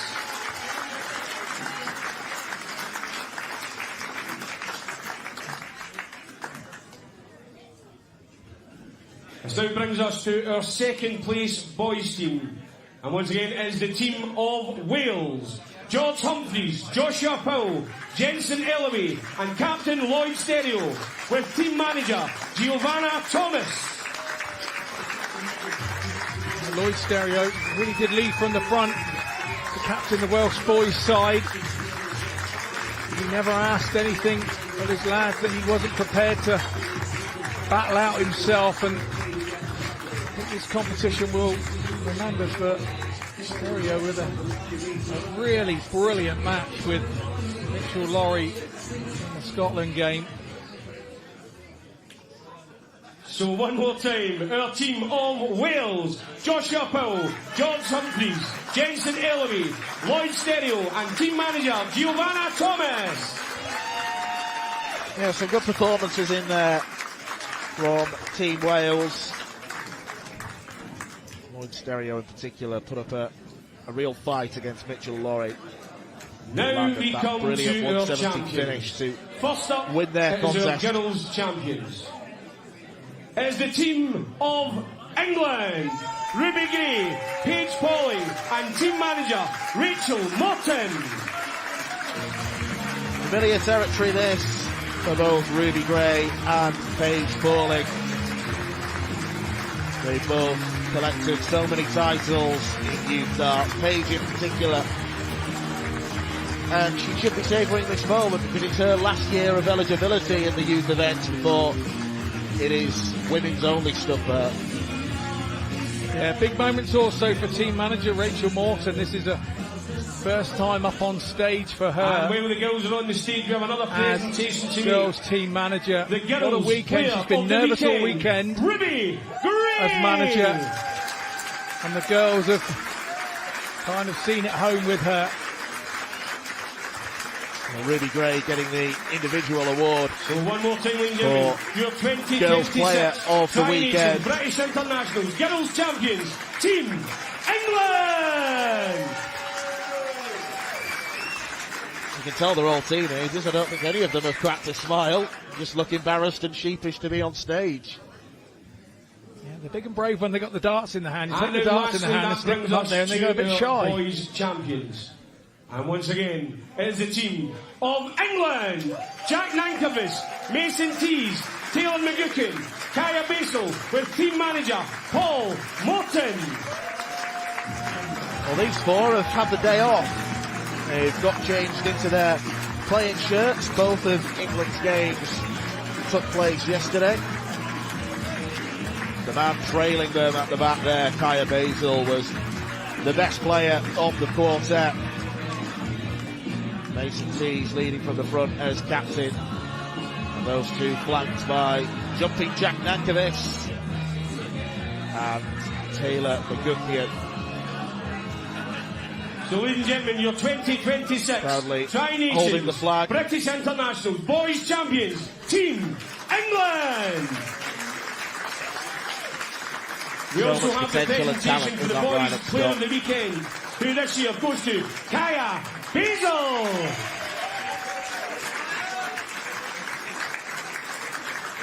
Kaya quite rightly takes the prize for player of the tournament in the boys. Well, again, Paul Morton, his first time up there as England youth manager. The Morton household will be very happy with both So of them ladies and going gentlemen, home please with join me medals, both him in and his wife congratulating Rachel. the 2026 Tri-Nations British International Boys and Girls Champions, Team England! Well, the future looks all right for Team England.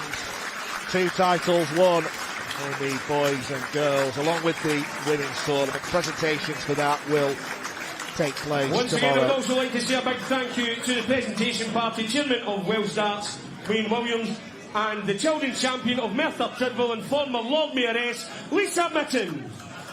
And after a short break, we are going to Okay, folks, head we're back going to to be the taking a stage short break as we for set up for Scotland our final match against of Wales the day, which sees the in the men of men's Scotland tournament. take on the men of Wales.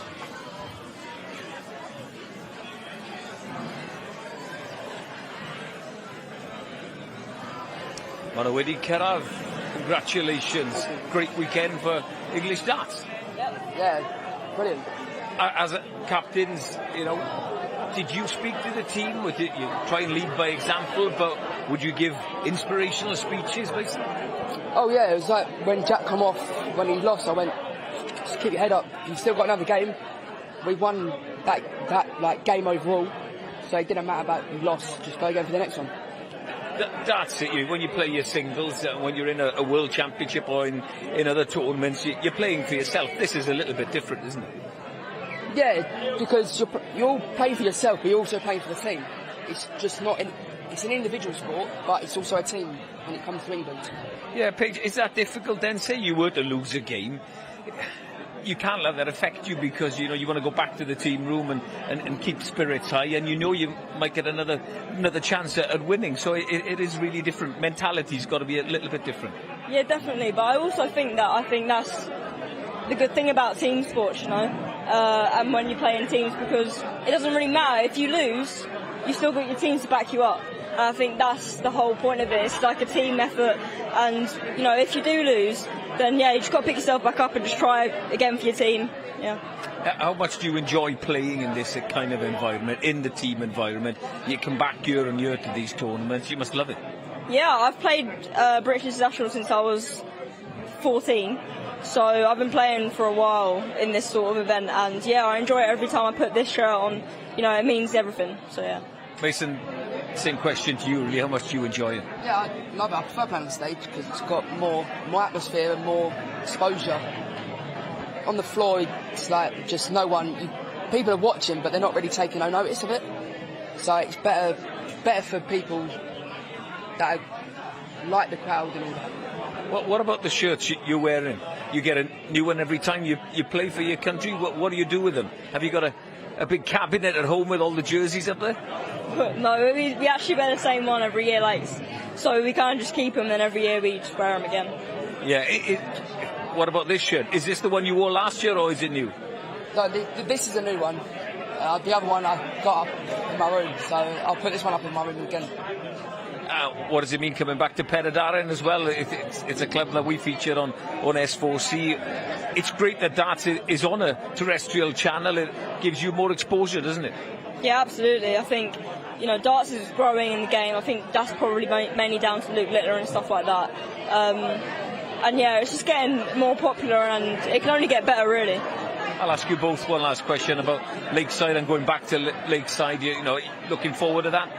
Yeah, absolutely. I love Lakeside. I think it's obviously it's the iconic venue, yeah, isn't it? Yeah. So playing there is amazing, obviously, and I can't wait to get back on that stage. Mason, about Lakeside, about your future, what does that look like? Oh yeah, it's looking good. Hopefully I can get back to Lakeside, but if I don't. I just do PDC, Q School and Devonshire and all that, so yeah. Well, good luck. Look forward to keeping a close eye on both your careers. Go and enjoy with the rest of the team. OK, at y dynion ni mynd nawr, Cymru yn erbyn yr Alban yw'r ornes gyntaf. Beth sydd â ni o'n blaen? Dwi'n gael bod yn meddwl mwy mewn ffordd achos bod ni'n nôl ma yng Nghymru, ond gyda ni'n dynion, ni heb ennill y gystadleuaeth ma am 10 mlynedd. Dathon ni'n hynod o agos llynau. Dwi'n meddwl lawr i'r gêm diwetha ar y pnawn dydd Sul i weld pwy oedd yn ennill y gystadleuaeth. A yn anffodus, dathon ni ddim bennau, ond ni'n benderfynol o roi na'n gywir blwyddyn yma. Dwi'n credu bod cymysgedd da yn ei lenni o profiad, a ni gyd yn gwybod beth yn swyddi ni, really. So fi'n credu os tynnu ni gyd at ein gilydd ar yr amser iawn, byddwn ni'n iawn. Doedd y dro mas prawn di gweud fi'n chwarae byd Mitchell Lorry, so sef rhif un yn y byd yn y WDF, so bydd e'n gêm anodd, ond fi'n siŵr na i codi'n gêm i'n gwybod bod rhai fi chwarae'n well yn erbyn fe, so fi'n edrych mlaen. Yeah, the men's competition's obviously very important. It's still open, will be the first game, so it'll set the tone just to see where we're at. I believe in the team we've got that we can go and win it. I've always got belief playing a great team in Wales, Wales and England have both got great teams, very solid teams as well, but I believe we're the best team there, so we just need to go up and prove it. Mae'r gêm ma mewn ffordd, hon yw'r gêm gyntaf, hon yw'r gêm pwysicaf fyd mewn ffordd, achos petai ni'n ennill y gêm ma, byddwn ni'n gallu gwylio Lloyd yr Alban bore fory bach mwy hamddenol, byddwn gormod o bwysau arno ni. Ond os meiddwn ni'r Alban heddi, byddwn ni'n rhoi ni mewn lle da iawn mewn erbyn Lloyd yr fory. Yeah, I'm feeling great. Yesterday I didn't get going at all. I played really bad, to be honest. It's not like me, to be fair, but, fair play to Carrie, I played really well. Stuff like that happens some days, I'm happy today. I got to bounce back and thankfully won. Un arall â chi nad yw'n angen y tarw coch amdani. Carrie! Am ffordd i orffen! Dwi'n credu bydd rhaid ni gyd bod ar yn gêm, achos mae'n bell i enw newi gyda'r Alban, ond maen nhw gyd yn chwaraewyr arbennig o dda. Mae 5 neu 6 dwi'n credu o chwaraewr nhw yn y tîm llynau a'r blwyddyn cyn ni, so mae profiad yn nhw. Dwi'n credu, bydd rhaid ni sgôr o'n dro mor dachrau, jyst cadw nhw dan bwysau, really, a jyst gobeithio newn nhw fethu a bod ni'n ai gymryd y cyfleoedd. Mae'r torf ma, mae'r awylgylch wedi bod yn dda iawn dros y penwythnos yn barod, so fi'n siŵr pan deithau'r gêm mawr erbyn y diwedd y dydd nawr well, trwy dydd fory really, bydd y dorf yn chwarae rhan bwysig iawn. Next year I'm hoping we can go and do the job. I believe in the bunch we've got. We've got some new players, obviously I'm one of them. I think all the new players and the new additions and the boys that were here from last year, it's probably the strongest squad we've had in a while. You ready to go? I'm always ready to go.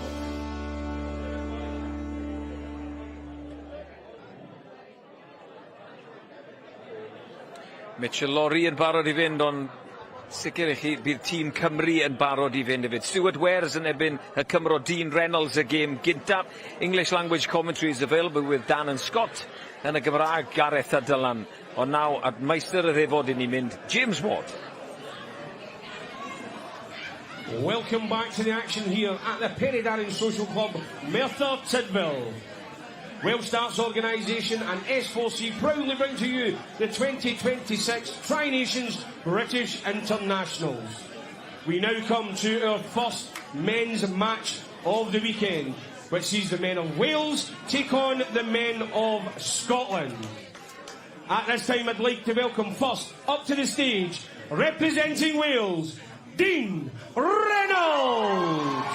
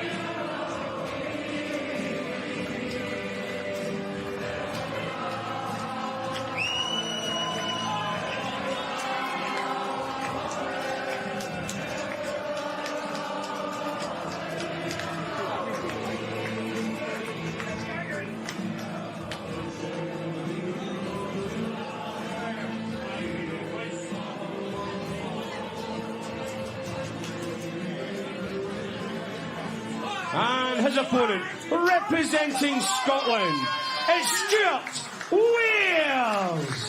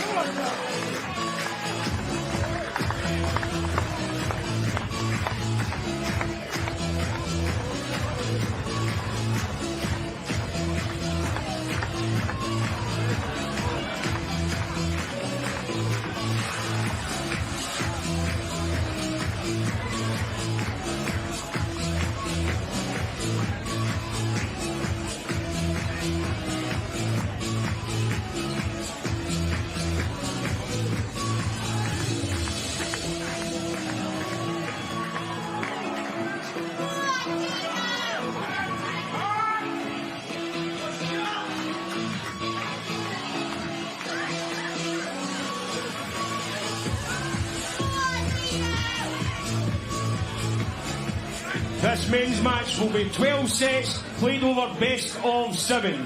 And your referee for the first 2 sets, Mr. Lee Roger. Right then, the women's, boys and girls Tri-Nations titles have been decided. England have won all 3. They're looking for a clean sweep. But the England men will have to wait until tomorrow for their turn. It is Team Scotland against Team Cymru. Up first, 49-year-old Stuart Wares, representing the old enemy, if you are of an England persuasion. And Dean Reynolds, who was getting the crowd going, 33 years old, a player who in his younger years seemed to have bundles of potential. One of the most promising youth players of his generation. Actually won a BBC Tour card and opted not to take it up.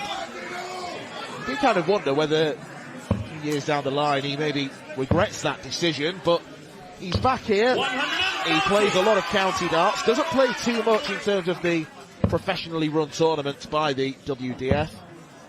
He'll be hoping to resurrect that promise that he showed earlier on in his career. We're going to have 12 sets of darts, and regardless if Wales or Scotland win the first 7, we're going to play all 12 so that every member of each squad gets the opportunity, with set and leg difference potentially mattering in terms of the final standings. Scott Mitchell is alongside me, Dan McCarthy, for the final match of the afternoon, which could be something of a marathon. And I think it's incumbent on us to start with Dean Reynolds, Scott, because you were saying off air that he was one of the best youth players you've ever seen, and he's kind of disappeared off the scene before coming back here.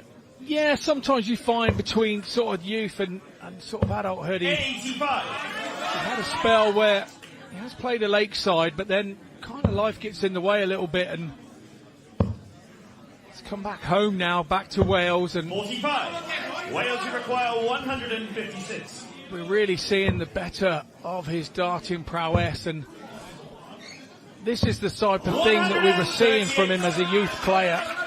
Very determined character, loves playing the big games, loves being up on the big stage. And yeah, it's really great to have him back. And I can't believe that this is his first kind of adult cap for Wales. And you can hear the support he's getting from the Welsh. They are on their home board in their home nation, and you expect that when you come here as a visiting nation, and that's just got them in good voice nice and early. Reynolds here out of the traps like a racehorse. Expect it to be raucous here at the Penydarren Social Club. Slightly extended format compared to what we've seen already. It's first to 4 legs to win a set rather than 3.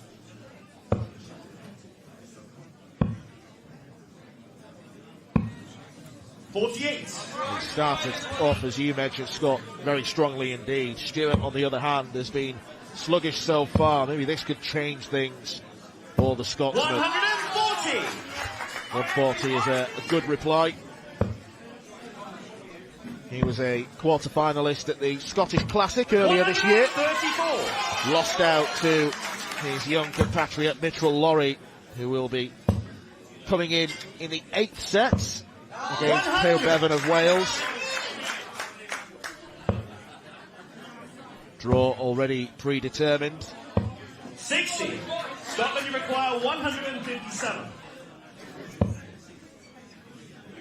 This is Dart Stewart for 5. 97. Wales, you require 123.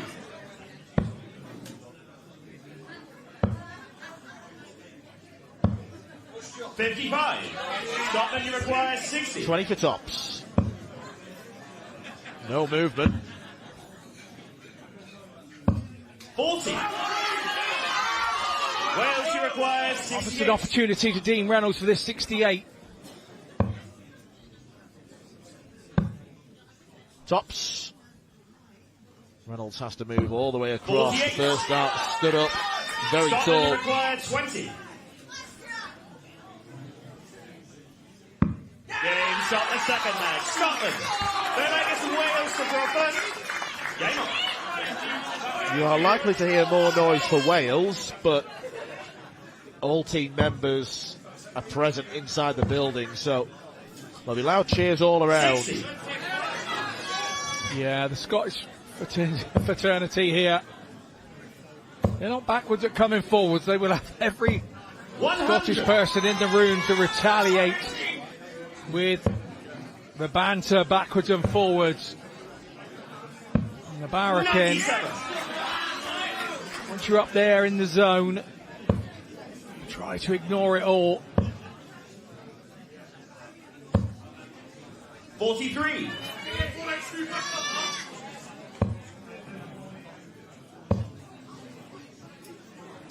60.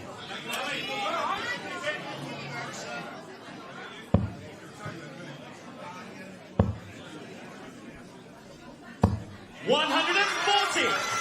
Stewart building his way into this game. Now Dean's throws under pressure. 180. Well, at least it was.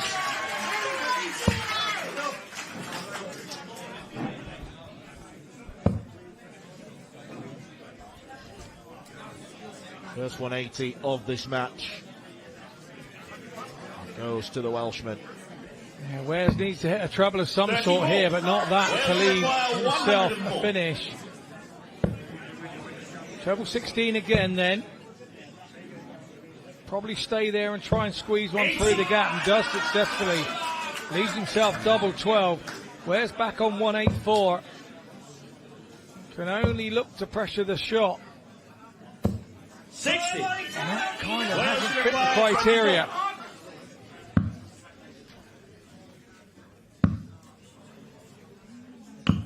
No score. Scotland require Now has an opportunity. Still needs a treble. Single 14 in the ball. Bullseye coming in. And bullseye in it goes. It's a 1-2-4 shot for Stuart Wares and a breaker throw. That will hurt Dean Reynolds. He had 3 darts at 24 and failed to hit. Wares steps in, hits 1-2-4. Well, it's major disappointment for Dean Reynolds, particularly with regards to how strongly he started the match. Got rid of the first leg in no time. It could be 3-0 to him. 140. Now has to fight back.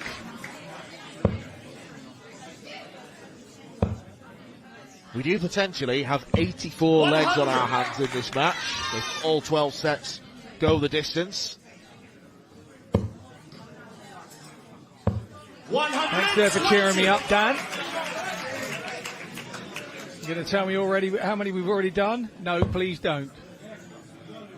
But we're just happy to be here bringing this to you via S4C and the YouTube channel. I mean, positively, Scott, we could have only 49. 60. Positively, we could. But we thank you for joining us here on the YouTube channel, connected with S4C. 60. We value your viewing. Yeah, it's great to have you with us. If you are just joining, England have already taken the spoils in the women's, boys and girls Tri-Nations British internationals. It is England, Scotland and Wales fighting it out for the pride of Britain. 45. Wales broke the throw with a lovely bullseye finish. Reynolds might have to do the same. He's not going to now.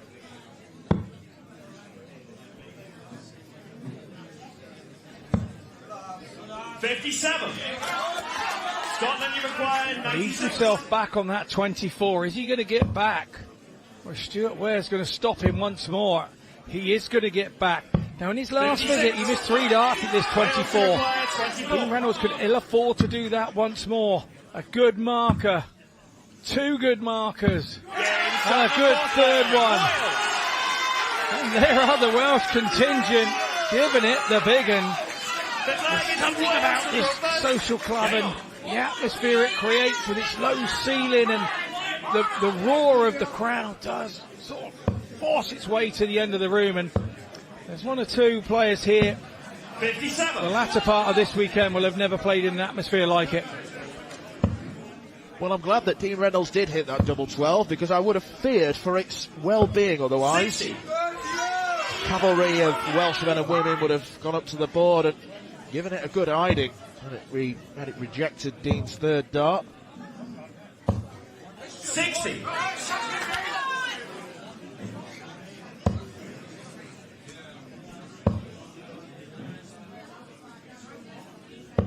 100.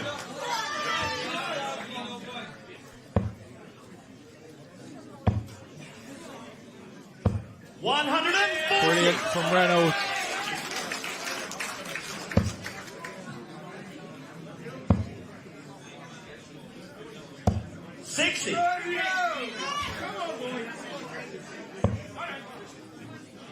sure we will have Welsh internationals past and present watching this coverage this afternoon.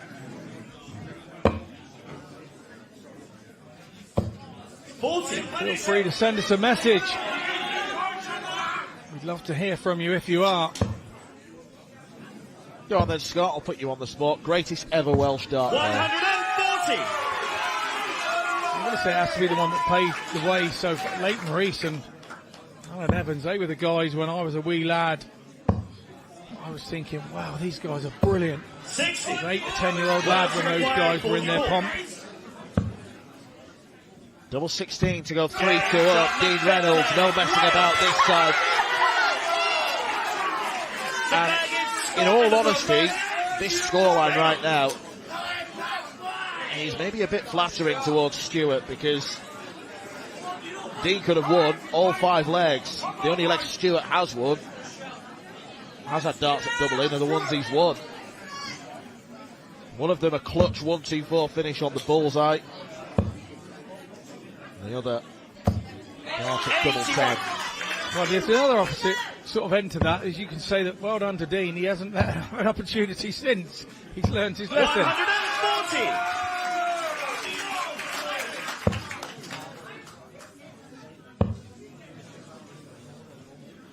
140.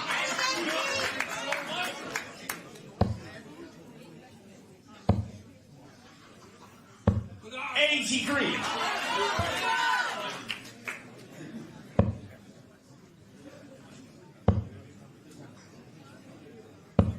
45. Stewart unhappy with the drift. Dean Reynolds potentially a couple more visits away from getting the first set for Wales.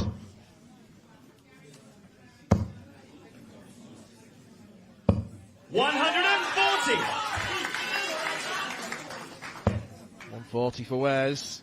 First to a finish. 100. But a vital last start leaves Dean Reynolds a much easier one. He'll start on the bull. And that was the intention. Only 2 scored.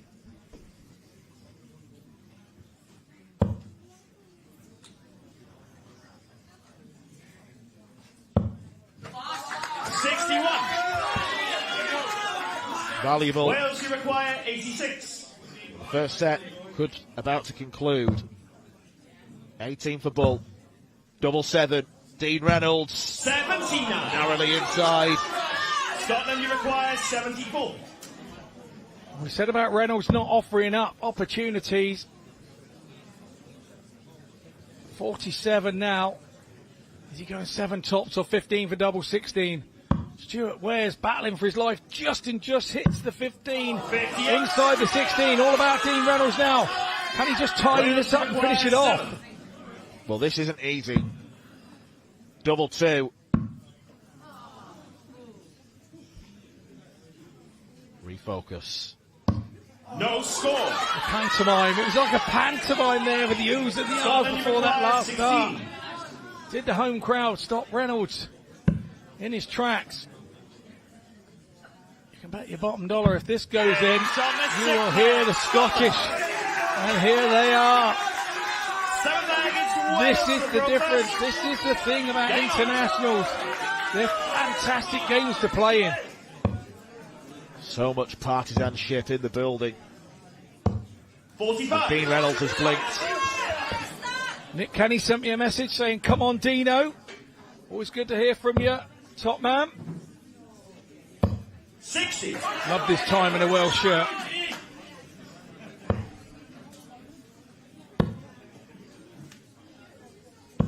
$84.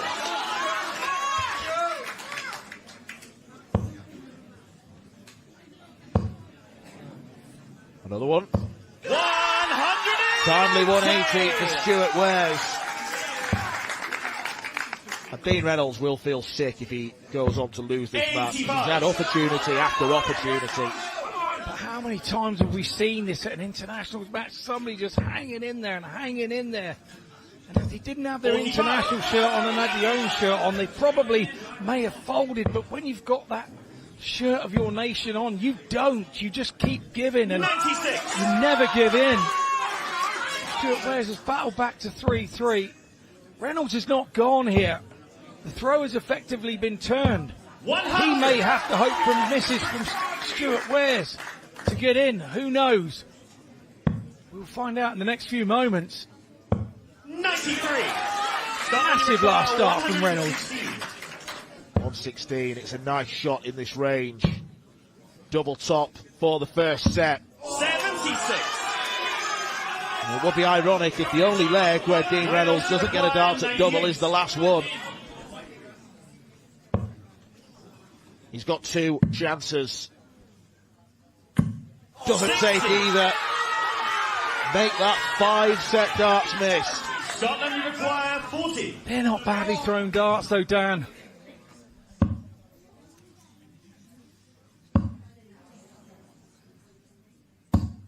Knows that one, and that will feel like such a pinch. Dean Reynolds will be fuming that he's managed to lose that set. Stuart Wares strikes first for Team Scotland, perhaps undeservedly so, you could say. Dean Reynolds could have won all 7 legs, but it's Stuart Reynolds who walks away with the set. Team Scotland gets the handshake of congratulations from Dean, and I think he's just saying to him, I can't believe I managed to get away with that one.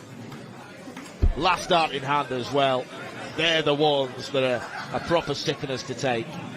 And that's what you want to hear when you've just lost, is I can't believe I got away with that.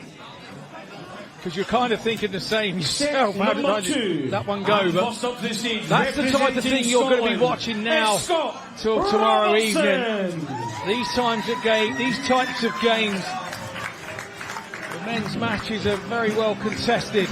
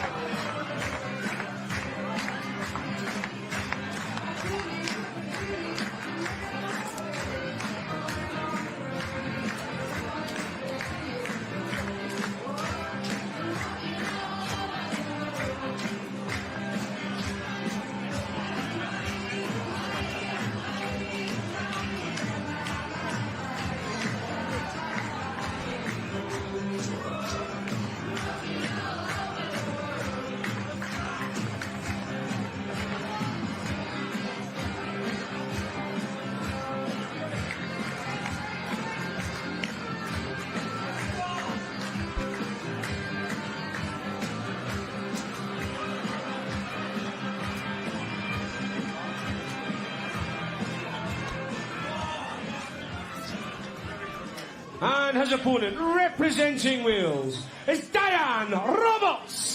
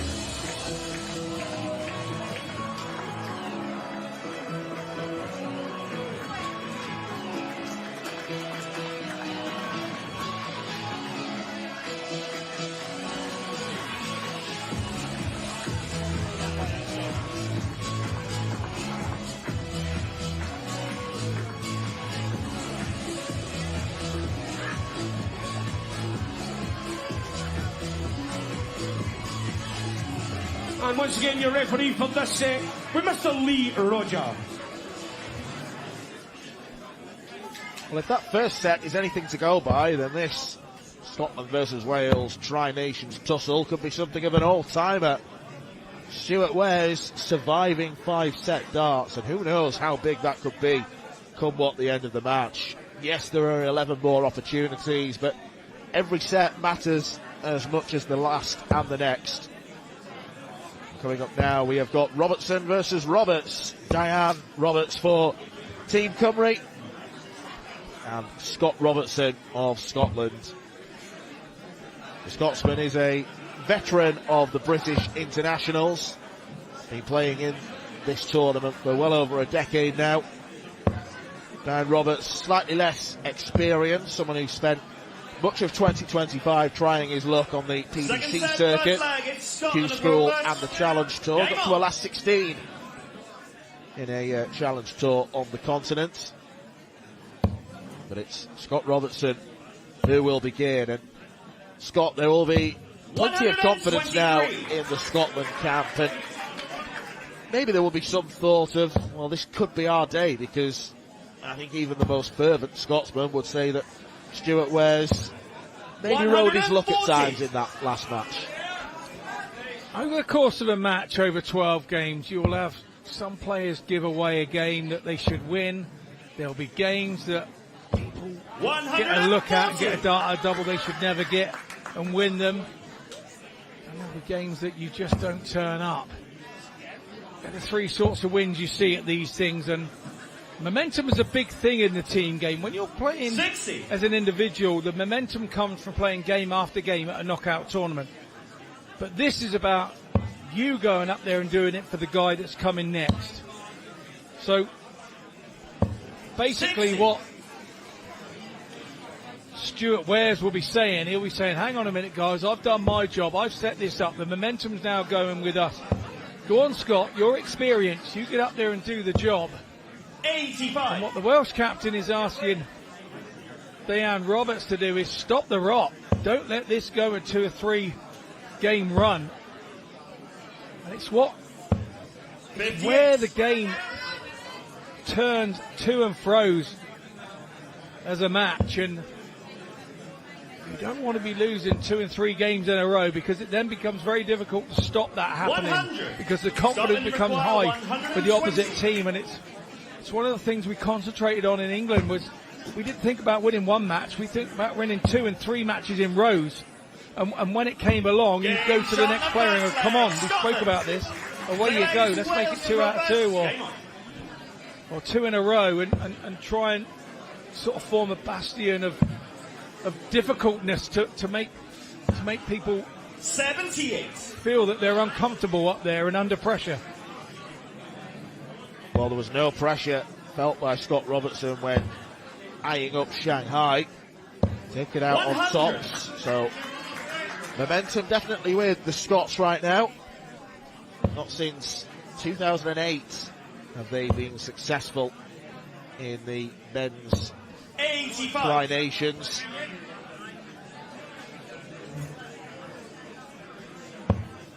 Interesting darts that Robertson uses. Very small, very bulbous barrels and short stems. 100.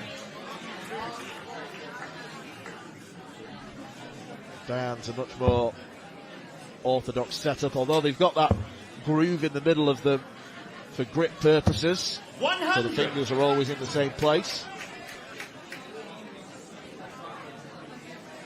Have you ever tried to experiment with funkier, more unorthodox darts? 100. I'm the world's worst tinkerer. Yeah, I've had spinny top darts, and to stop them spinning, I've put hair gel in the top so they don't move until they're sat in the board, and then when they get hit with the other dart, they move. I'm one of those, I'm afraid, and putting little bits of blue tack in the tail end of the dart to change the weight and the centre of gravity. So, yeah, I've pretty much tried everything. From sandpapering them to give more grip, putting paint in the grooves to stop them having more grip, having less grip. I've tried all sorts of tricks. 140. Scotland I generally go back to where I started, if I'm honest.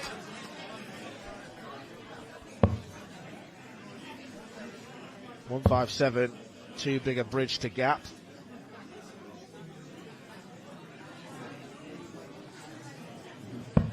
.137. Wales to require Scott Robertson 40. does enough to leave double 10. Roberts wants tops.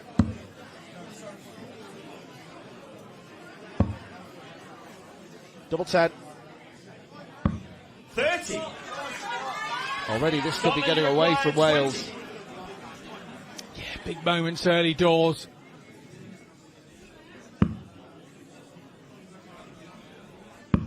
Game shot in the second leg. Scotland.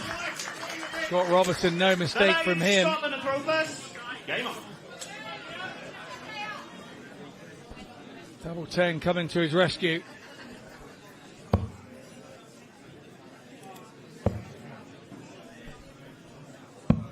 '97.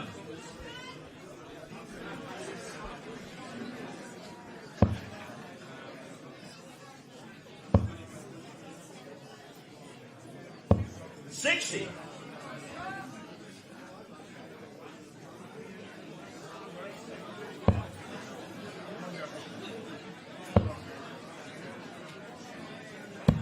'78.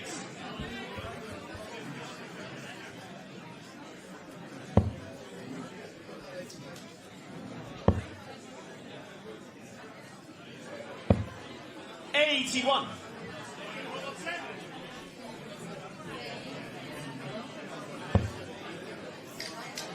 One or more of those, couple more of those, we'll see Robertson in control here in leg 3.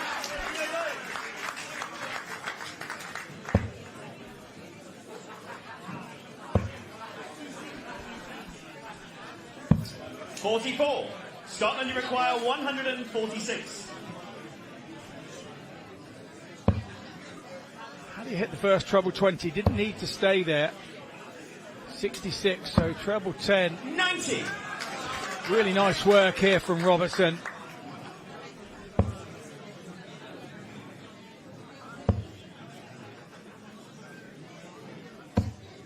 '140. Scotland, you require 56. He's playing beautifully. 20 for double 18. And right now everything's working a treat.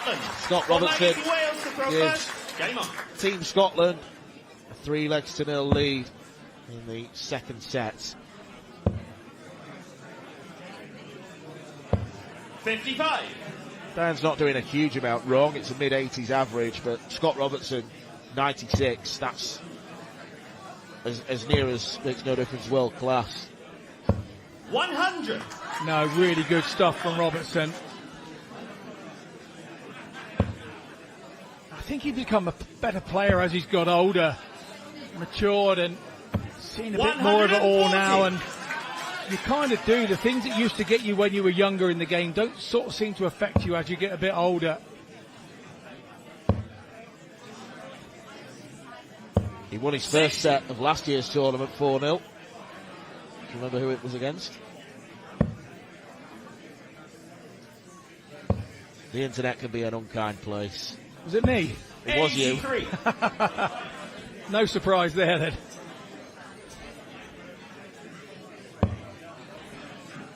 Yeah, one of my worst international run-outs ever last year. One to be forgotten. 60.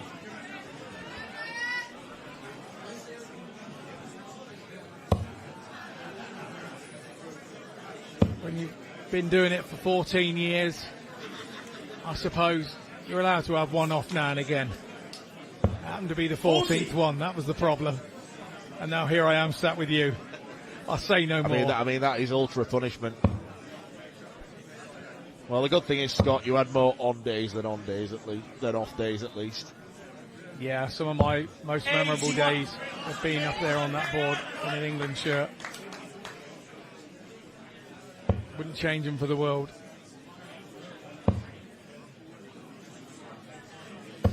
$140. Well, Wales could have a glimmer of hope here.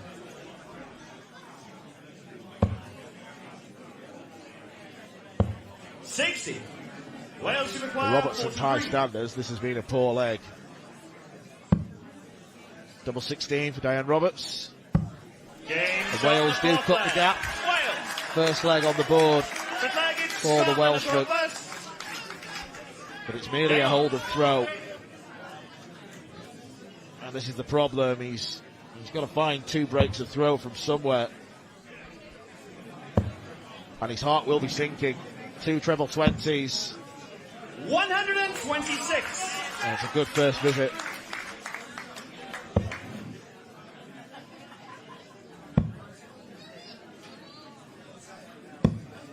96.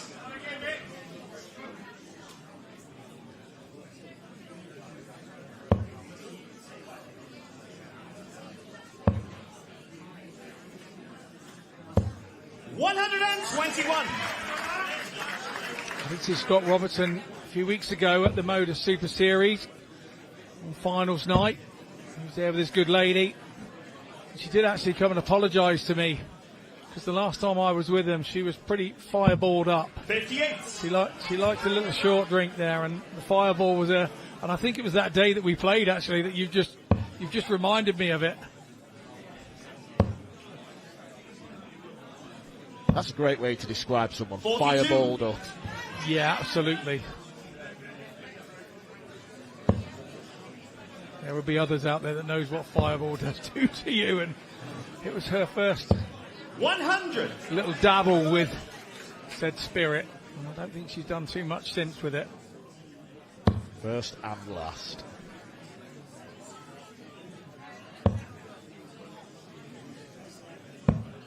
$80.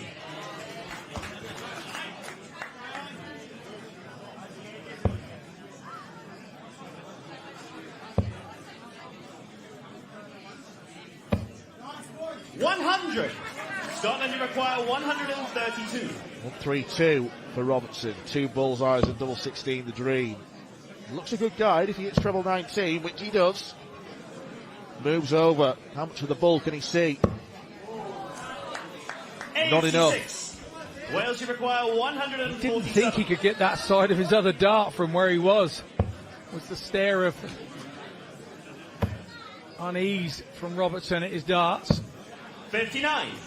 Scotland, you require 46.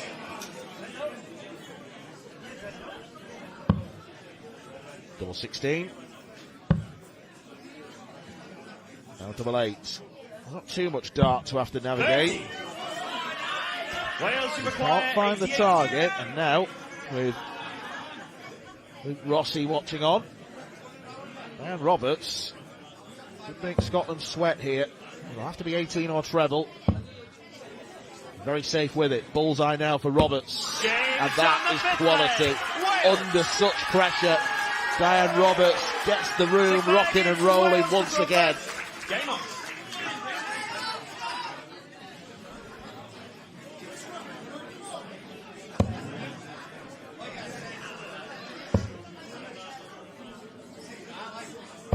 $100.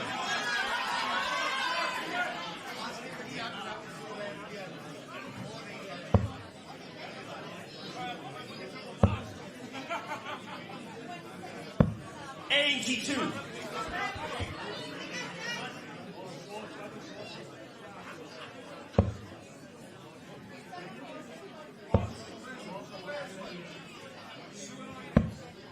$46.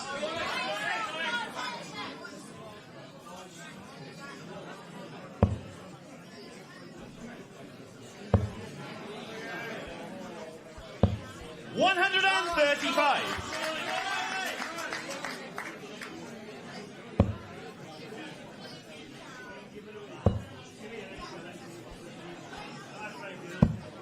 $44.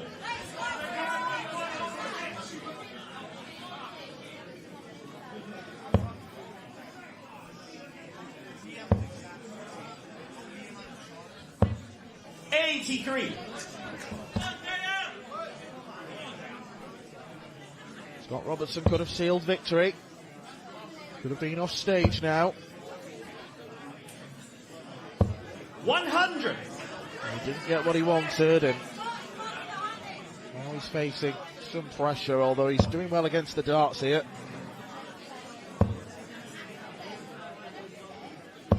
$100.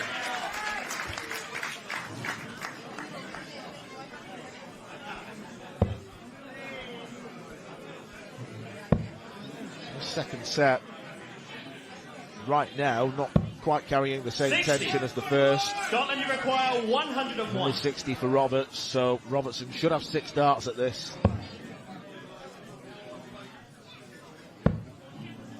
He'll need another visit. 49. Wales, you require 151.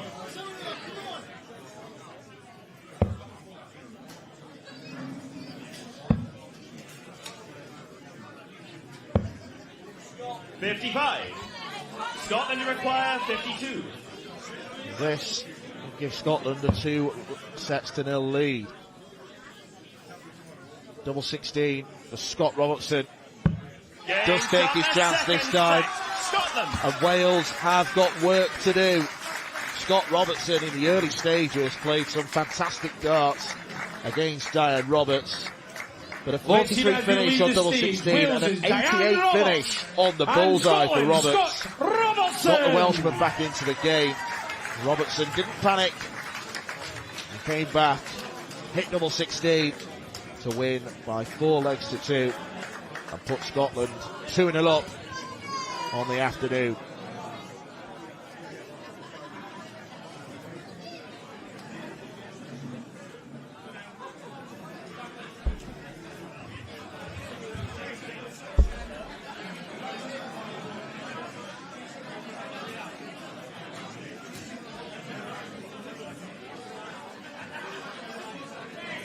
We now move on to set number 3, ladies and gentlemen. And I'd like to welcome first to the stage, representing Wales, Colin Phillips.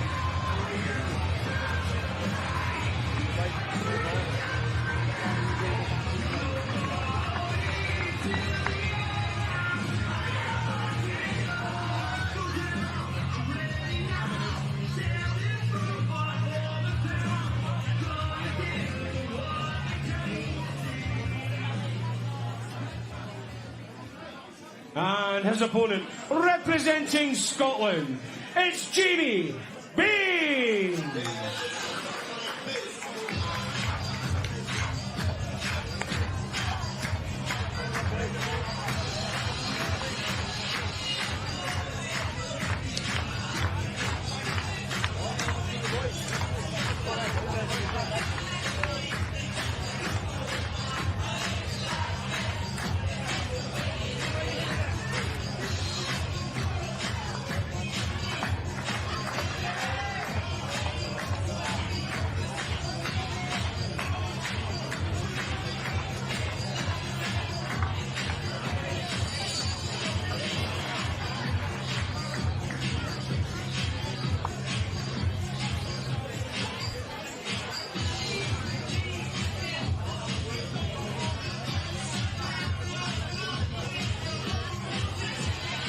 Your referee for the next 2 sets is Mr. Aaron Mitchell.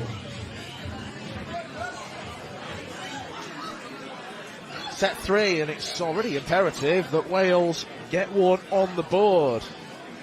For the next 15 minutes or so, they'll be relying on Cavan Crash Phillips.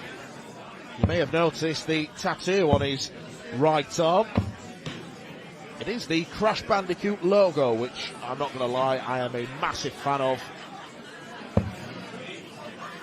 I kind of already want to see more of him. Wales will take on England tomorrow in the finale of this year's Tri-Nations, but before that, thank you, ladies and Cavan Phillips has got to negotiate the challenge of Jamie Bain, former PDC tour card holder. Scotland 2-0 up. They have looked good 55. so far. Can Cavan Phillips change the complexion of this game, or will Scotland extend their advantage.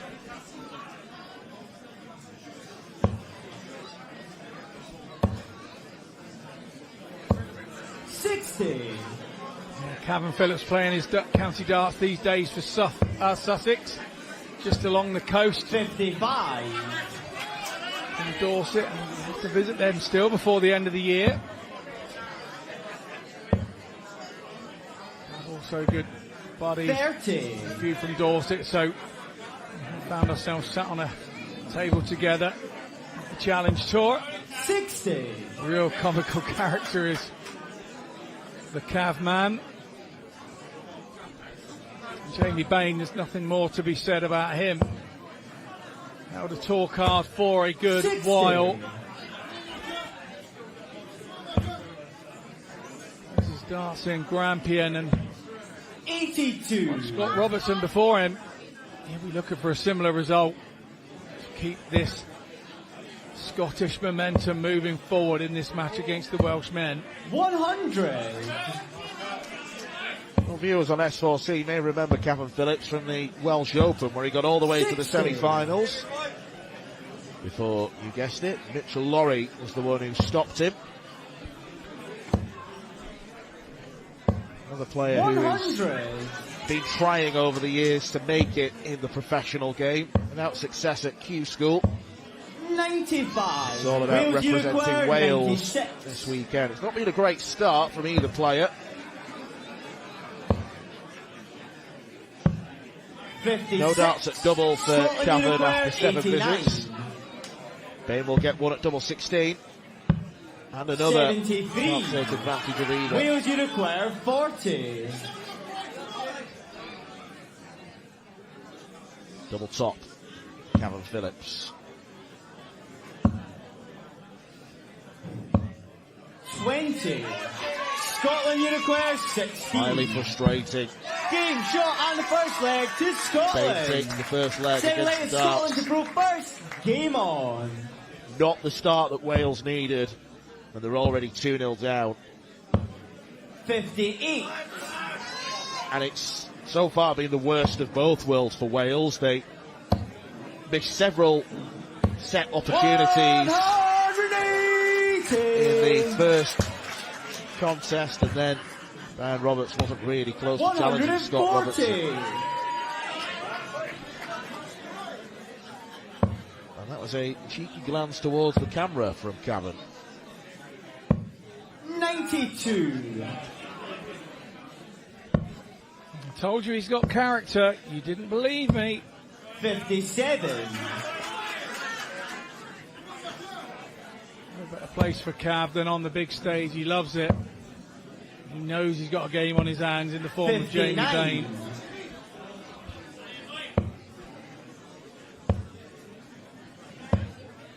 $121. Wales Unicorn 170. 170, not 229. Jamie Bain is down to 134. Scotland Unicorn 125. 125. 49. Wales Unicorn 36. So to make this 1-1, Phillips no score. Doesn't do enough Scotland there. Unicorn Offers an opportunity 76. to Jamie Bain. He should get a dart at tops. He does get a dart at 36. tops and wires it.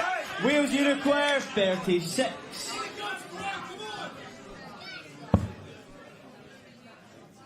Double 9. That's no help. 18. Scotland Unicorn 40. Already several Game misses shot for on Cavan the second Phillips. leg 9 to in total, Scotland. and Jamie Bain Third leg is Wales to throw first. doesn't seem to be in any mood to hang around. Game on.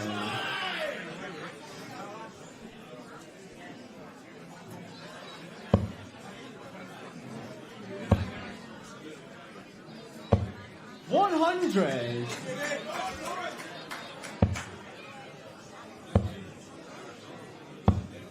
$58.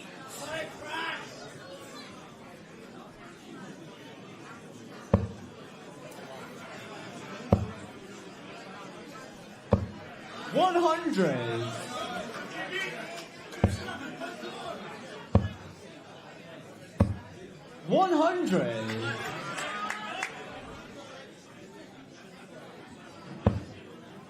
What a tattoo that is.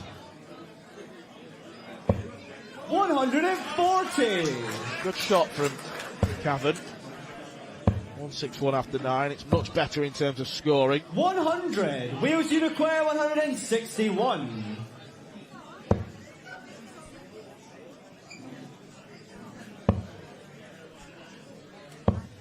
85.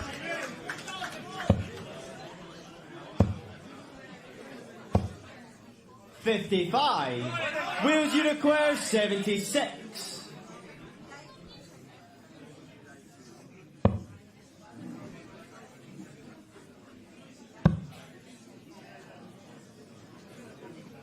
'Slowed down and tried to make sure of the 16 and was a little 44. over sure.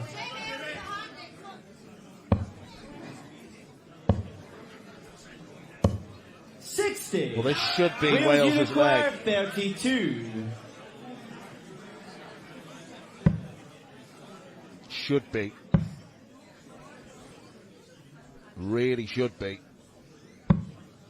24. Isn't just yet. Scotland you require 128. It might not be at all. Treble 20. Needed that for the bullseye. 92. Wales you require 8. Pressure applied from Jamie Bain here.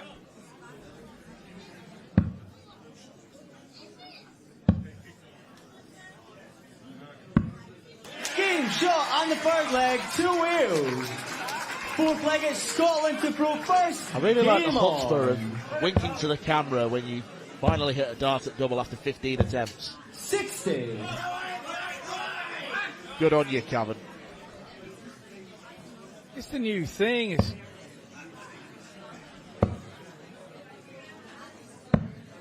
57. It'll be on his Facebook before tomorrow morning, that.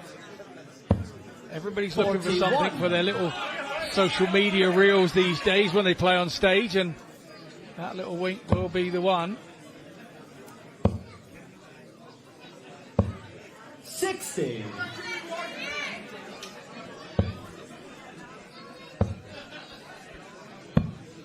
44.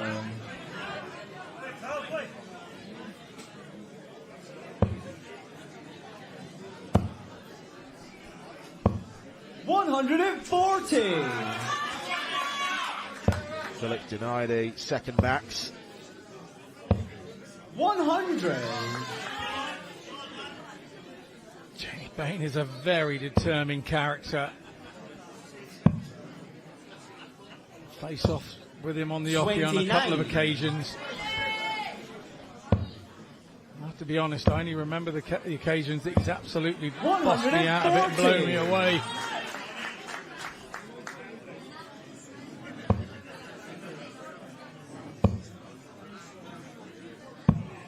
59. Scotland you require 116. 116 over the top, yes, double 18. 98. They were quickly thrown. Wales you require 156. He's always been a rapid thrower. It's Jamie Bain. 60. Scotland you require 18. Game shot on the fourth leg to Scotland.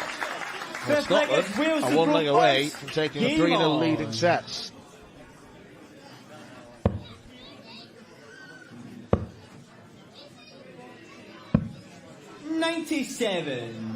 Cavan is hoping to roll back the years because he was part of Wales's successful victory in 134. 2015 in the boys tournament.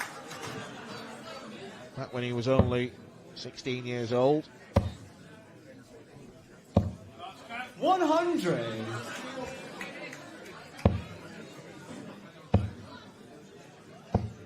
125.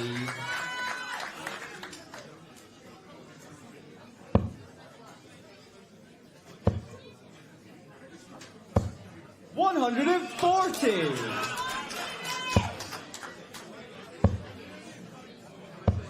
60. Wales you require 164. 164. Would have been a roof raiser. 100. Ton's okay.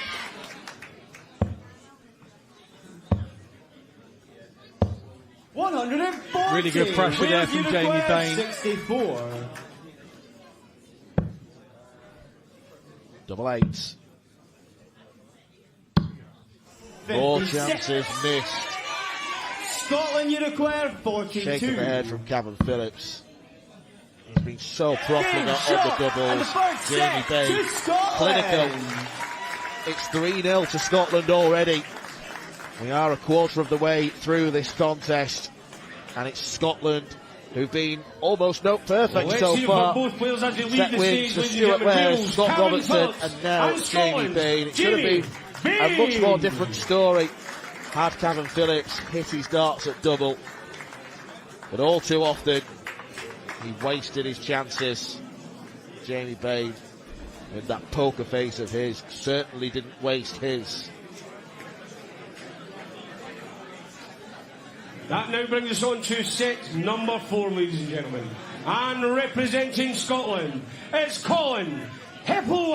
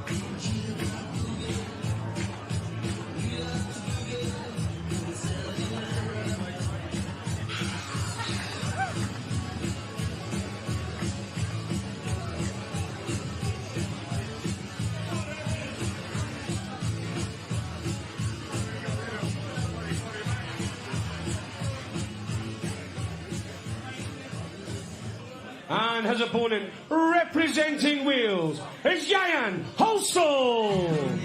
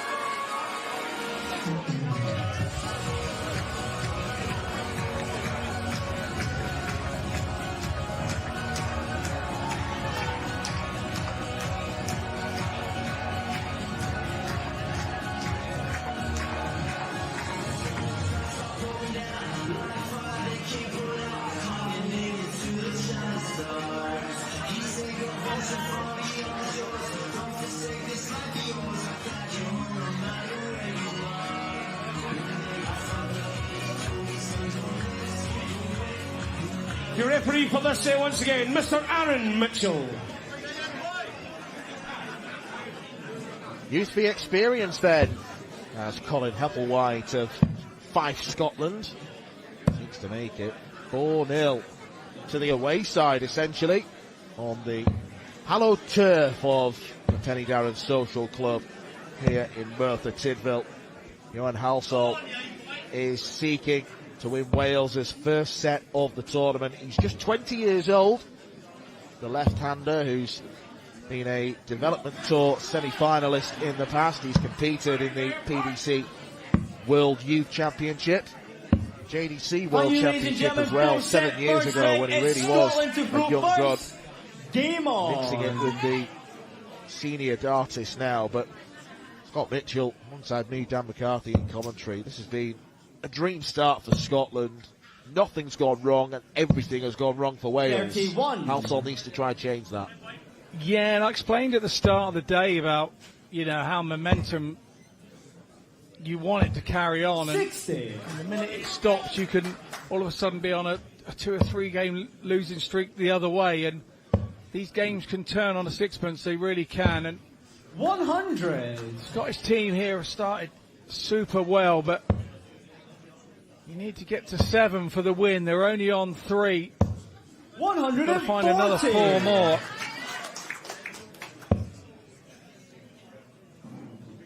It's all about doing your own job. 140. White here. Made a good start. 60.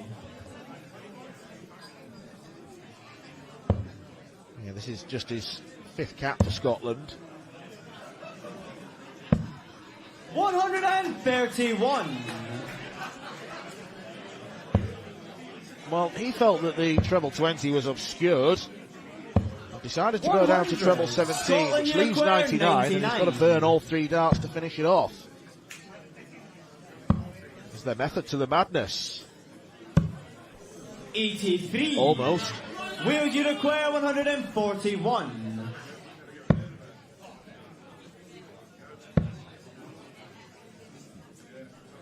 101 left.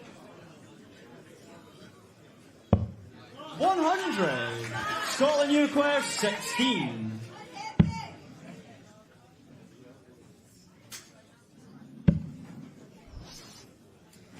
How do you get to this? No score. The answer is you didn't. Wales You you don't. require 41. So, also here. Double 8. Game shot on the first leg to Wales. Enjoyed that moment. Wales to prove first. Not sure it was his Game leg to on. win, but either way, he's got a point on his side of the board. Bit of peacockery that went with it as well. Back to the Welsh fans. 60. You've got to be careful, young man, when you do that to one so experienced as Colin Hippo. 95. A leg that was in the first scoring parts of it dominated by Scotland was lost. 180. It's definitely a Welsh trait to pick out the camera and point to it and celebrate in front of it. They're all at it. 41. 180 for Halsall. Wonder if they're like it on the CCTV down the local Nisa. 119. They pick up a Cadbury's cream egg and then give it a point to the camera. This is what I came for. This is mine. 81. Wales you require 142.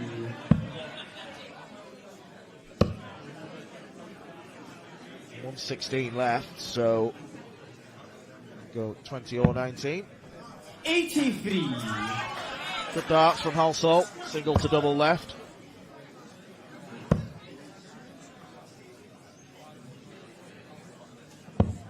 84. Wales you require 59. Single 19. Double top. Halsall steadying himself. He nearly lost grip of his darts. Game shot That's on right the in the second middle. leg to Wales. Third leg is Scotland to Wales go first. looking to turn this around. The tail of the tape in the women's tournament was about those 41. turnarounds from awkward situations, which is where England found themselves. 123.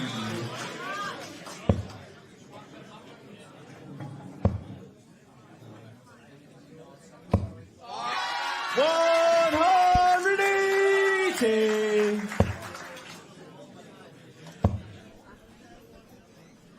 180 apiece. 100.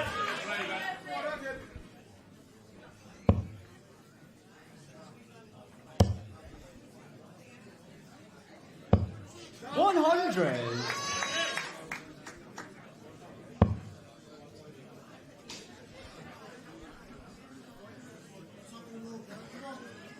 Nearly impaled himself.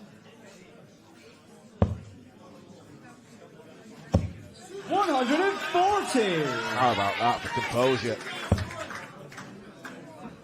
He's settled into the game nicely, hasn't he?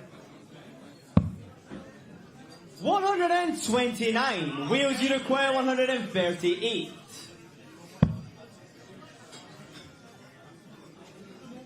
Colin went over to the 12s just to completely eliminate the possibility of busting the score. 118. Scotland Uruguay Uruguay 51. Caught the flights. Was it a good call? 27. Based on that, no, it wasn't. Wales Uruguay 20. He kind of burned a dart that he didn't need to burn. And the young man from Wales gets an opportunity, one last dart in hand, 10. and he misses his opportunity. Scotland Uruguay 24. Double six. 18. From Fife has fluffed his lines. Wales Uruguay 10. The young man from Gwent has all the opportunity and desire here to take out this double 5. One for double 2. One dart left in hand. 8. He offers up an opportunity again. He can't believe it. Double 3 goes to Hepplewhite. And now it really is game on. Game on.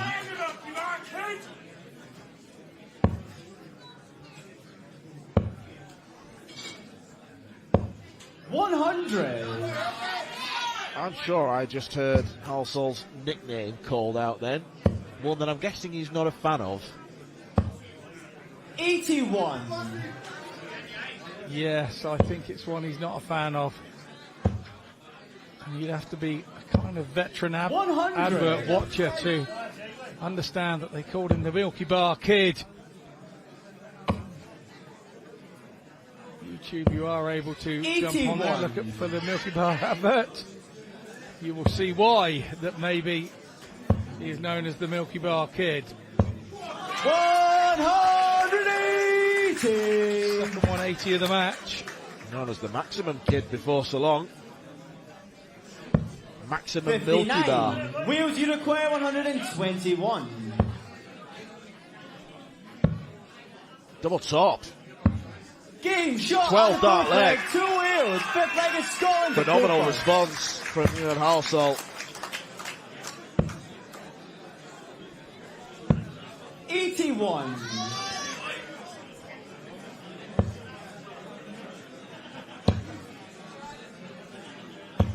60.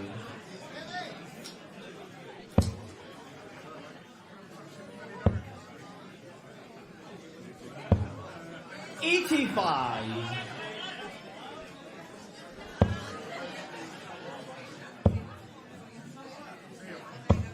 100. Hepplewhite not going away here.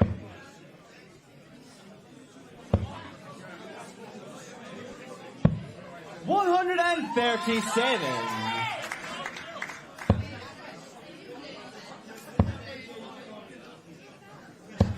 60. This game should be in the grasp of Wales. Get a set on the board. It will steady any nerves. 81.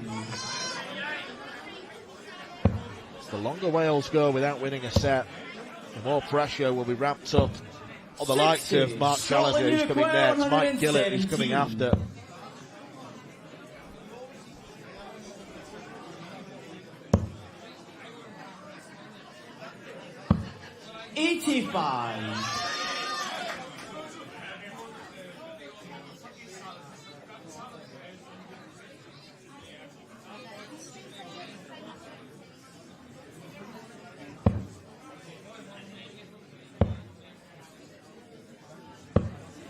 $45. Scotland Uruguay 32. Scotland a long way in front. 20. Well, that first dart was so far away, our camera couldn't catch up with it. That's a really strong one, 14, good visit. Pressures the double 6. Game shot on the 5th Hepplewhite leg. sets the pressure, takes out the double 6. Game on. It's 3-2. Halsall has the darts. 41.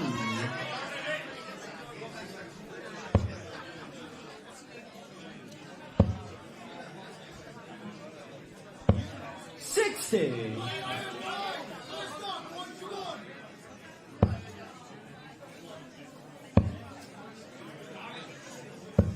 60.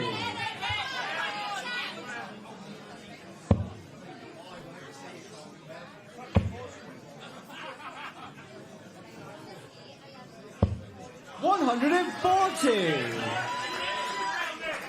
He's played well in spells, Hepplewhite. 96.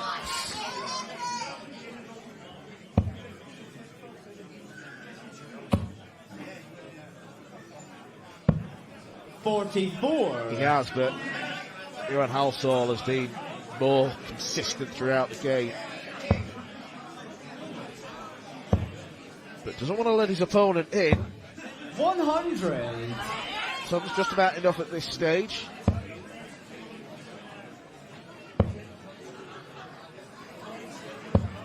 $60.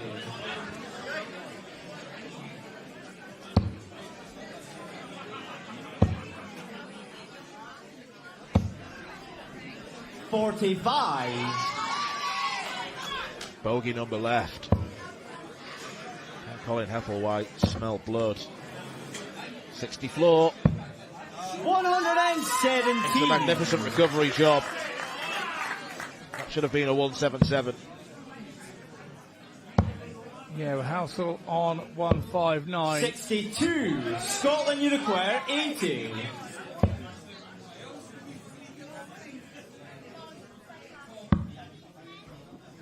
Double five. 70. Wales, you require 97.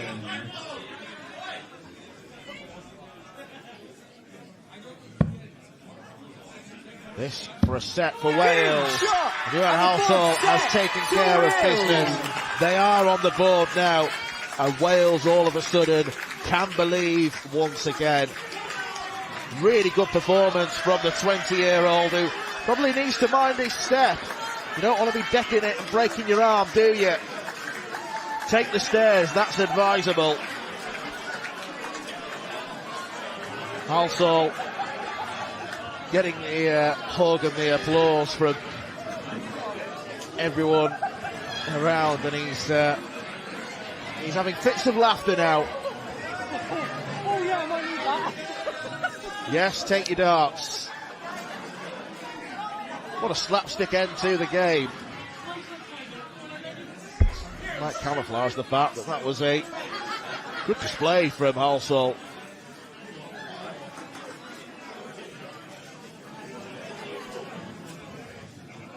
We now move on to set number 5, ladies and gentlemen. And first to the stage, representing Wales, it's Mark Challenger.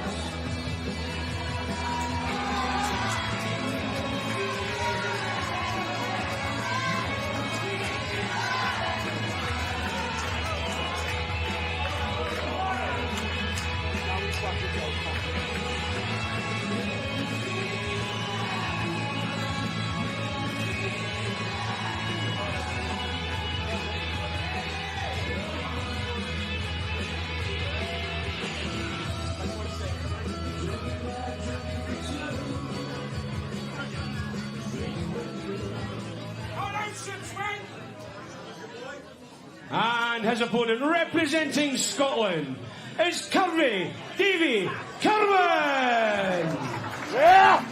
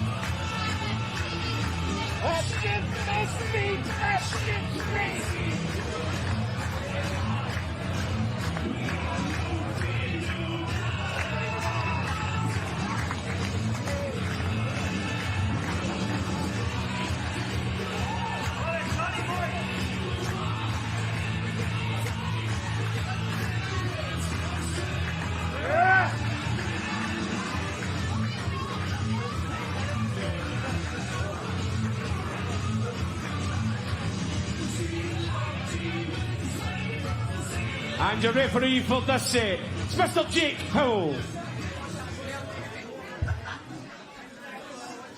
Two experienced competitors about to go head-to-head. Mark Challenger, Wales captain from the Six Nations. So he's used to playing here in front of the lights against Davy Kerwin, who played here for Scotland in June. He's played at Lakeside several times previously. Former policeman, Davy Kerwin. And Mark Challenger is the Welsh challenger. And Wales are now starting to challenge Scotland.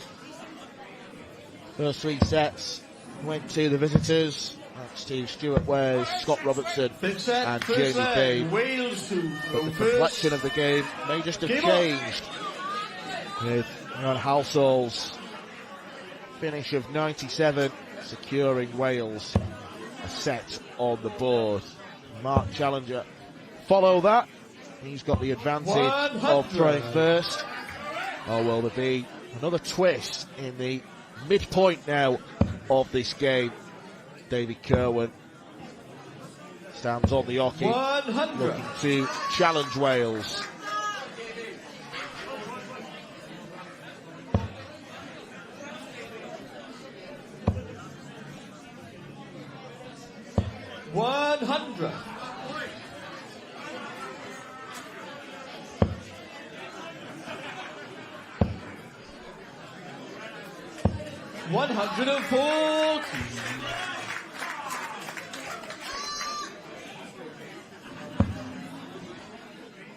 Both have settled in nicely here.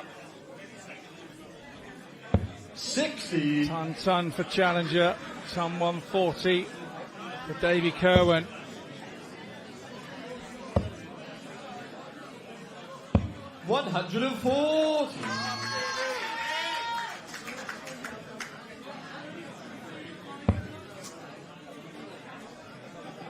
All darts been thrown straight so far. 100. Ton from Challenger gets him down to a finish, but this is lovely from Kerwin. Spoke too soon. Single 19. These tops. He'll be happy with that. Wales require 141. If you're only offering up opportunities to your opponent at 141, you're doing a good job. But he would have had his 89.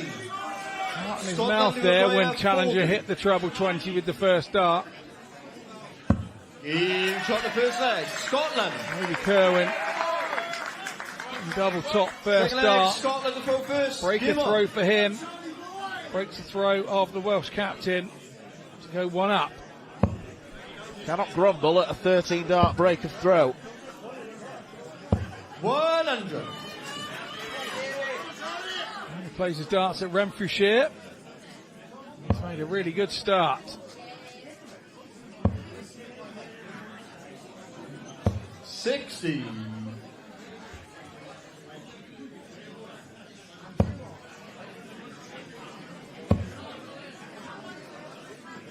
$100.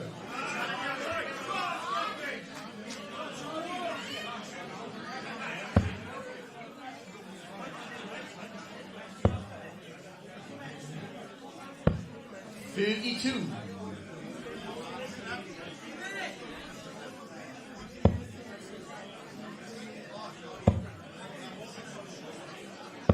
$140. David Kerwin's been superb so far. Just what Wales didn't need.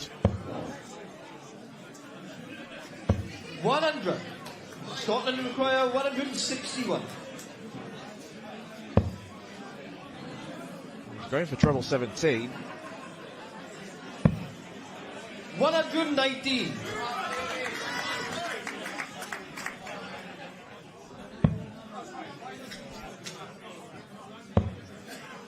Challenger trailing. 99. No panic Scotland just yet. require 42. Double 16 for Kerwin. Double 8. 34. No worry at the moment with Challenger back on 210.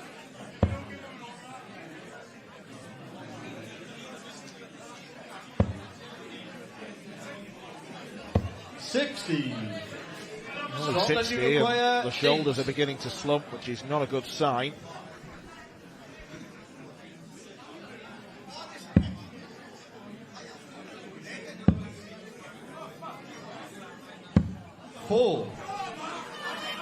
Kerwin offering up an opportunity at this 150. I don't think he'll go bullseye, bullseye, bullseye.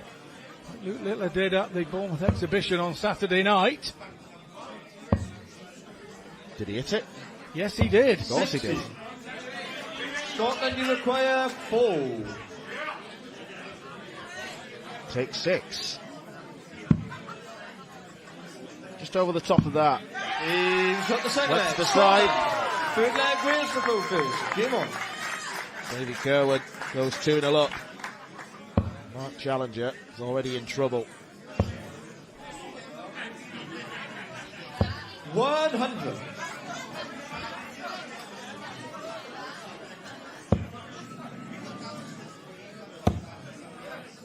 Not in all sorts of trouble if he just holds his own throw here. It's put an awful lot of pressure on his own throw. I'm not denying that fact. At 2-0 down. 60. With his captain and with his team behind,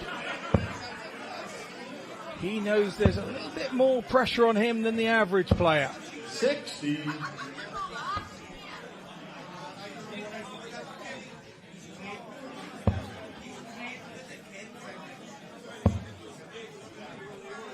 Twelve players 60. in each team. Scott, you've obviously played in this tournament many times. Which slot of the 12 would you say is the optimum time to play? Depends how you're feeling on the day. I mean, 58. Sometimes you want to get away early and get your bit done and dusted and watch the others, and other days you're really up for a tussle, and so I don't mind. I want to be in it, 8, 9 and 10 is a nice place to be where it still matters. You may be having a chance to win the set for you, the game for you, or 100. It depends what mood you're feeling on the day. For me, I always like to be later in the draw and be part of it. I love asking the question of myself, and could I handle it? And the more times you put yourself in that situation, the more chance you've got of learning how to handle the situation.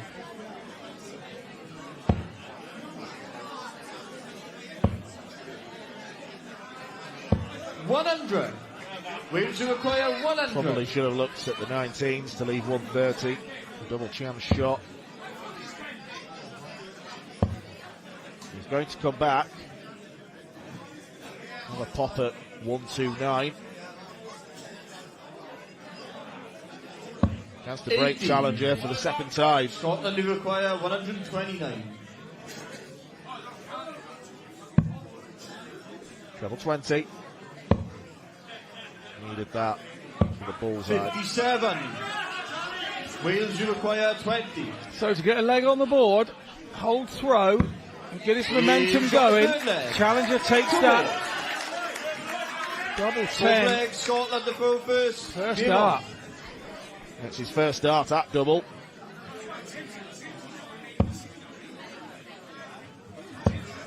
So now it comes down to creating opportunities for darts at double.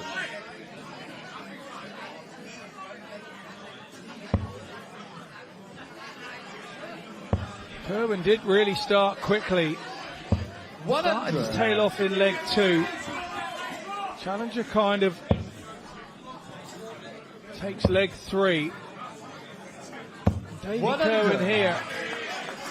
He was desperate to find that treble in that visit.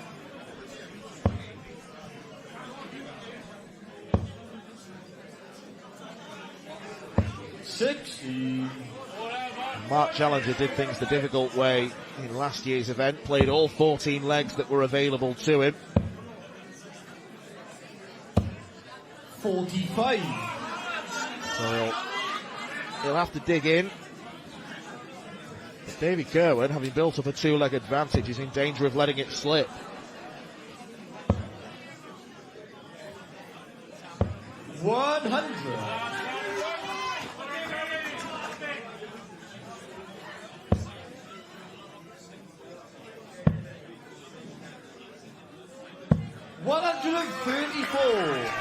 Yeah, really good find that from Kerwin. Yes, it doesn't leave him on a double or a finish. What it does do is this is a little more pressure on Challenger, who had looked like turning the throat.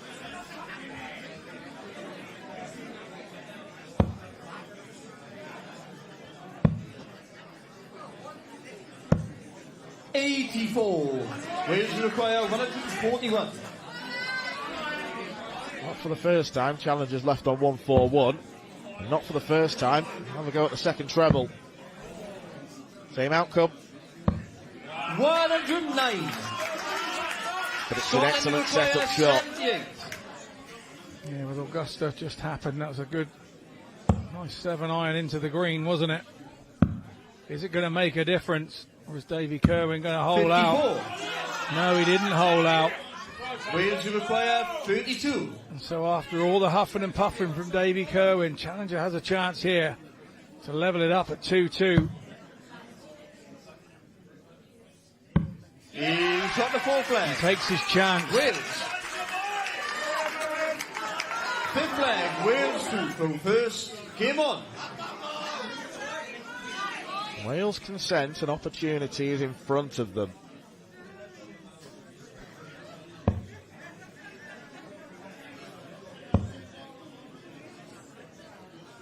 $60.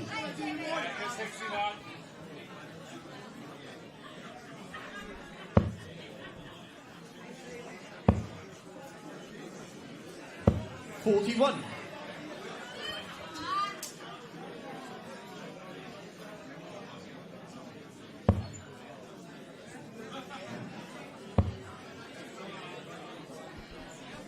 $100.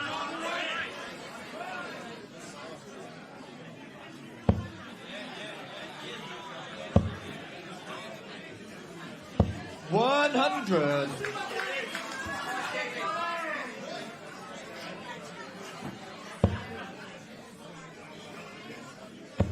Very, very solid player is Mark Challenger. 99. Rare that his darts stray from the target.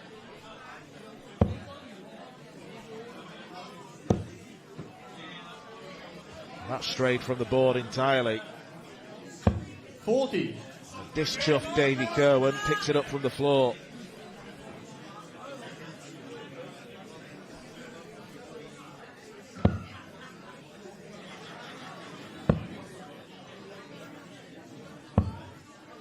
$52.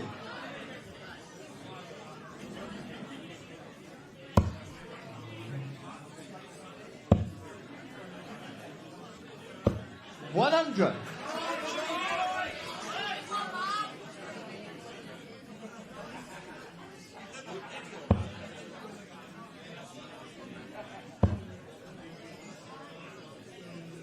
$140.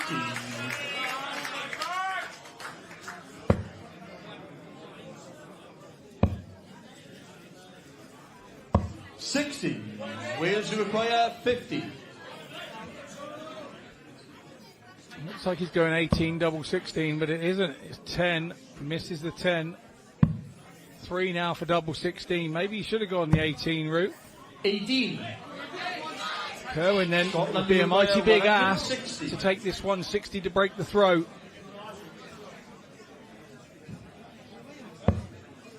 First one's in.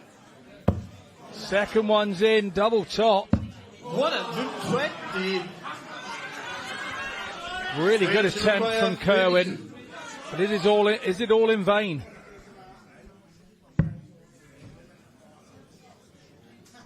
Has it jolted Challenger back into life? 24. Not on that evidence. Scotland, you require 40. Welsh captain flutters to these lines a little. Kerwin now. The room goes deadly silent. 20. Scott Campbell, the Welsh captain there, head in hand. 8. As he sees his man. 3 darts. A chance to break through. Go begging.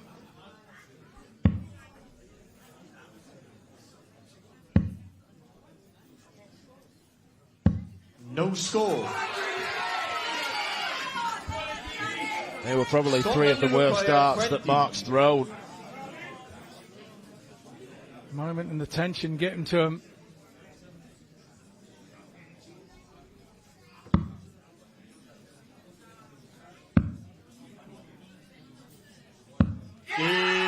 David Kerwin recovers, last dart in hand, and shrugs it off.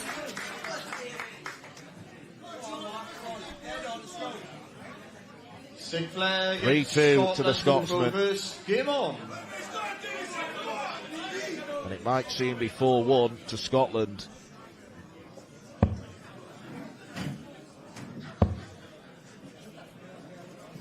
$140.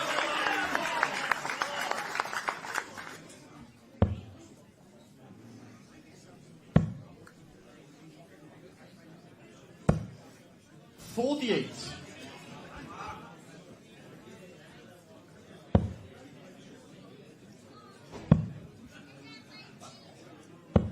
43.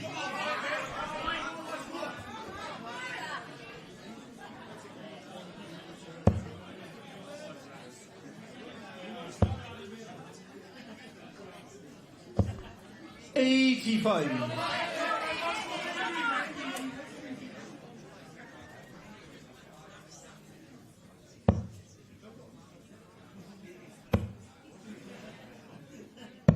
99.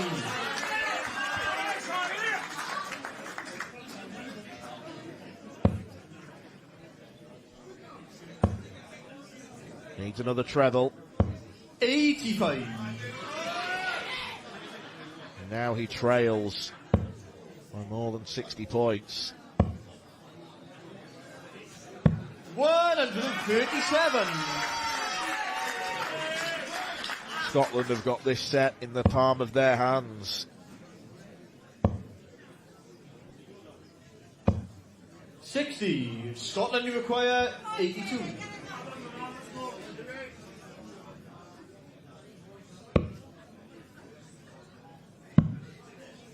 Double top for the set. 42.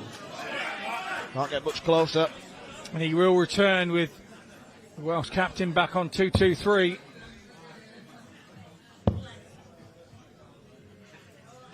95. Scotland to require 40. Double 10 for the win. Game. Davy Kerwin seals it for Scotland. Scotland. 5 sets in, Scotland have won 4 of them. And after the Halsall heroics of the last sets, Davy Kerwin against the darts beats the Welsh captain, Mark Challenger. Some good stuff thrown throughout. Challenger got a couple of legs in the mid-portion of the game, but then he faltered towards the end. And it's Kerwin who makes it Scotland 4, Wales 1. With a few cheeky celebrations to boot.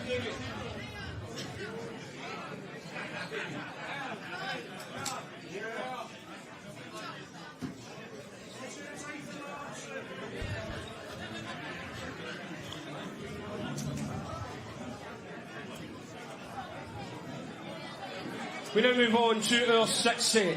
And first to the stage, representing Scotland, is Nicky Danoon.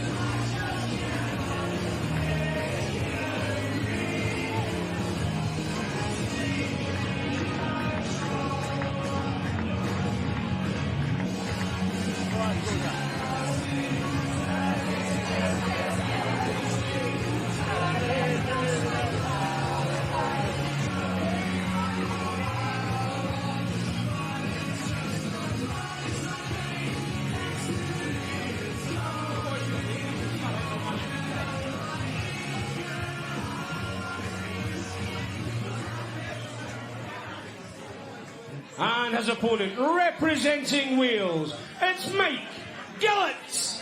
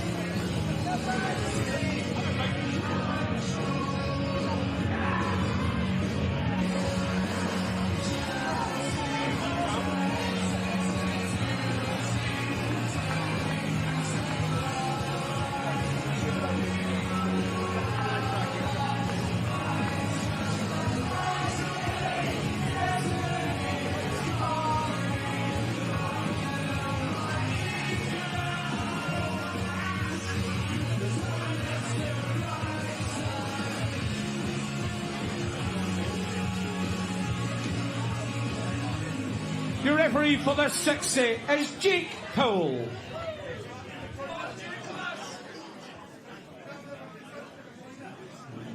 Welcome to an evening with Nathan Aspinall at the Penny Darren Social Club. No, I'm only joking.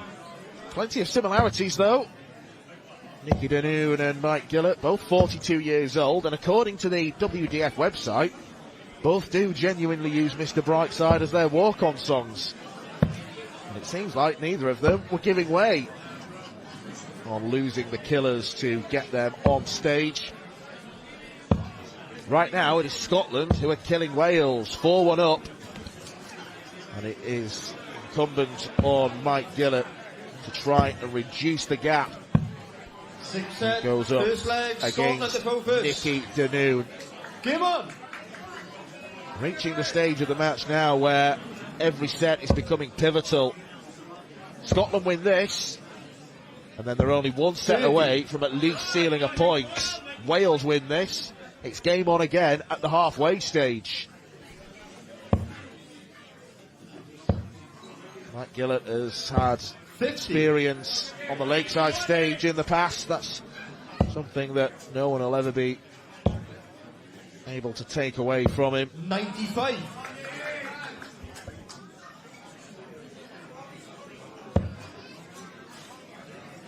Danoon represented Wales, represented Scotland, I should say, at the Six Nations. In last year's Tri-Nations, it was Danoon that had the highest checkout of the tournament. 180! That's the highest possible score with 3 darts.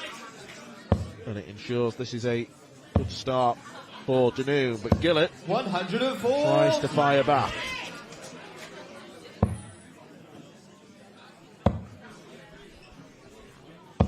$100.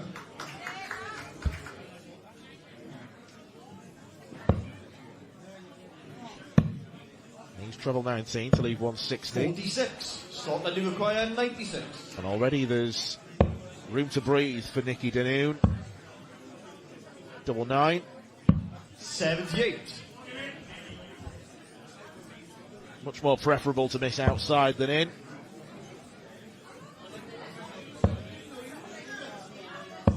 $140. Scotland require 18. Double 9 for another go. Top corner maybe. He's got the first leg. Slid in Scotland. nicely from Nicky Danoon. Second leg, Wales to go first. 18 dart, hold of throw. Nicely does it for Nicky. 100.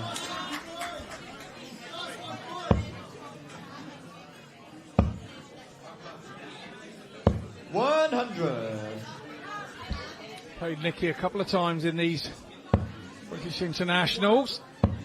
2023 and 2024.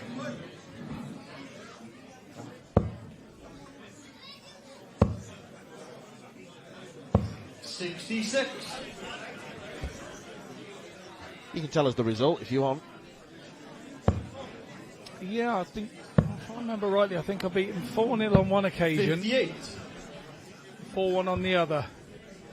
But I think I was on the losing side to Wales on one of the occasions. Scotland on one of the occasions. I think they beat us 8-4. So you're definitely his bogey player then. Yeah, it's nice when they come in and they shake you by the hand and say, it's lovely to see you're not playing this year. So I would say, yeah, maybe I am his bogey player. He's a lovely guy. Lovely guy.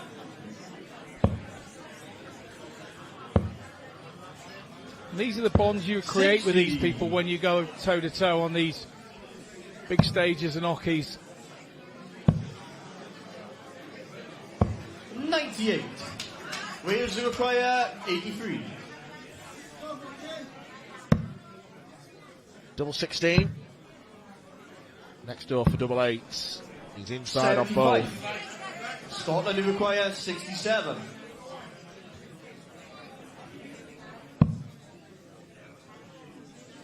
Or treble. Well, he played that very safe. Almost hit the double, which would have given him a go at double 18, but it is the bullseye. 37. Wales require 8. Mike Gillett looking for double 4 here. Gives up the second. Finds it. To Wales. There's a good look at it. Third leg, it's Scotland the full first. Game on. Mike has changed his dart and attire since I last saw him play. Used to go to the Southampton Dart Series and sometimes stumble across one another. Used to use this crazy, tiny little Taylor-esque flight. 44. With an ultra smooth dart without one ripple on it. Darts used to go in Taylor-esque. The back end's tilted down. You could never tell whether the dart was in or out when you played him, so you just had to ignore what he was doing. Looks to be playing with some sort of bunting type dart at the moment.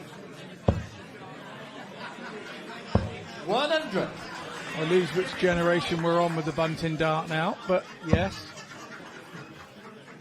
And back to a sort of 45. semi-standard style of pear-shaped flight, so the dart standing upright. So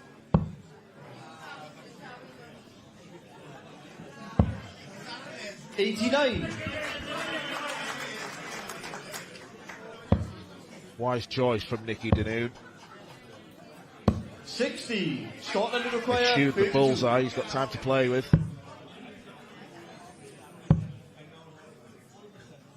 He's got the third leg. Scotland. Uses that side wide. Wales to go first. Game on.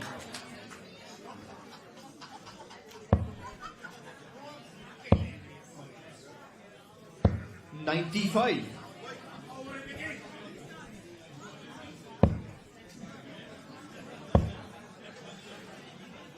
$100.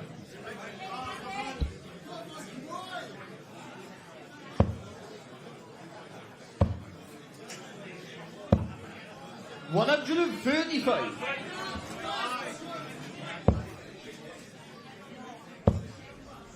Mike was looking for the camera there. It's on the other side, mate. I know you're left-handed and all that. Not quite as observant as some of his teammates. 57. No, not at all.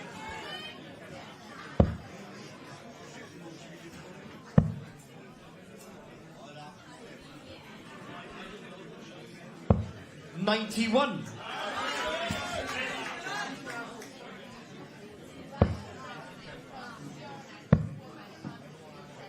Nice thinking from Danoon. Scotland require leave himself the big fish.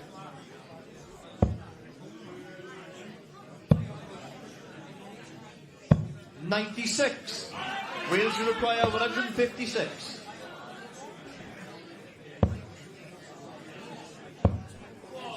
Double 18. 138.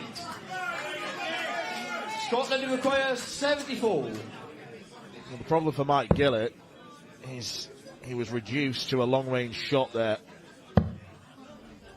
That might be the only chance he gets in this leg. Double 12 for Danoon. 50. Wales, you require 18.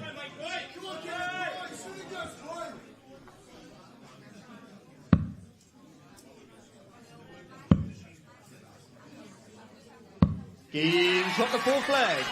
2 Wales. Fifth flag Scotland the full first. Game on.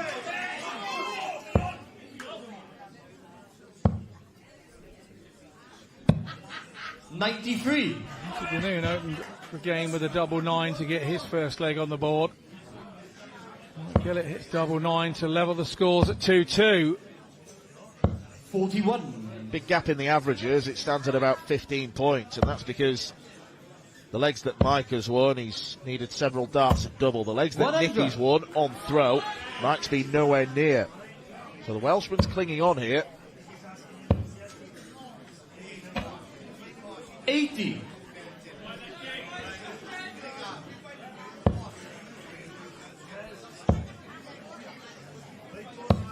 $121.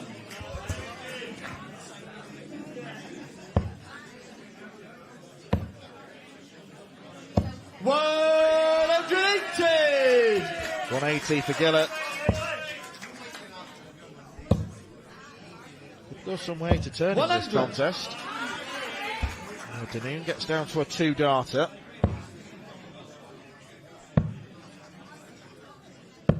$81. Scotland require 87. 20-odd treble. Bullseye for Danoon. 62. Wales require 119. Could have already won this. He's had darts in every leg.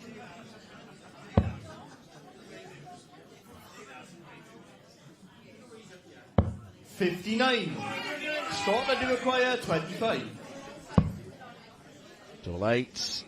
He's got the fifth leg. Deserved lead for Nicky Danoon. Fifth leg, Wales to go first. Game on. Gillett must hold, and then he's only got one more break 58. opportunity.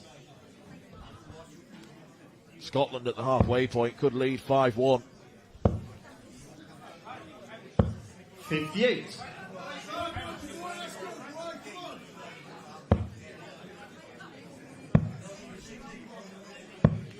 $134. Nicky Danoon plays his darts up in the Highlands. He's had a bit of a track to get down here. 50.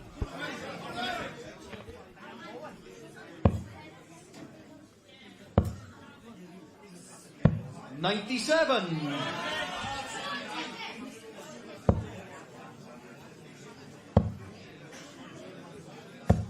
$56.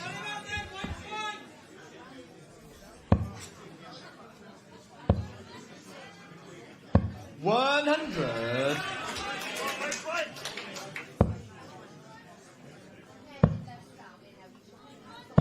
$58. Well, this is the first time in the require match that Mike 112. Gillett has had any semblance of comfort.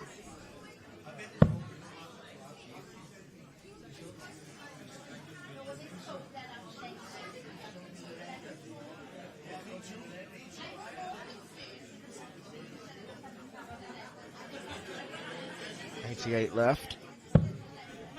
40.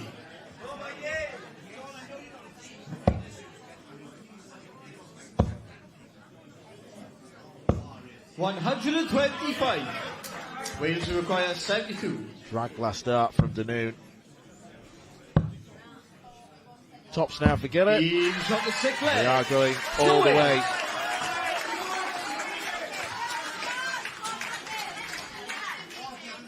Seventh and final leg. Scotland the full first. First Game decider on. we've had since the very first set when Dean Reynolds squandered 5 darts at double for Wales. Stuart Wares was allowed to swoop in and nick it from the Welsh grass.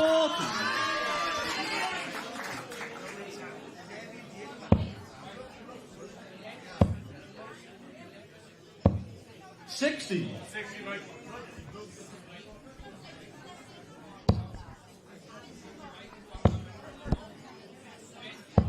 $98.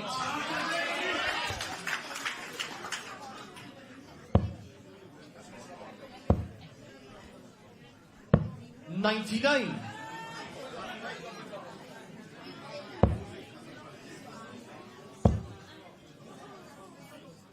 99. Danoon hot favourite now. Even a 180 won't get Gillett to a finish. 97. Scotland require 97 won't do too much. Could stay there. Yeah, he opted to. 81.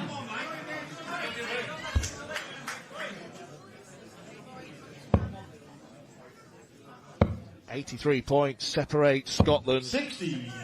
from a Scotland 5-1 require advantage. 83. And that 60 will have been music to Danoon's ears. Doesn't need to go 16s.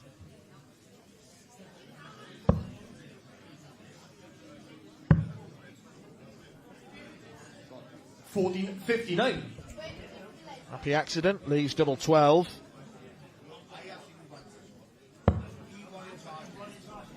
Hit double 9 in the first leg, so it's the same section of the board. Same general area. Scotland require Gillett falters.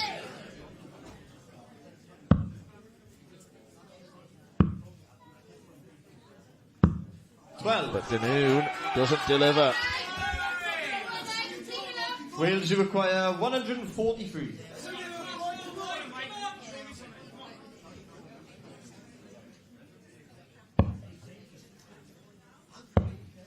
Doesn't go from here. 97. Real good pressure with the last dart. Danoon then back at double 6. Oh, it's the wrong double. He's missed by a country mile. Wales, you require 46. Is this the piece of luck that Wales needed? Because Nicky Danoon has been the better player in this match. That can't be denied. Hands on hips. He'll be livid if Gillett takes this. 6 for tops. 26. But Mike Gillett misses. Scotland, you require Danoon 12. afforded a chance to come back and to increase Scotland's lead in this Tri-Nations men's clash. It is 5-1, and that's the biggest roar you've heard all afternoon. Nicky Danoon was pushed all the way by Mike Gillett, and in the battle of the bright sides, it's the Scotsman who emerges victorious 4-3. The second time Scotland have overcome Wales in a last leg decider, and no wonder he mops his brow, because that was tense. And Scotland, Nicky Danoon.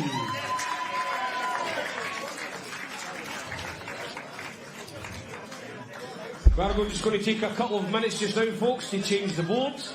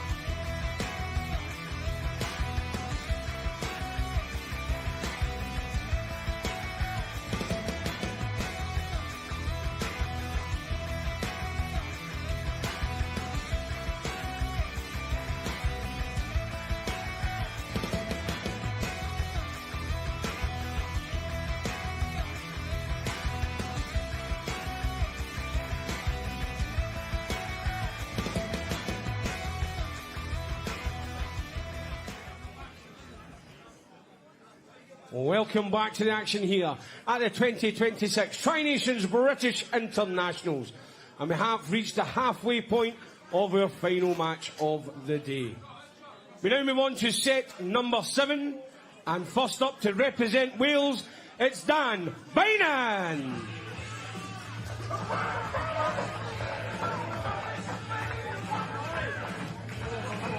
Come on.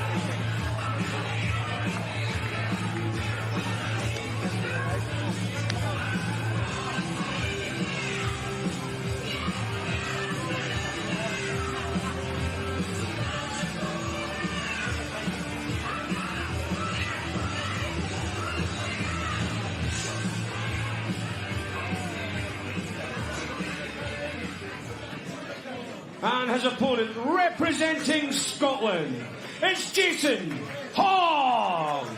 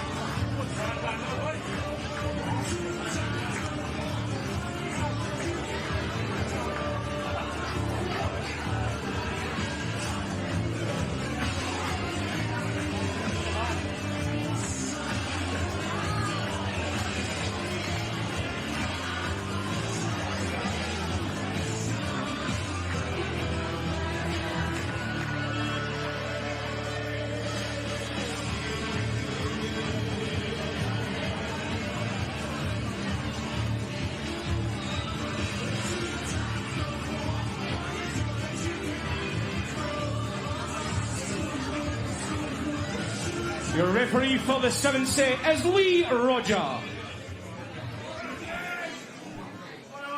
Well, we are past the halfway point now of this first men's Tri-Nations contest at the Prydain Social Club this year between Wales and Scotland.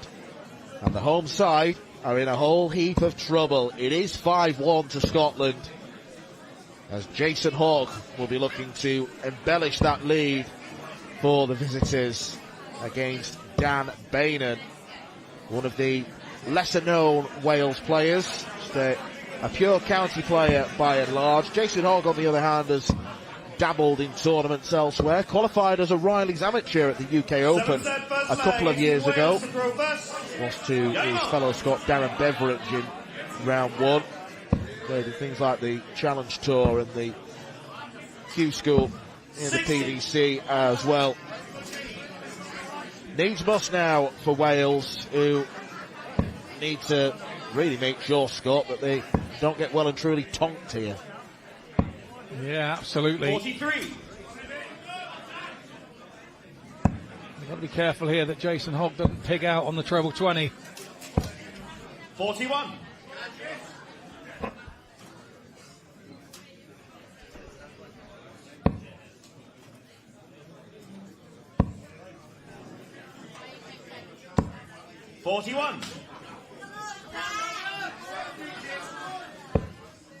We are past the halfway point now, Scott, so out of the 12 players we've seen already, who's impressed you the most so far? I think they've all impressed in some way or another. I thought Scott Robertson was masterful in his game, kept control of it. Even when it started 24. To go away from him, Robert started to come back at him, but he never panicked, he never freaked out, and he kept control and closed the game out. 140. I think probably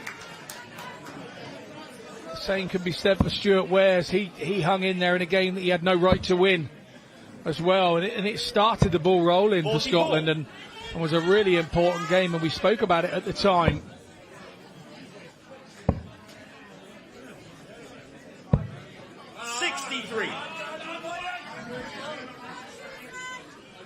Yeah, I've got to agree with Scott Robertson. I think he's been the pick so far. But Ewan Halsall for Wales, a rare shining light for them so far this afternoon. 180! Wales Jason Hogg has woken up from his slumber, but he's still on a bogey number. 97.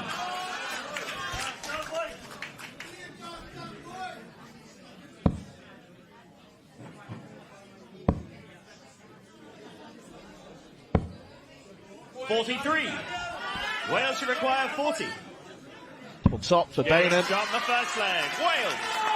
Second leg, it's Scotland to throw first. Game on. Nicely done. Confidently struck dart at double.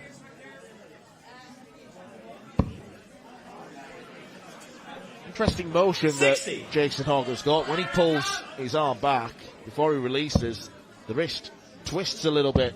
45 degrees. 95. Must feel natural to him, but it means he's got to get the timing of the release absolutely spot on.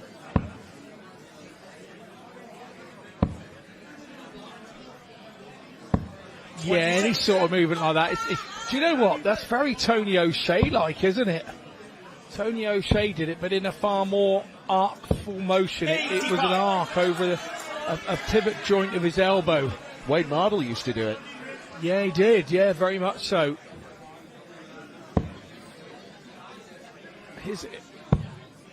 Jason Hogg's is a kind of shorter version of it, isn't it? 84. When it comes back into line, of course, everything's got to line up and make sure for it to hit its desired target. 81.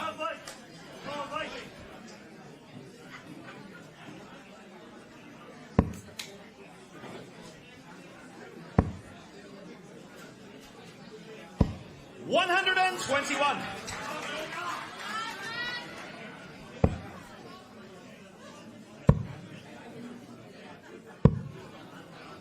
$86. Bainham first to a finish. Despite that 1-2-1 from Hogg, it's been a really poor start from the Scotsman. 100. Wales should require 154.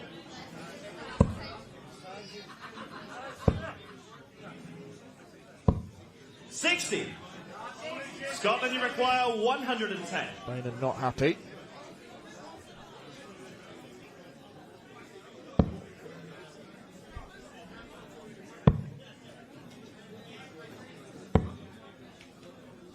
$72. Wales should require 94.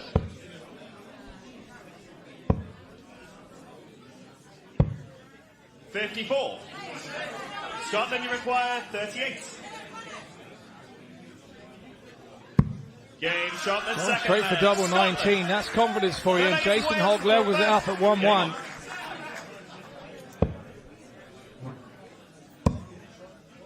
I mean, 125. too many signs that these two are fully at it.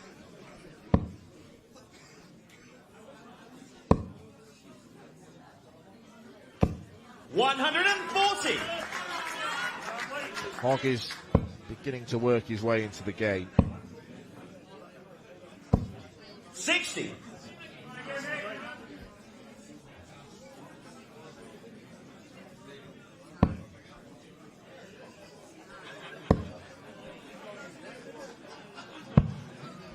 $57.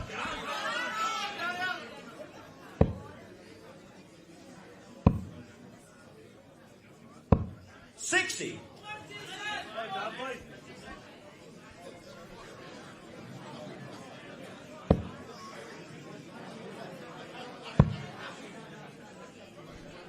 Just a reminder, if Scotland do win this 7th set and make the scoreline 6-1, and then they will at least guarantee a point. 140. And it would be so fitting if Hogg was to win this one. Up Up next is Mitchell Laurie, and he'd be the one to seal the points against Clew Bevan. You have to say that Wales in the next Wales, you require 160. 4 games after this do sort of drop onto their more experienced players.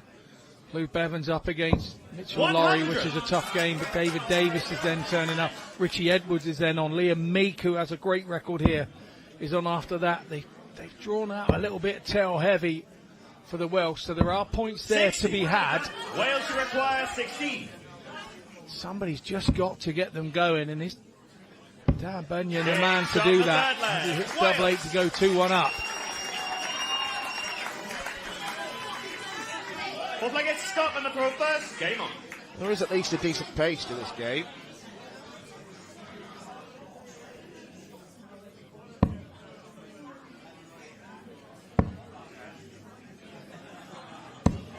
I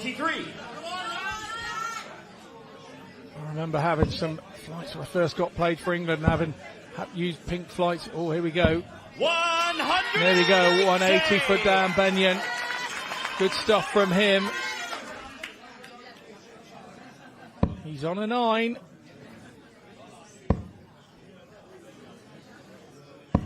$140. Good stuff from Jason Hogg. Goes back at him with a 140. No boos from the crowd. 60. No 9 data for Dan Bunyan. And as you can see, the 9 graphic disappears. As I was saying, I had some using pink flights all of my dart in life, and I got picked for England, and I had some Scotty Dog flights made in the England St George's 60. Cross, and I ended on out with me flights, took them out in the case and put them in. And Scott Waite said to me, "What are you doing?"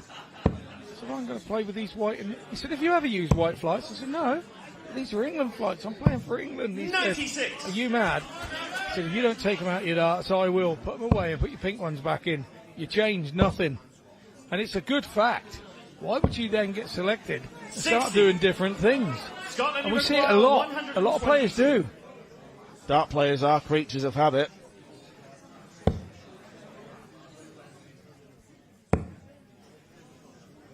Oh, he's missed the 18 segment entirely. A single would have left a shot at the bull. 74. Wales require 141.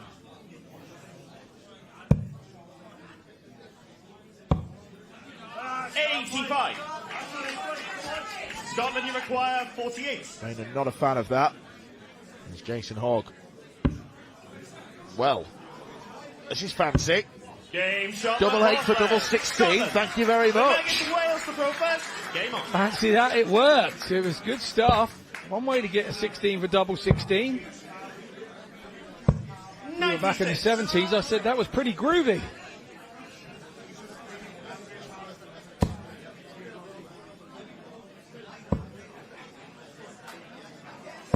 $140.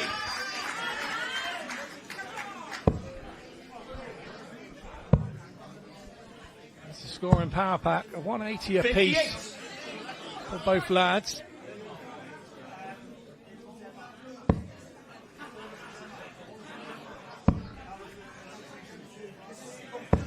$85.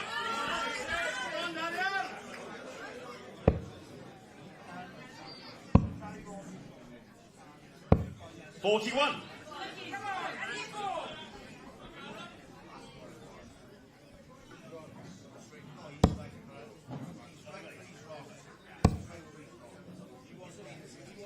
As a player in these matches also, when you're on in the latter stages, it's difficult to gauge what time you're going to be on and where to peak with your practice. 40. And what you're doing in the back room. So it's difficult because some games go 4-1, some go 4-3. You can be an hour later than you're expecting, or you can be half an hour earlier. And 137. the biggest thing you don't want to do in the back room is over practice. 95. Scotland, you require 54. It's probably why you want your experienced players at the back end. This for a break of throw. Jason Hogg finds it. Scotland are finding most things. It started off scruffily from Hogg, but he's worked his way back, and the finishing has been masterful. 3 from 3 on the doubles. 100. And again, I talk about that word momentum. Scotland really have gone 100. With momentum. Wales are really up against it. They're having a few moments in these games that are not quite going their way, but when it comes to the special moments, they've been all Scotland, really. 47.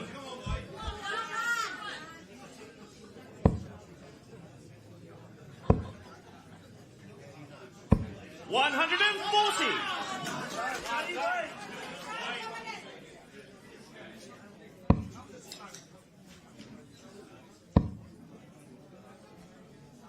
Just sometimes shows 54. That averages don't win your games there, Dan.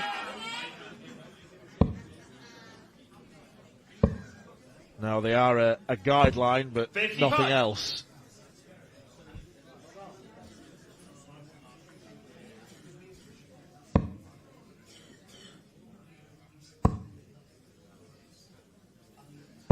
$140. Jason Hogg is fit and firing. 134. Scotland, you require 160. To be the same. All of a sudden, this 160 is under enormous pressure. Well, it wasn't going in, so it's not too bad a result. 65. That's not a great one, though. It fell out of the one and did him a favour, and then he couldn't compromise the favour by then hitting a 5. Double top for Bainan. 52. Well, that's a horrible dart. Scotland, you require 95. Dragged low and wasn't too far away from busting. So 95 for Jason Hogg. 74 left. Treble 14. 55. Bainan's coming back. Wales, you require 20.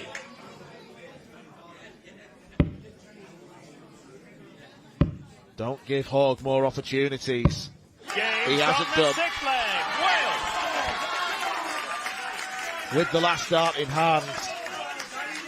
Horrible for Hogg, but Wales may find themselves salvaging another set. 60.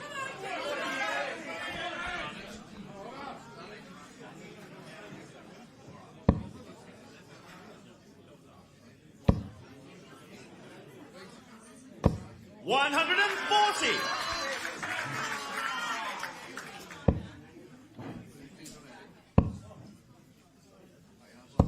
$60.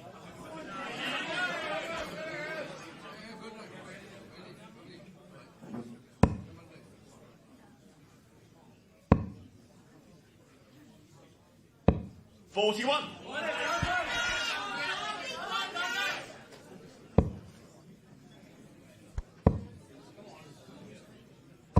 $140. Who's winning this? Probably the biggest coin toss game we've seen so far.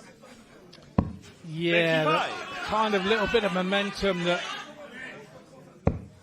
Bainan had coming out of the last leg by hitting it has now gone with him. A big 1-2-1 score there to leave 120. He's on throw.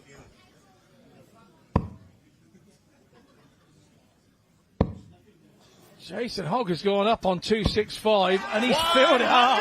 What a 180, what a moment. What a crazy thing to do, but he's got away with it. But will that be the last start? It will. Bainan wins. And Wales have got a set back. That was a nail biter. Jason Hogg with a 180. Bainan needed Shanghai, and he's taken it. It is still a big ask for Wales to come back into the game. Dan Bainham joins you at Haltall in the winner's circle for the Welsh. Probably the most exciting game we've seen so far in this contest. Bainham with a smile on his face. All the Welsh contingent coming to congratulate him. It's a big smooch on his face from Lloyd Stereo. What a finish that was. Fabulous second dart and an even better third one. We now move on to set number 8, ladies and gentlemen. And first to the board, representing Scotland.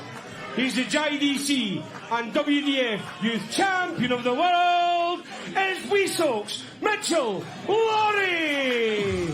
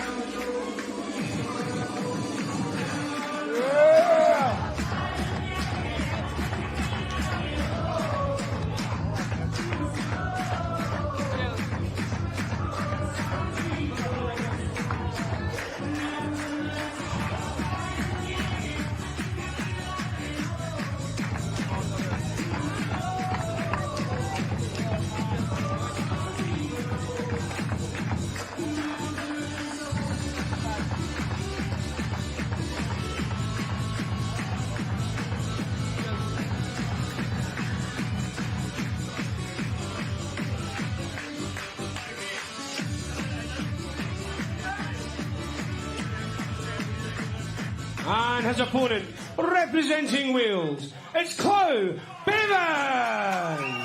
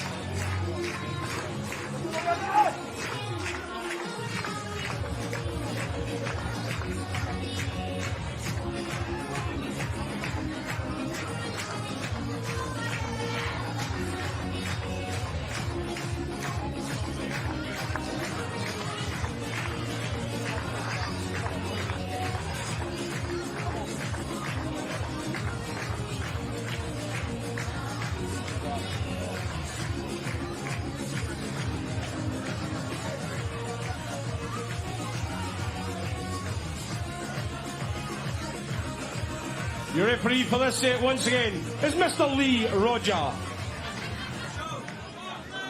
Scotland's star boy is on stage. Mitchell Laurie showed exactly what he's capable of in his boys contest earlier this afternoon. A 170 checkout to beat Lloyd Stereo 3-2 in a game where he was pushed by his fellow 15-year-olds. At the time, he knew that Scotland weren't going to win the boys' title. England had already sealed it. Now he could at least seal a share of the points. But he's going up against Clow Bevan, our colleague at S4C, someone who will be gracing the commentary box in Welsh at times over the course of the weekend, and a very good player in his own right. Although, even though my knowledge of Welsh isn't great, he was interviewed at the top of the show by our presenter today, Rhys Jones, and when Mitchell Laurie's name was mentioned, there was a knowing smile on Clew's face. He's probably being given the toughest possible draw, but doesn't need to think about that, needs to think about himself, because you've said it, Scott, off air to me, that he's been a massively improved player over the last few years. 137. Yeah, Clew has, and he's, I Like I say, I played him a couple of weeks ago at the Challenge Tour, and he absolutely battered me. I wasn't even in the same street, same postcode. He really did a job on me, and I was really impressed with him. And this has been coming for the last sort of like 2 years, 18 months to 2 years. 58. Darts going at a strange angle, and when you're watching him, you don't really know where the darts are. And if you are a dart watcher, you think, oh, that's missed, and all of a sudden, no, hang on a minute, that was in. 100. So you've got to be careful. I found it was easier just to not watch where his darts were landing and try and keep my head down and concentrate on me, as you rightly say. 97. Very reminiscent of another Welshman in Rob Owen. Stacks the darts rather than the more conventional angle of entry 93. like Mitchell Laurie's got. Require 113. 113 for Clew Bevan. Now needs treble 18. 38. Scotland, you require 105. Double 16 for a hold of throw. Mitchell Laurie takes care of business. Second leg is Wales for throw first. Game on. 3 ton plus checkouts already today. 104, 105 and that 170. 140.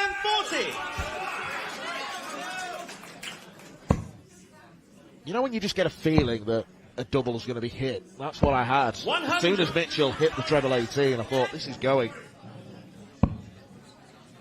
I've soon had to score Mitchell. I have to say that Mitchell's the Scottish Gezi Price. 60. Big celebration. It was a big shot. It was a big shot. It was the whole throw as well. Clew had almost turned him over and turned him round. 81. Jumps up with the 105. We come to expect that from Laurie these days.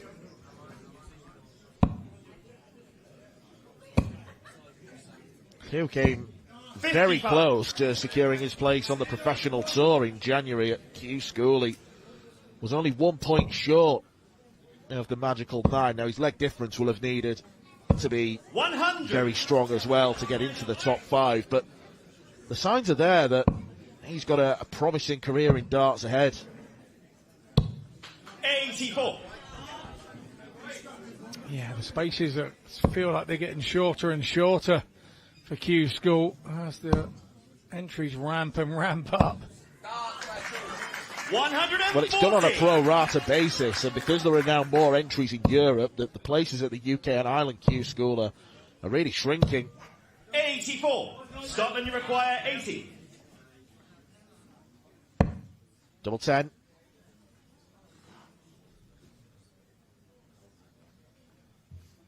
Very Rob Cross-esque, the step back.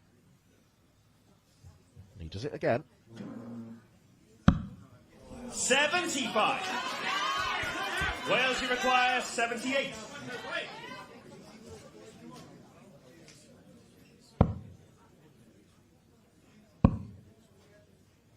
Double top.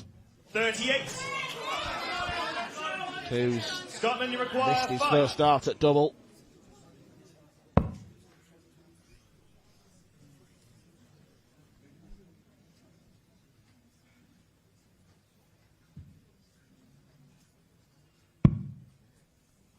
Double 1, last start in hand. Scotland, second leg. Scotland. Once again, Mitchell Laurie takes it. Scotland, throw first. Game on.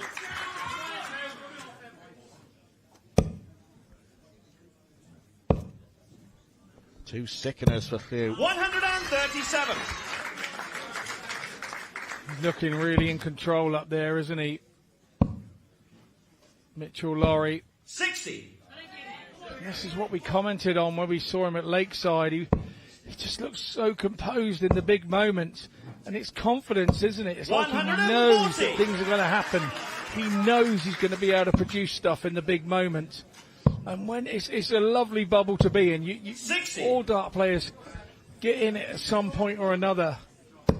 And I think when you get in it in such a big way, when you drift out of it, I think you spend your time wanting and craving that moment again and that feeling again.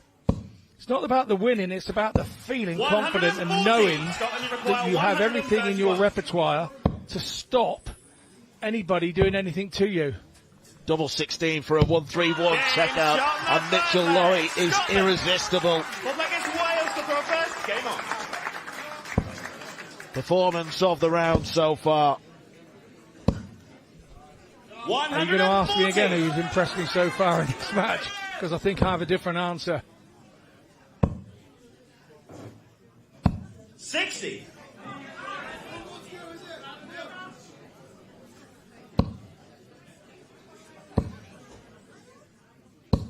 No 15-year-old should have the aura that Mitchell Lorry's got, but he's got it.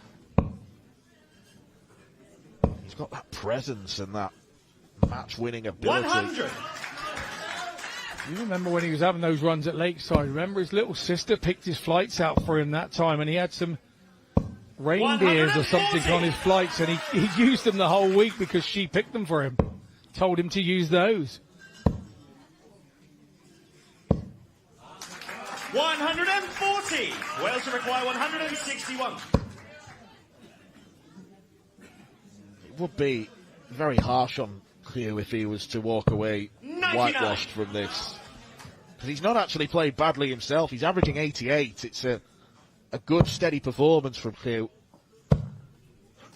98. Wales to require 62. Chances on to get a leg on the board. Double 16. Game Well, it's deserved for Cleo Bevan. And fair play to him. Game on. His head hasn't dropped. He's not sulking around the stage.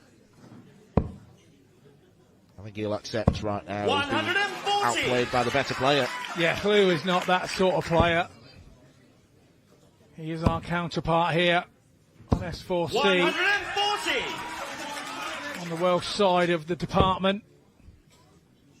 And he's a big addition to us here, really is. Knows his stuff.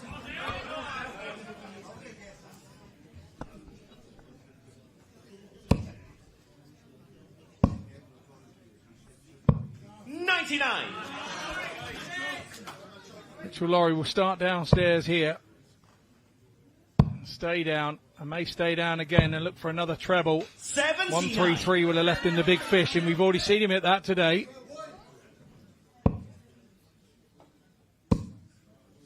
Has to go over to the 18. Hits the treble 18. Really clever move from Bevan. It's not over yet. 57. 128 is one of those crazy shots that sometimes you're punished for hitting the treble here on this shot. Sometimes the single 18 is the better shot. So now he's got treble 20 for bullseye. He's going to have to go for it. Mitchell's on a finish. 103. And right to go for it. It's easy to say, oh yeah, but this is Mitchell Lorry. Treble 20. How much did Mitchell Lorry want that? 78. Wales to require 25. To close the gap to 1. Well, Bevan's only going to get 1 dart. And it's at double 4. 1 dart's all he needs. Bevan roars.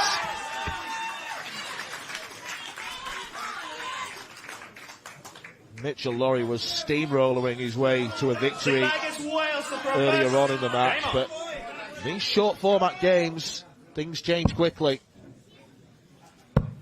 Yeah, really good stuff from Cleo Bevan. And you commented at 3-0 down how he hadn't stressed, how he hadn't faltered, how he hadn't worried about what was going on. And I think that's a big strength that Cleo has when he's playing. He doesn't get too upset with himself very often. And that calmness 96 means that he doesn't stop himself by being wound up. And I've got to say, pay credit. This is really good stuff from him to get himself back in it. 121. You know that Mitchell Lorry, he said it in an interview earlier.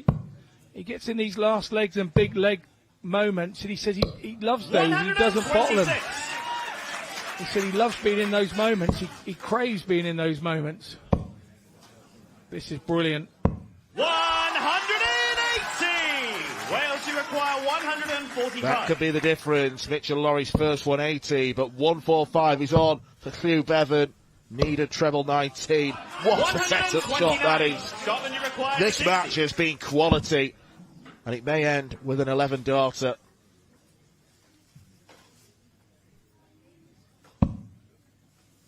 Double 10.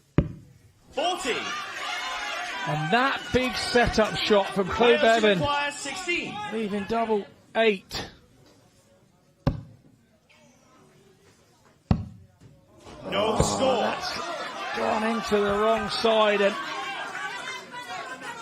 Mitchell-Laurie gets back for double 10 to make the match 20. here and get Scotland to that elusive 6th point.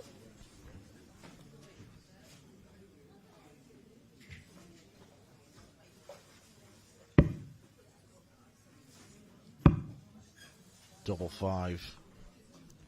Definitely hush over the crowd here. 10. Wow.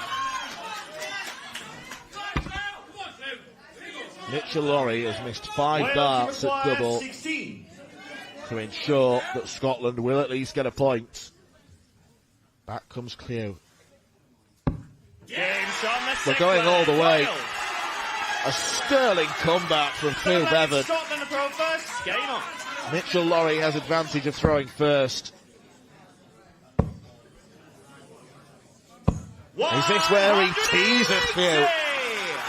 He did say he loves these last leg deciders.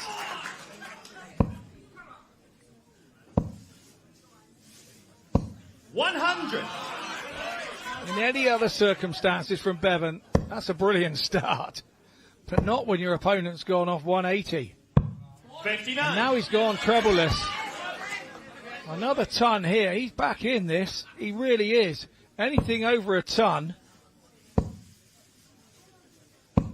100. He'll have wanted more after that first start. 98. Massive dart from Laurie. Massive dart. Good board management again as well to lead the 164. 85. Scotland require Well, as soon as Bevan hit the 164. single 5, Laurie knew he was getting 6 darts at 164. Sensible. 132. Masterful, I call that. What a setup. Maturity beyond his tender years. 58. And perhaps this is a Scotland step require too far 32. for Clew Bevan. Double 16 for Mitchell-Laurie. Scotland will not be beaten. Scotland. Their star boy has made sure of it. They get to the magical number 6. Mitchell-Laurie with the performance of the match so far against Clew Bevan, who was 3-0 down, but never gave up, did he?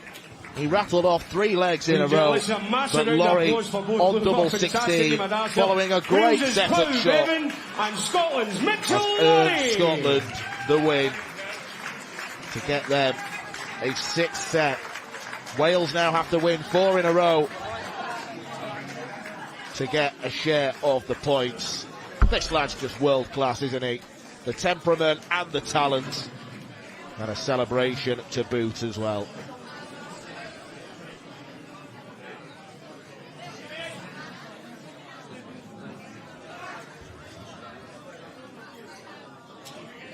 Okay, ladies and gentlemen, now move on to the 9th set. And first to the stage, let's welcome Wales, David Davies.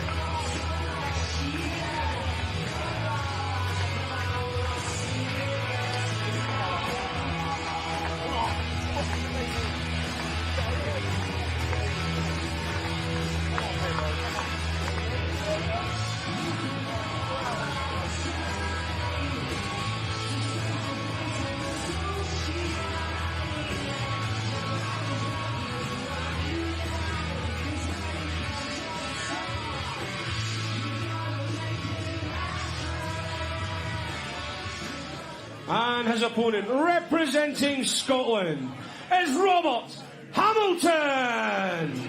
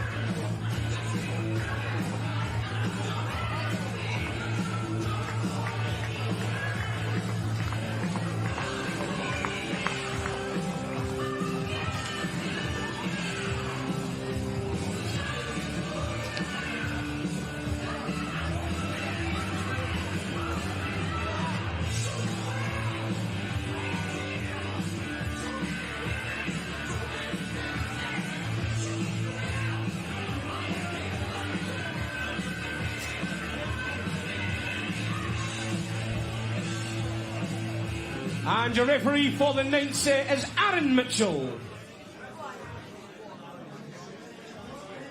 Well, Robert Hamilton, one of the lesser-known Scotland players, has got the opportunity to earn a couple of valuable points against Team Cymru. David Davis, someone who does have that big stage experience.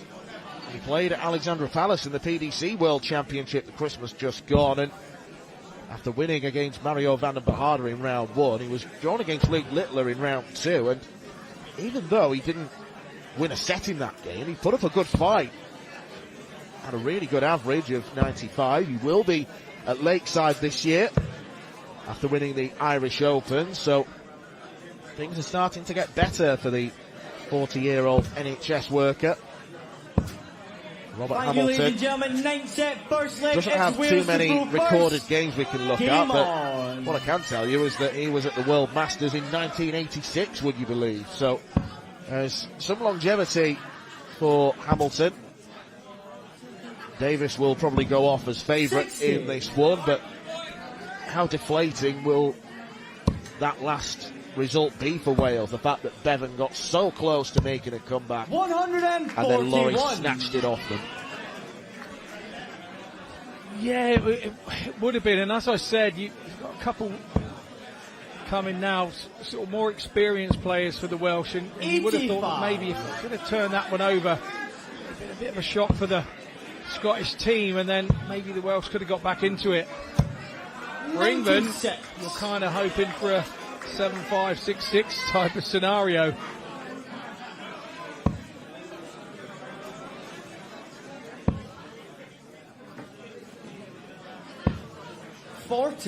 Scottish really do want to kick on from here.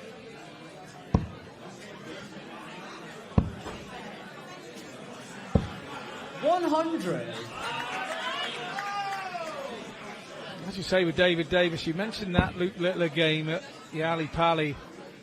He lost it 3-0, but I think you're absolutely right. He was unlucky to lose that 3-0. I don't think the scoreline showed a true reflection of the game for him.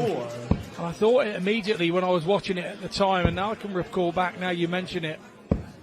100. I think a couple of the sets were 3-2, weren't they?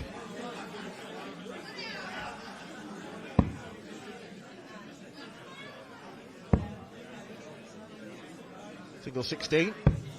136. Scotland, you require 64. Break chance for Hamilton.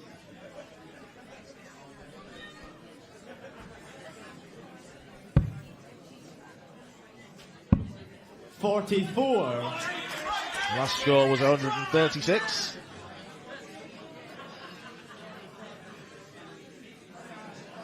Wales, you require 40.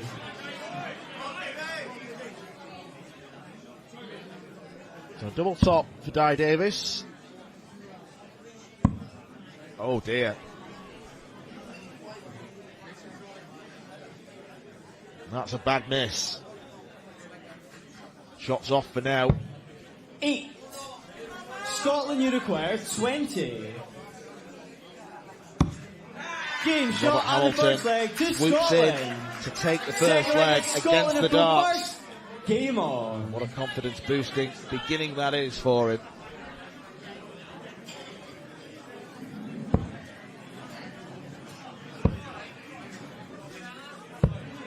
$47.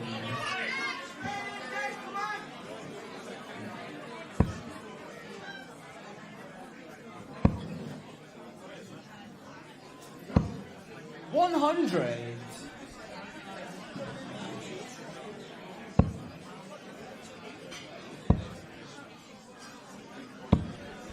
$123.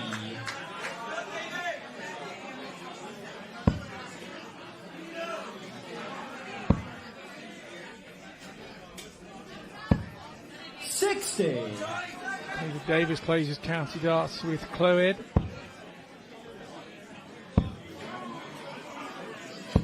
Friends with Webster apparently have been practice partners in the past.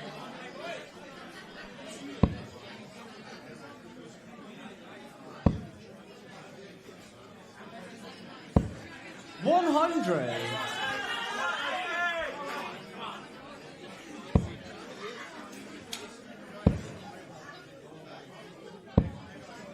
$40.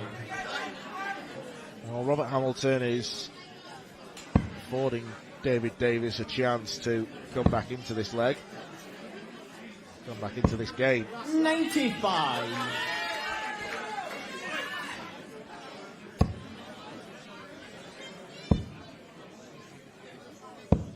$140. Wales, you require 146. Didn't entertain the idea of the 18s. He wanted a max. He wanted a max. He wanted to leave himself 26 and put David Davis right under the cosh. 81. Scotland, you require 66.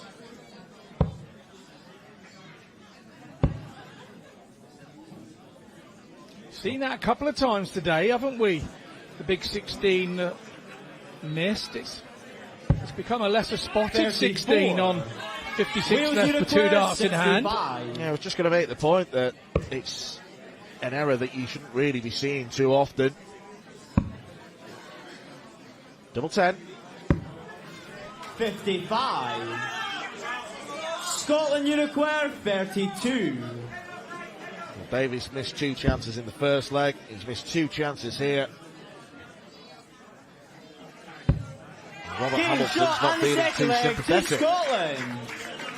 Third leg 2 more legs for Scotland.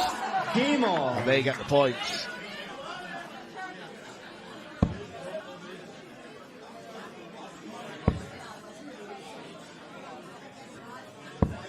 $95.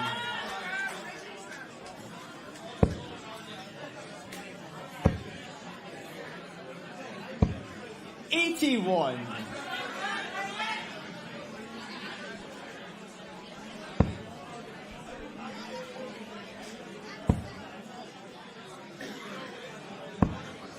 $64.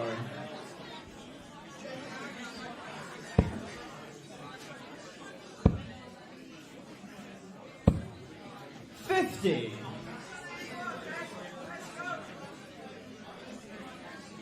Sheer effort is being felt now by both players, by both teams. 59.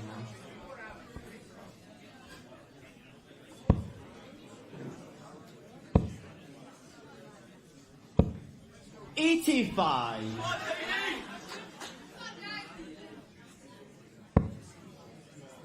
Davis is experienced enough that he won't panic at 2-0 down, knowing that he's got the darts here in the third.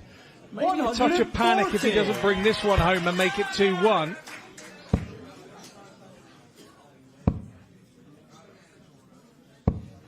$80. Wales, you require 143. Way so far in this game.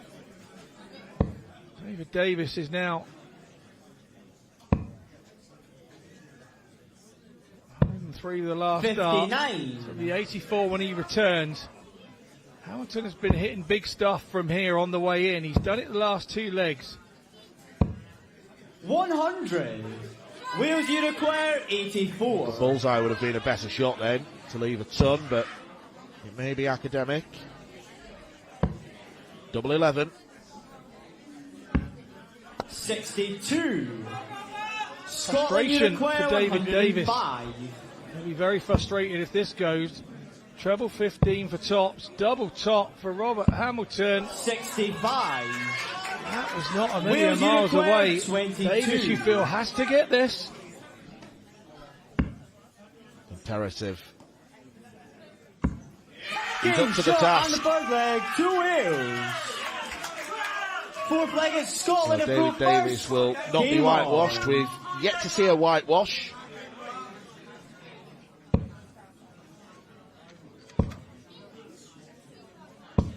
$100. Nearly been 4-2 and 4-3. Jamie Bain beat Cavan Phillips 4-1.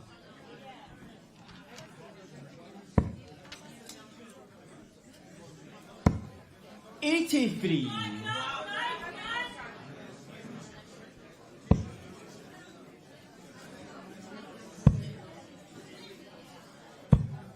$58.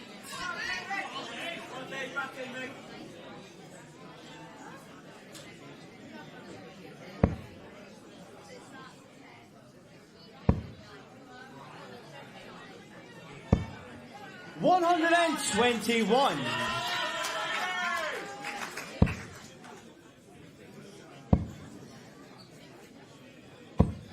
$95.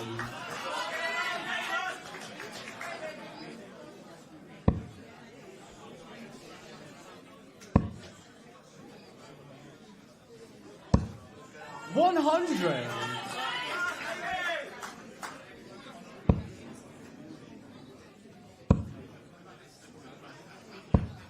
$85. Bogey number for Robert, so David Davis, 177 would be perfect here. 95. One of those times that you get left on a bogey number, there wasn't a lot you could do about it. Once you'd hit the 5 and hit the treble with your last dart. 55. Wales you require 102. Choices. That wasn't part of the plan. 36 left. Double 18. Yeah, went for 2 tops, hit the treble 2. 84. Himself double 18. Scotland, Kind of changes the mindset a little bit because you haven't left what you wanted to leave. 68. Once again, Wales Hamilton 18. misses tops with his last dart and offers David Davis an opportunity. He could be out of here by now, 4-0. Good Robert Hamilton. 9. Well, he won't be out of here 4-0, but he could be 3-1 here after this little section of play. Game and he is going to be 3-1. Double top. Goes Hamilton. As the mini fight back from David Davis has come to an abrupt halt. Well, both players could have won it 4-0. All 4 legs, both players have had darts at double. They've very closely fought. And if Robert Hamilton wins the next leg, or one more leg out of the next possible 3, Scotland win. Hence, David Davis is in a very unenviable position. 83.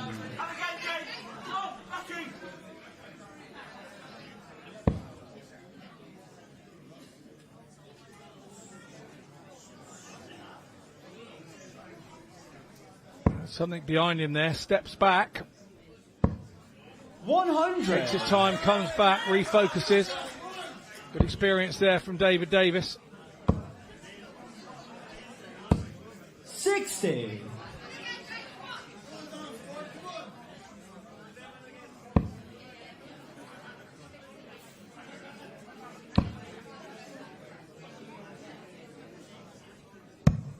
$91. Solid leg of darts from Davis, but has it come too little too late? 100. Wales you require 170. Not done this leg.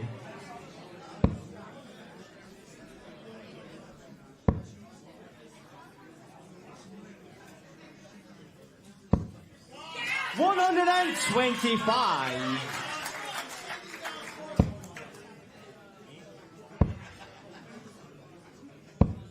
$140. Some pressure Will applied. Require 45. 45 for Davis. It's a good single.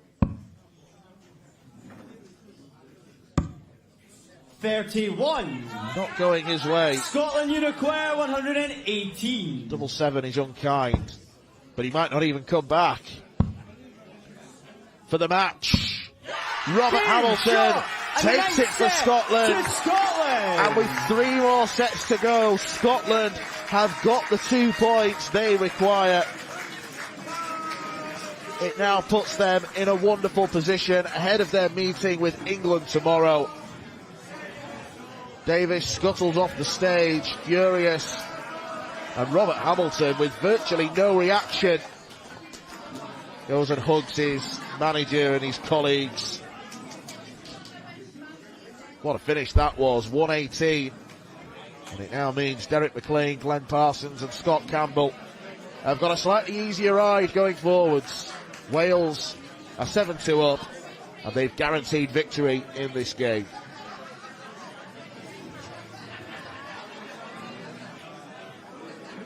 Ladies and gentlemen, we now move on to set number 10.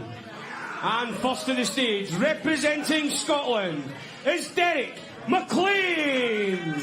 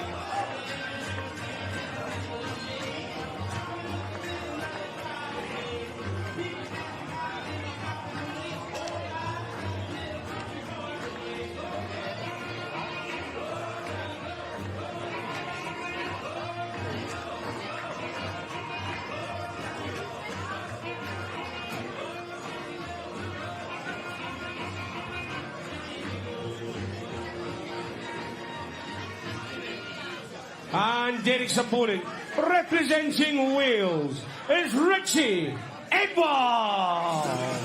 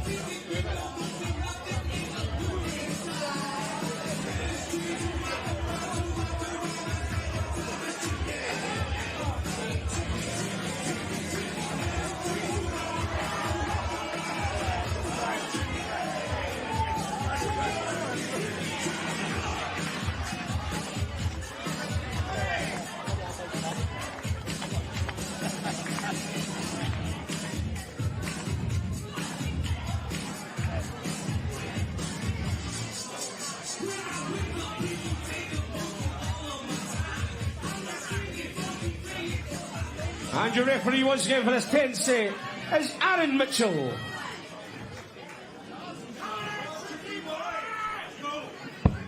Well, Scotland have won 3 games left in this overall contest between Scotland and Wales. And both sets of players can relax, essentially. Especially Scotland. Derek McLean was playing Richie Edwards. But before we get into the nuts and bolts of this match, it turns out Scott Mitchell was very prophetic earlier on,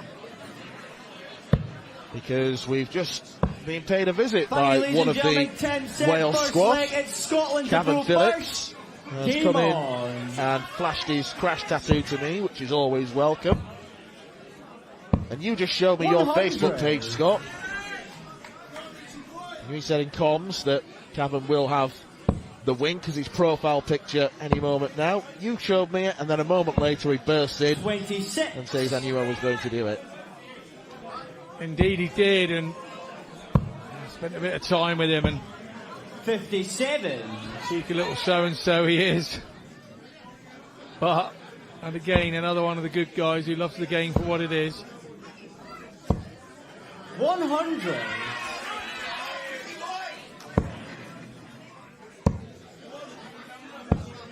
$41. Derek McLean,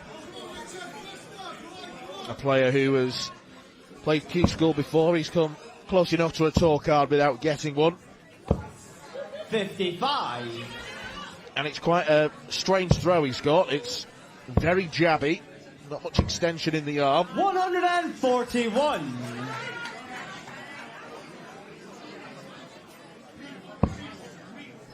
Reminds me of a Russian player, I don't know if you remember him, Scott, 81. Alexander Oreshkin. Yes, who I do. Who would throw the dart as if he was scared of fresh air. He'd immediately recoil it. 43. It's like at the minute he let go of it, he recoiled his hand back. It was like it was on a spring tied to his shoulder. And he couldn't push it any further forward than it went. Yeah, I do remember. 28. Like he was throwing inside a phone box. 119. 47.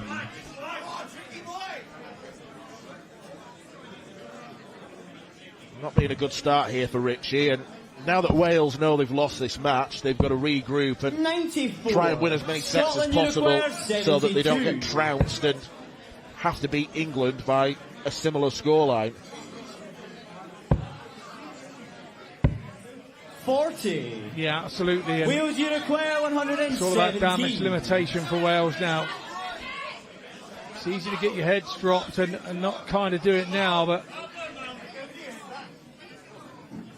the less you do now, the more you have to do tomorrow to keep yourself in it. 27. Scotland Well, Richie Unicorn is straining just to 32. stay in this match.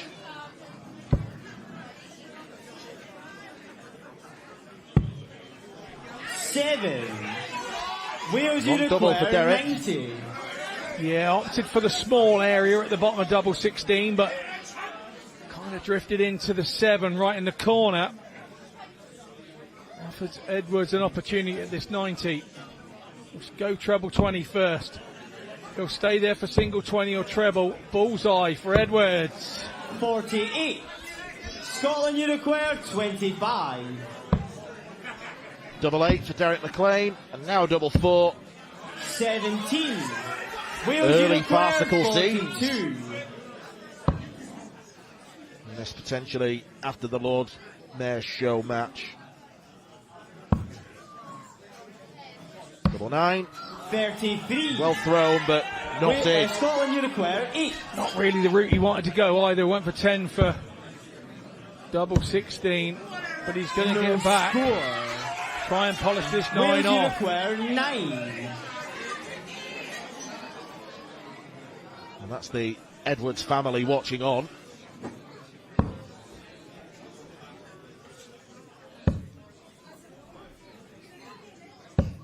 Game shot on the first leg to Wales. Almost embarrassed to win it, but win it he Second leg does. is Wales to throw first.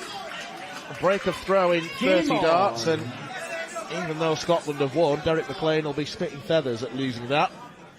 Yeah, he will, and Tricky will be over the moon and settling down to get that leg under his belt. Hasn't been around big time darts for a little while. Did the circuit for a couple of years. 60. Kind of jumped off it. Now we've seen him coming back to county. Enjoying the game again. What can happen to players when they're on the circuit is it gets a bind. Everybody thinks it's a dream to have all the sponsors to do all the travelling. Sometimes 60. for some people it's not the right thing, and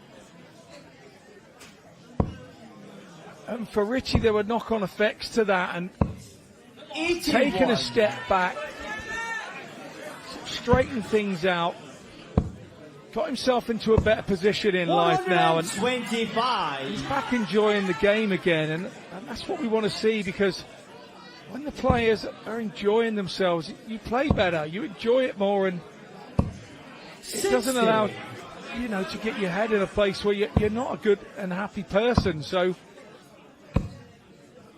85. you're away from the board line. It's got to be in sync with what's going on the board. Can you manoeuvre that to treble 20? Just stay straight. 100. 1/3 dart. That was much improved from Richie Edwards in this 10th set of a 12-set epic marathon at the Tri-Nations. Have another go. No score. Scotland you require 74. Well, offers an opportunity for 74 to McLean. 20 for tops here. Game McLean shot does on not the turn second it down leg this to time round. Scotland. Third leg is Scotland approach first. How often do you see it? 8 misses for Derek McLean in the first leg. In the second, Game on. it's first time of asking.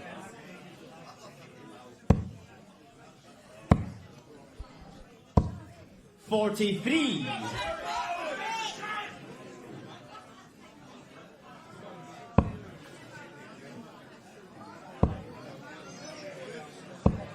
$100.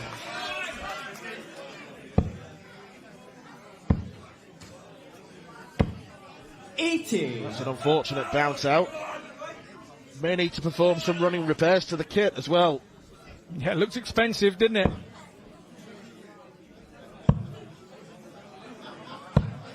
$42. One thing our dart players are, we're darts mechanics as well, Not just players.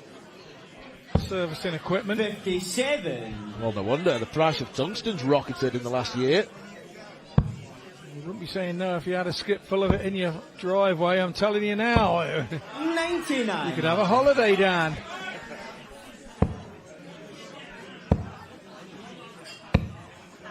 $100.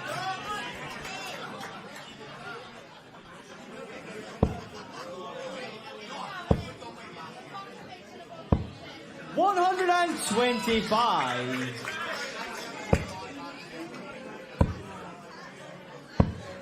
$83. Wales you require 135. Lovely dart. 85 left, treble 15 or treble 19. Double top. Oh, it would have been a beauty. Scotland you require Yeah, really good attempt from Richie Edwards. It's against the throw. McLean, double 9. For the 138. Whoa, right on the wire. 40. Edwards comes back for tops.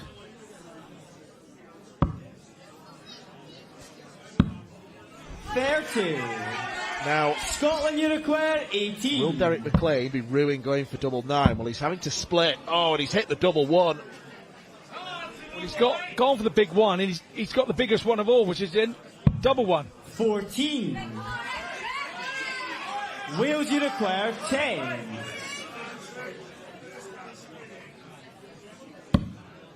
Double 5 is found just. Game shot on the third leg. Everyone was unsure, including Richie. We knew it was there. We knew it was there. Game on.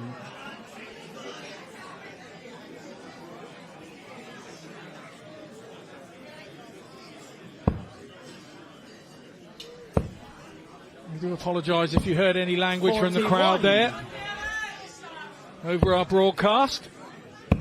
We do apologise. 140.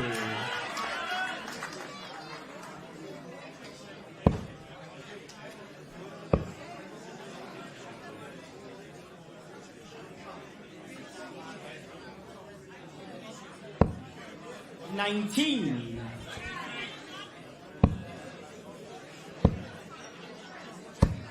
100. A strange match so far.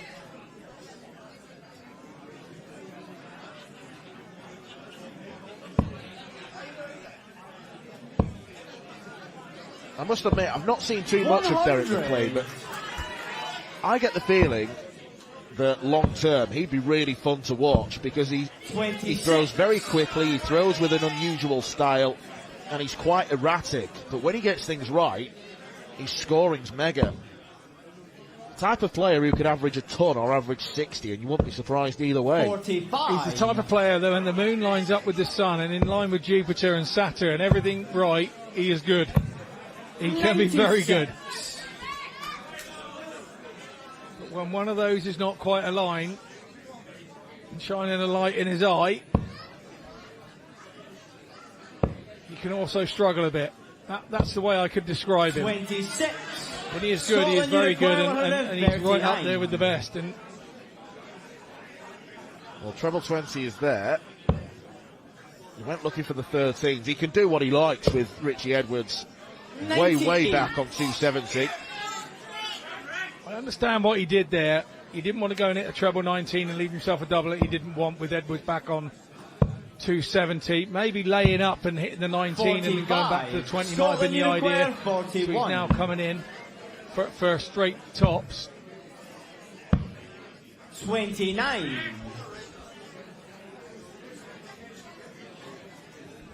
It's hard to keep up.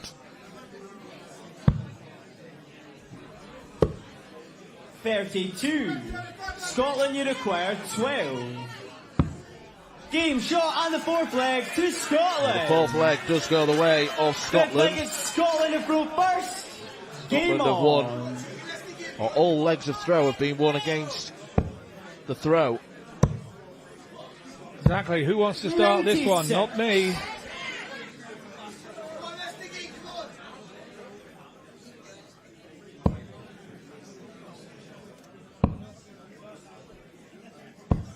$140.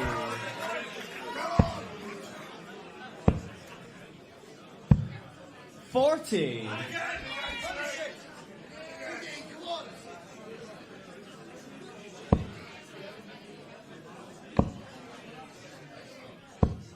100.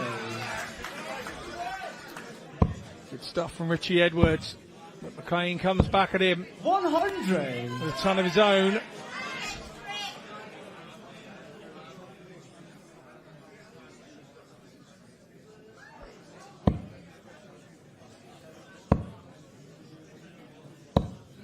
$55. Should start down. And we'll stay down there and try for another 95. treble 19. Didn't get it. 95 leaves in the big fish. Richie Edwards on 206. He'll be looking to turn the corner, or two corners if he can. He has to think about this. 23. 25 Scotland route require 170. Missed it, so McLean will go across for the treble 18 and once more strikes what he's after and coming back for 36 at a breaker throw.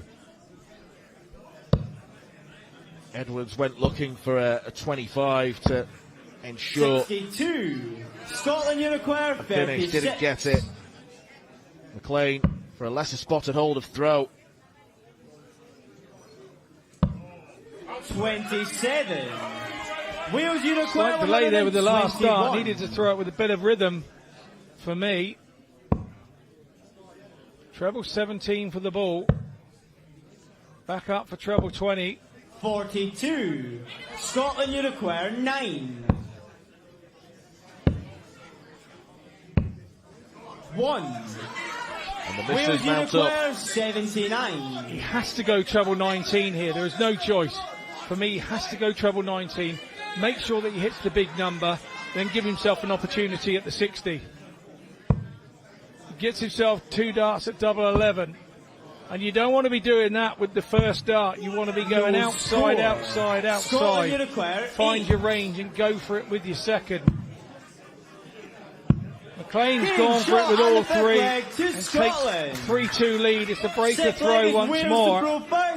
We shouldn't be surprised. Well, Derek McLean has ripped the rule book up as far as this match is concerned. It's a hold. Very scruffy from Richie Edwards. The way that he bust the score of 79 by missing the big number to lay up for double 4. Been a frustrating day at the office for him.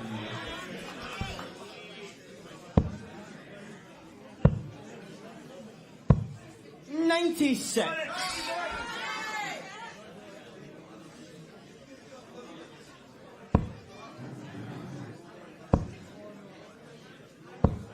$140.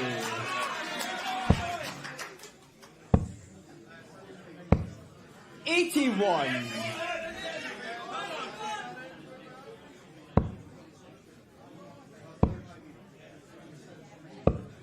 28.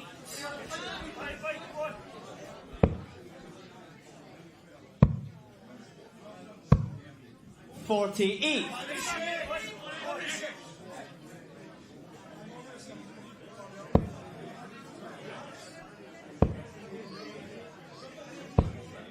140. Good work, Richie Edwards. Nearly called him Richie Edwards. 97. Wheels you require 112. So then, for a breaker throw, it's 112 for Richie Edwards. Got to stay straight with the first. He's done that. Treble 20 for double 16. Double 16. 80. Getting through that a little bit quick before he was ready for me.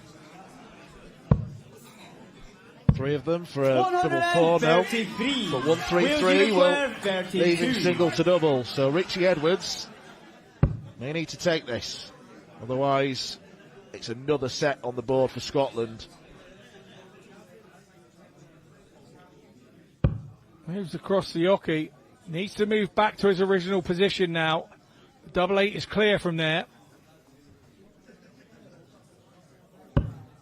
16. Scotland, you require. Well, this is not unravelling for Wales. It's already unravelled and it's in the process of being set fire to, because Derek McLean has given Scotland yet another set. 3 legs on the bounce. Not a classic game or performance. Derek McLean only averaging the best part of 70. But it's a 4-2 win for him against Richie Edwards. And after a pretty messy first leg, it set the tone going forwards, but McLean's quality did eventually shine through. We have 2 more sets left to go. Scott Campbell and Finlay Pember will close the show. Coming up next, we have got Glenn Parsons taking on Liam Meek.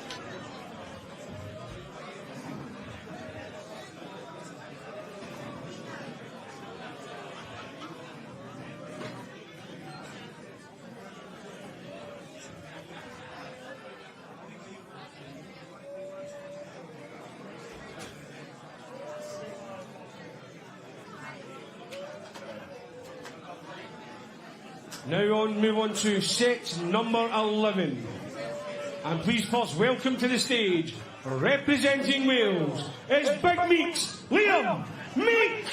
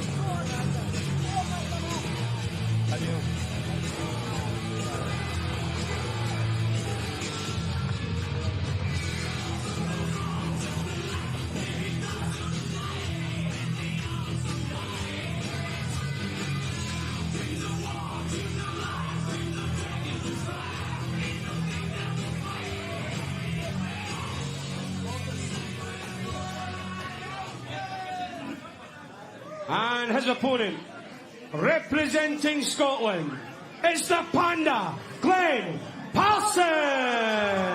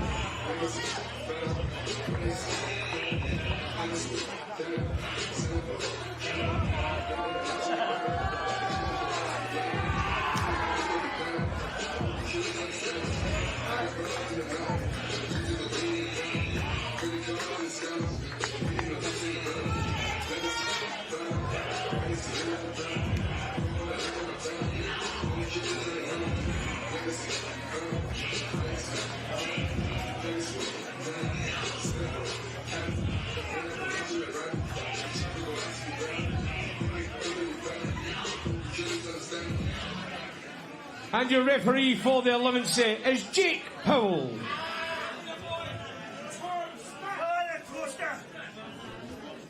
Two more sets to go as Wales seek to close the gap on Scotland. The win is obviously beyond them now. Scotland 8-2 up. Wales right now would snap your hand off for an 8-4 defeat, which just goes to show how this game has gone. Liam Meek, who was richly entertaining in the Six Nations at the Penny Darren Social Club last summer. The rapid-fire left-hander goes up against the Panda, Glenn Parsons, former Scottish Classic winner. Proud title for him to pick up in his homeland. But Liam Meek had an excellent World Cup in South Korea, part of the winning Welsh team. They'll be hoping to join Johan Halsall and Dan Bainan in the winning circle as far as the Welsh are concerned in this game. It's been a very difficult afternoon for Wales, Scott Mitchell, but Liam Meek is someone who does have that little bit of star quality about him. We know he's quick, we know he's a big scorer, and if he hooks things up a little bit like Derek McLean earlier, and we could see some big numbers fired.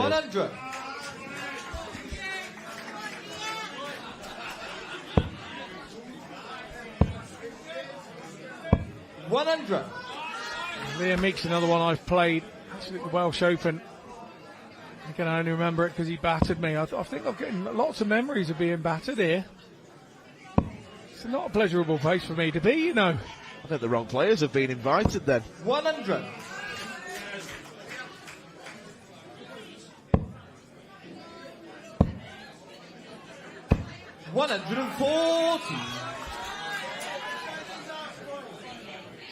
Early glimpse of the Liam Meek talent.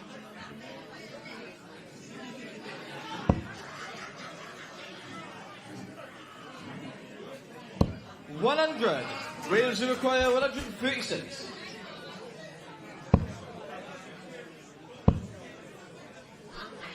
I would have preferred a ton to leave double 18. Have to make do with 60.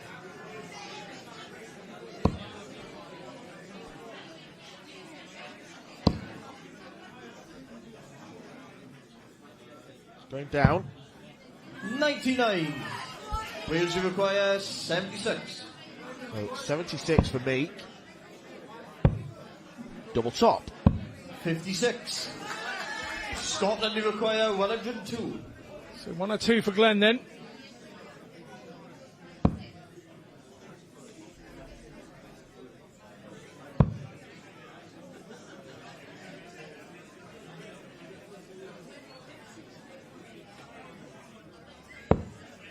$25. Wales will require 20. It's a poor approach shot. Means the pressure on Meek not as great as it could have been. First leg. to Wales. Meek responds by pinning double 5. Second leg, Scotland to throw first. Game on. I was about to say statistically good for the left-hander, double 10, and then he missed it, and it's a double 5.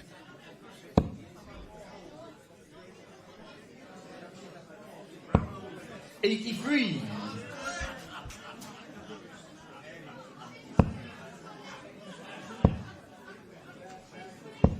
$104.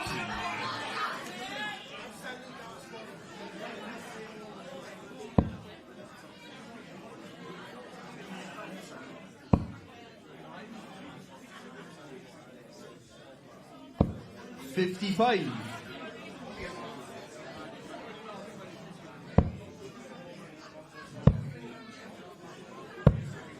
30.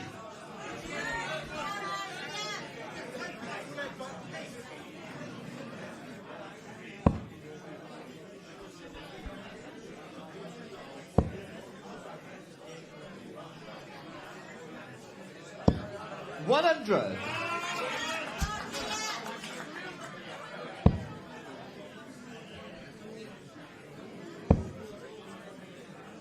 $137. Good 2 treble visit from Liam Meek. Bad start for Parsons. 41.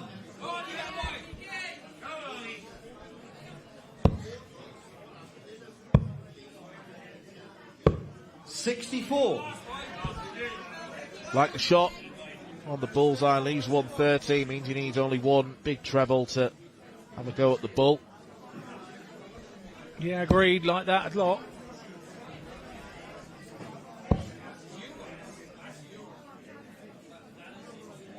$135. Wales require especially now.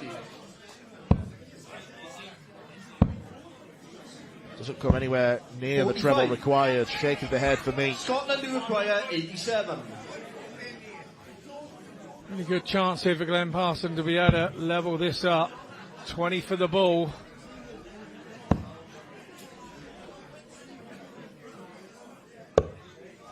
$41. Wales require 85. First start at double for Glenn Parsons. No cigar. Same target for Meek. 60. Very close to a different outcome. Scotland require 46.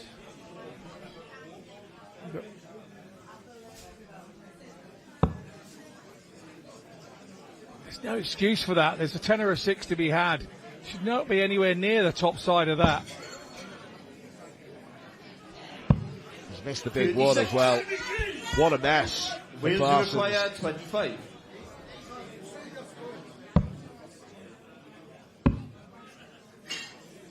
$17.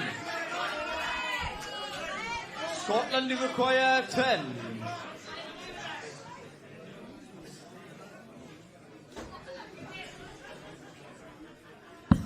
Game shot the second leg. Scotland. Third leg, Wales to go first. Game on. Parsons does get the equalising leg. And he's been gifted it really. 3 misses at double from Liam.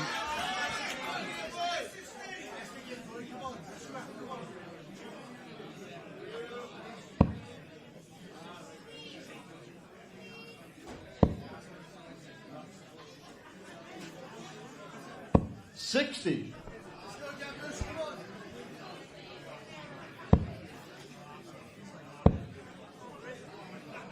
$82.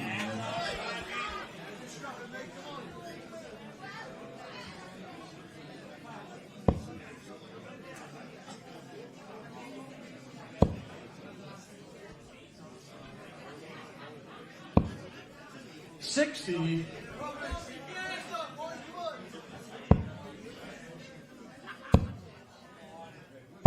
$100. Check. 140. Liam Meek refusing to take the darts out of the board. Good on him. But that's the correct procedure. You shouldn't take them out and then argue with the referee that he's called the wrong score. You have to show him. done the right thing. Everything was sorted. 47.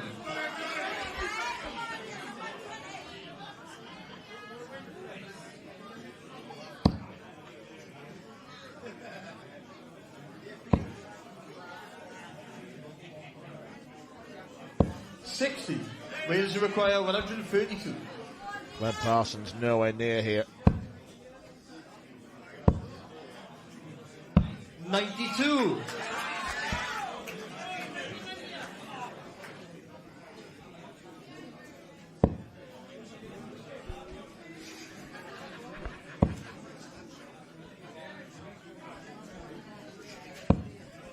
$85.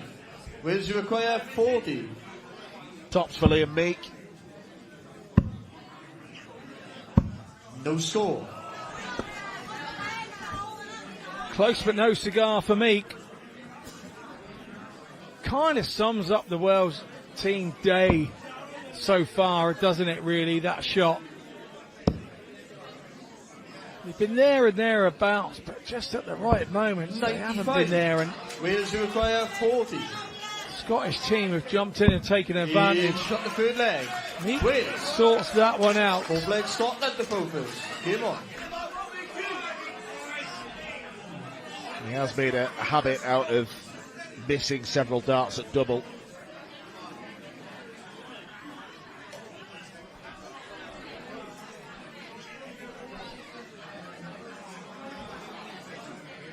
Scoreboard riddle needs to be solved before Parsons chucks first darts of this fourth leg. And up he steps.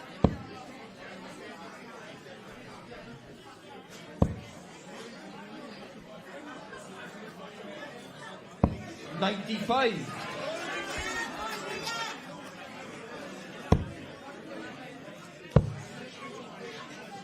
$84.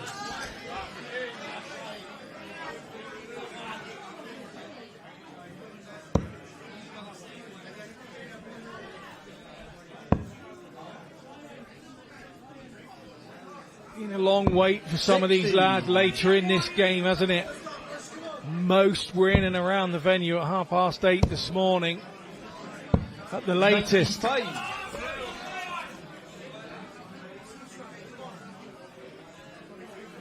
Yeah, this game started at around about 2 o'clock. It's now 10 to 6, so it's a long slog. Parsons with a moment of quality.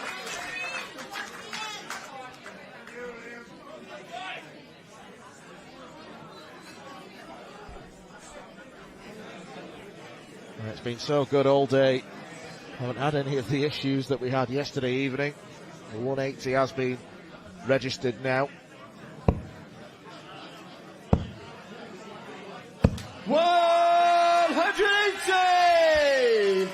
Well, hopefully 180s aren't the thing that's crashing the scoreboard.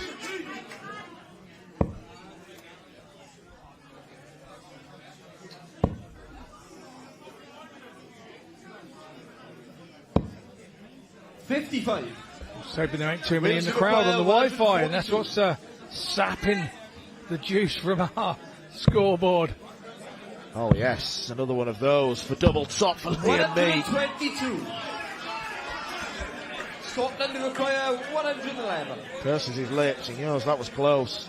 Yeah, I don't think that was a face from sucking a strong mint.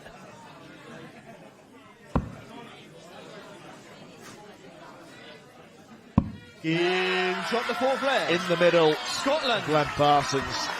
And the big motivation for Scotland now is the fact that not only can they increase their set difference tally, but the players that are left, Glenn Parsons and now Scott Campbell, won't want to be one of the Scottish losers because so many of their teammates have already won.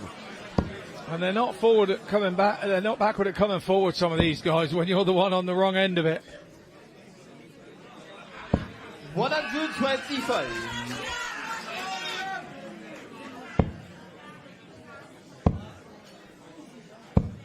$104. Check 100. Well, I think everyone's feeling the fatigue. Can happen. As long as we're feeling the fatigue and I don't have to spell it, we'll all be okay. Fatigue. Thank you. 135. That one there, that was on the day that I was off ill at school, that one, when we took that one.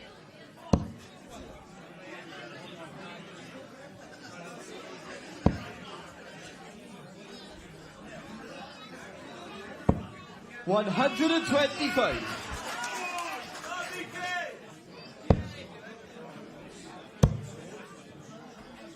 96.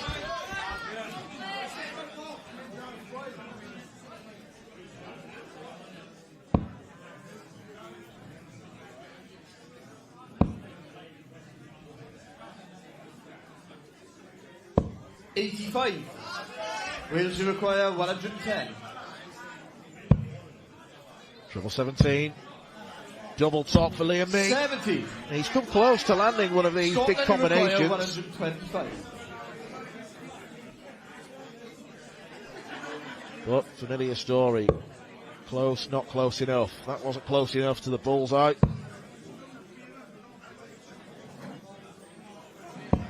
$85. Wales require 40. He's got the fifth leg. 2 Wales. 6 legs, Scotland the full first. Game on. Liam Meek is 1 leg away from completing a rare win for Wales this afternoon.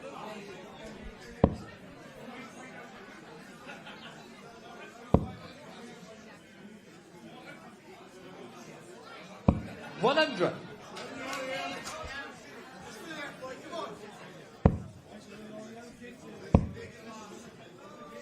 $60.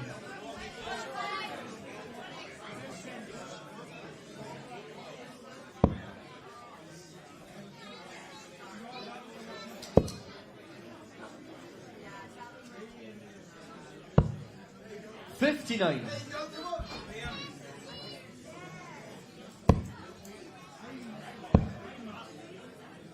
$140. Yeah, finding his range now, isn't he, Liam Meek?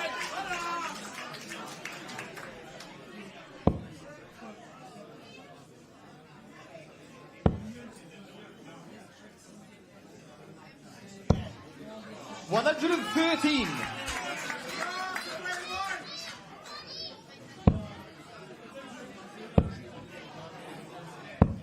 $11.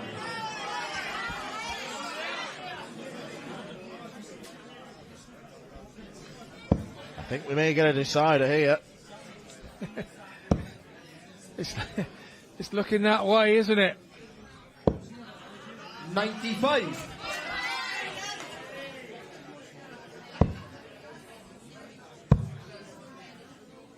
$96. Scotland will require 134.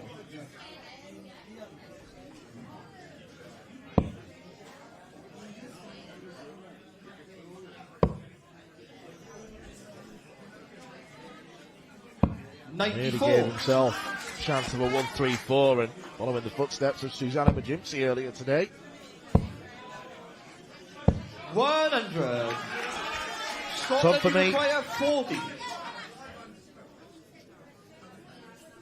Tops for Glenn Parsons. We do get the decider. Scotland. 7 foot final leg. It's Wales to full first. Game on. Both Liam and Glenn share an embrace. Liam throws first. 95. It's satisfactory, but he would have wanted more after the first start.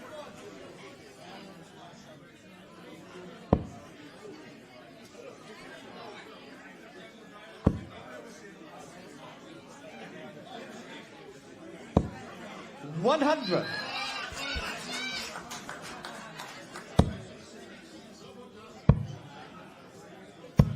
$96.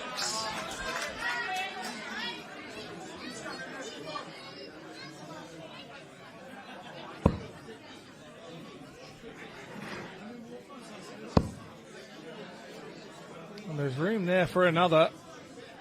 104. It looks like Parson must have heard me. The man from 5 has a 60. Beautiful 140. He's gone ton 140 in this leg. Meek has gone 95, 96. Trebleless 3 single 20s.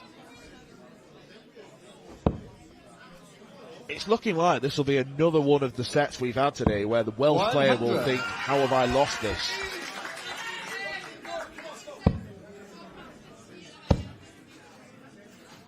$44. Scotland require 161.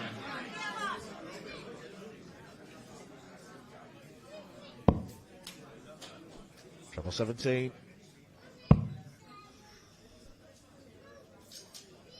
I always think if a player does switch in that position, it means they want to go for the bullseye. Otherwise, just stay on treble 20.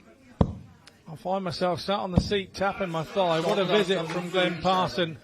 The man from 5. Scotland require 24. The man from 5 requires 24.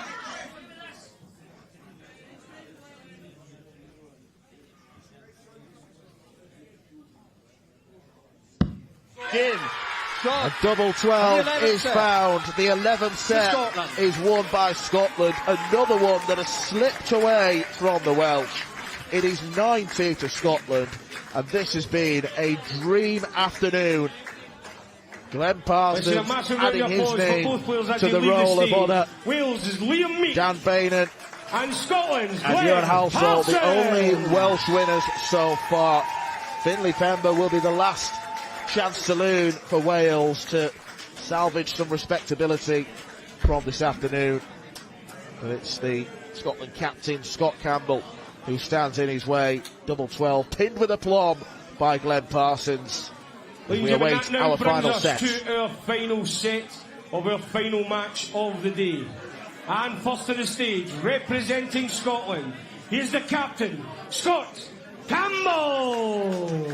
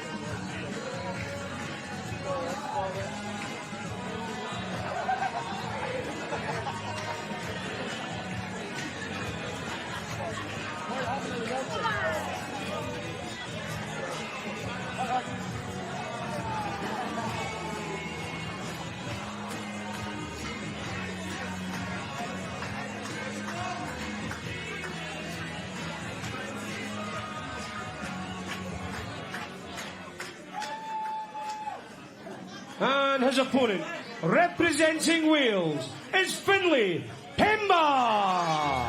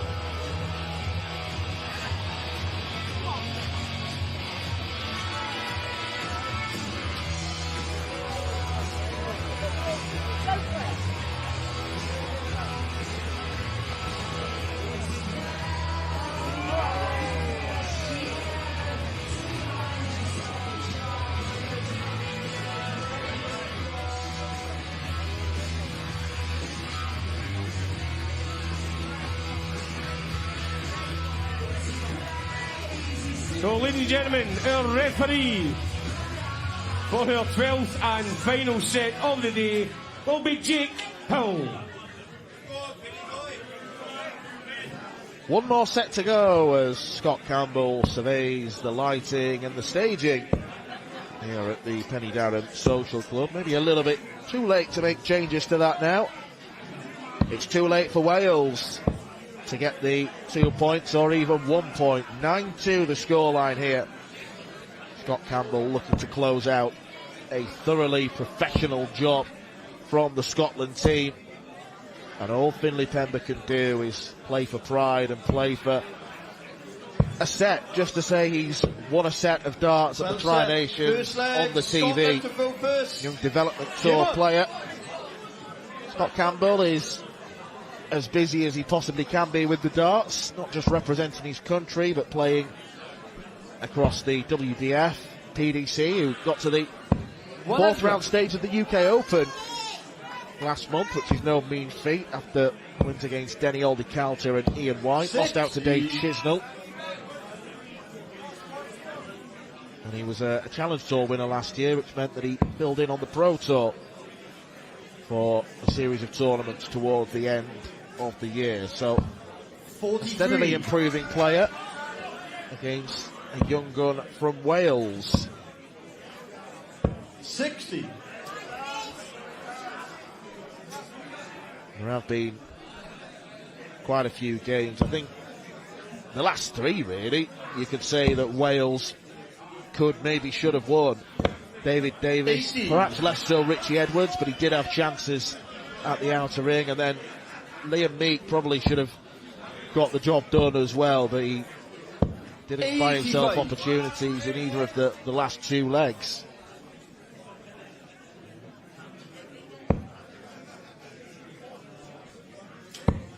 As it has been throughout the course of the afternoon, it is best of 7 81. In the final set of the day.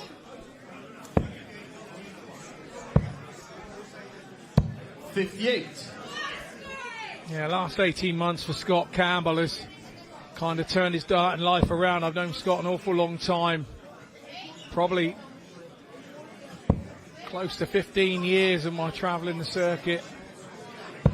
As a young man up in Scotland, and seen him develop from there, and like I say, last 18 months, the captaincy of his country has been a big thing for him and a big boost for him.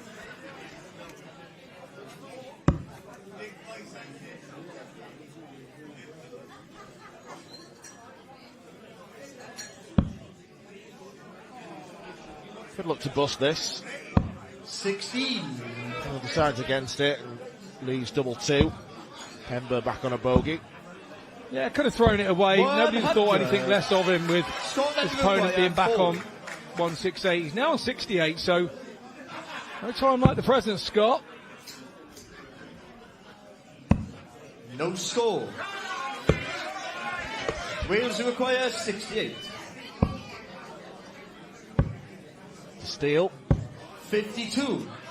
Pember rushed that last start. Scotland require Tad 4. excited, didn't he?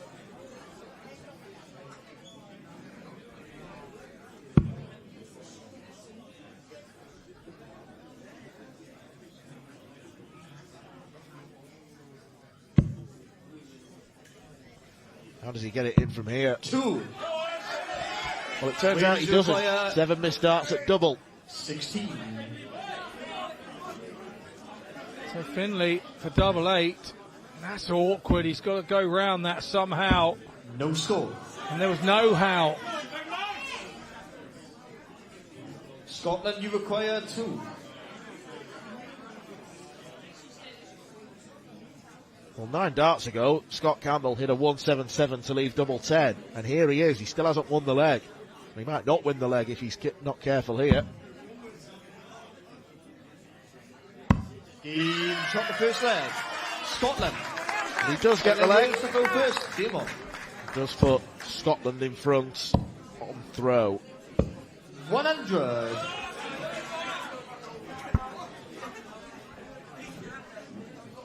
Yeah, the amount of darts at double the average takes a bit of a battering. 60.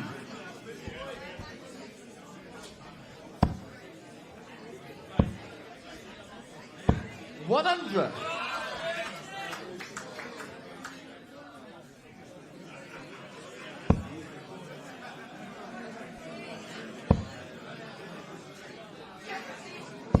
$140.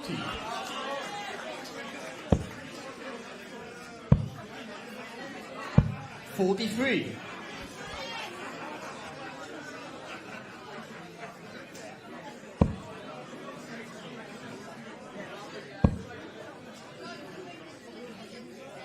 100.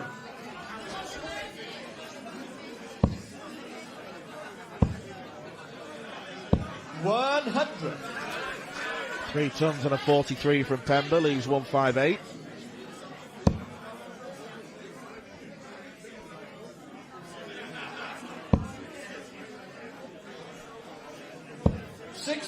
Wales you require 158.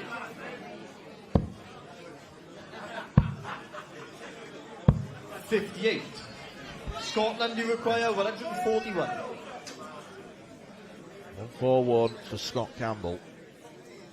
Yeah, Scottish captain goes for 141, treble 20 for double 12, double 12 for Campbell. 129. Wales you require 100. He's going to go tops. No, he doesn't. Now you've got to be careful of the treble. Scotland you require 12.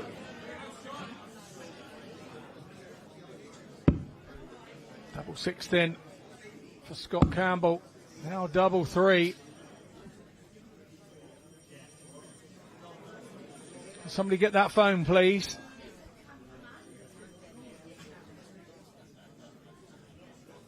Sounds like a rotary phone. Very old school. 6. All we needed then was a car hooper to go off. And then that would have been fantastic.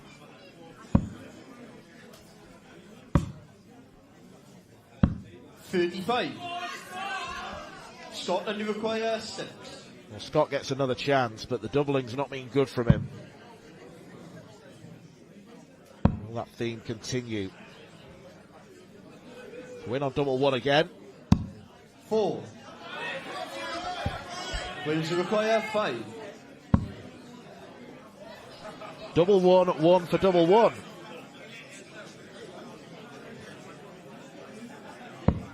Oh dear.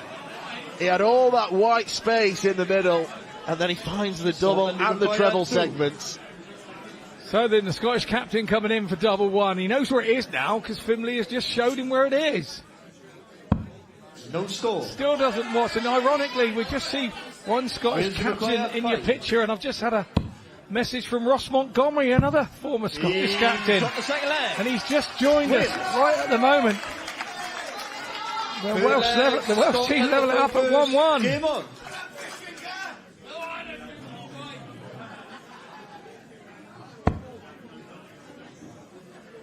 Not had a 4-0 all afternoon. 180! 108 from Scott Campbell. Where did that come from? 55.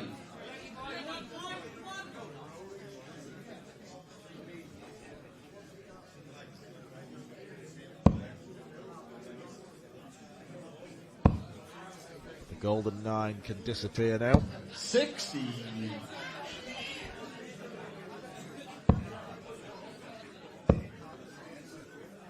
60.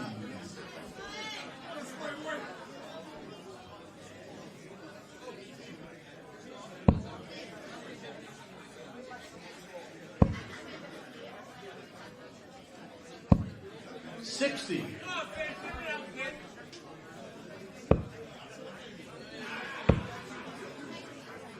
59.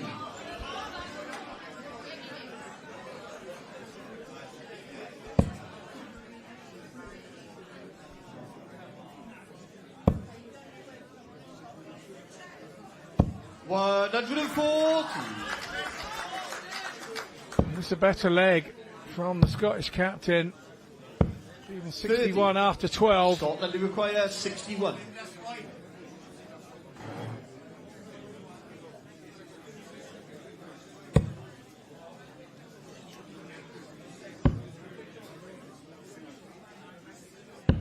$53. Well, the good news is he's a long way ahead. Bad news, he's on a low-numbered double. Scotland require 8. What could he leave? Game shot the third leg. Well, Scotland. he takes double 4 out. Negates the need to faff on double 2 or double 1. Game on.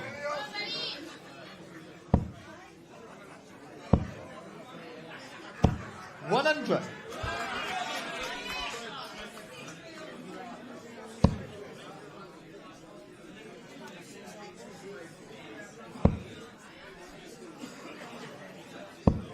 $43.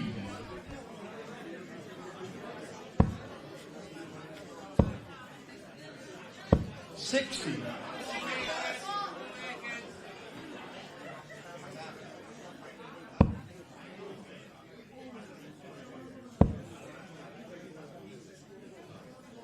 $140.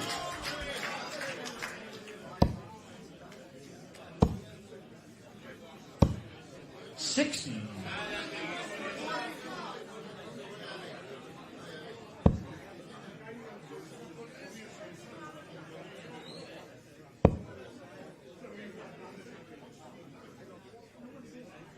$140. Scott Campbell beginning to take charge. 58. Finlay Pember really not playing to type here. Much better player than this.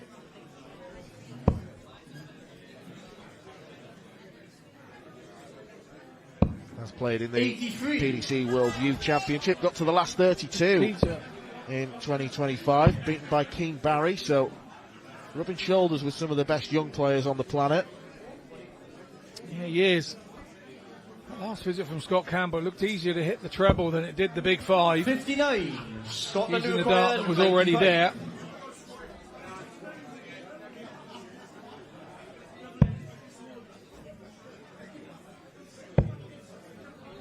Double 14. 67. Wales require 164.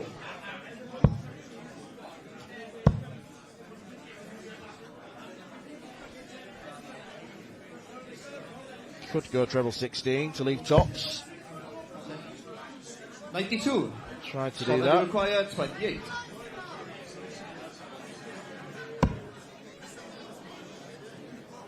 Wow, the exclamation from Scott Campbell. I think we're all thinking the same.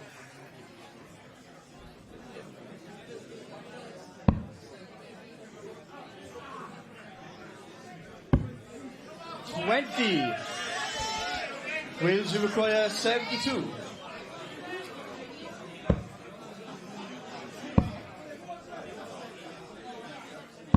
$52. Scotland require 8.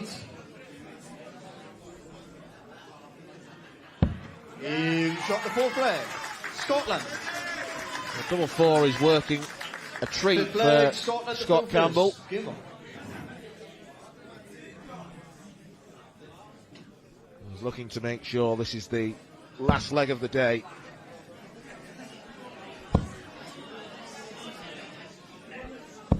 $50.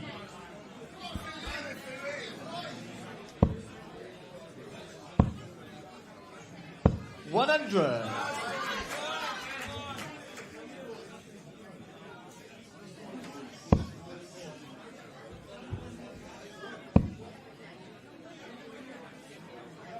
$60.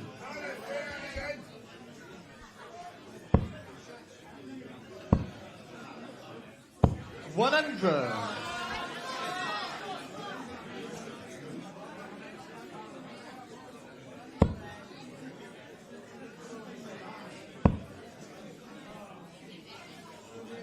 $100.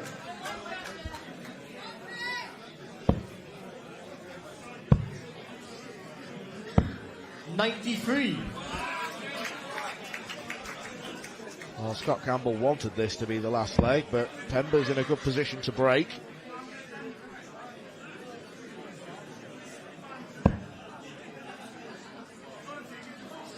$100.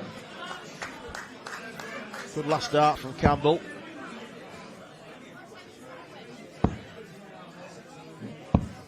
36.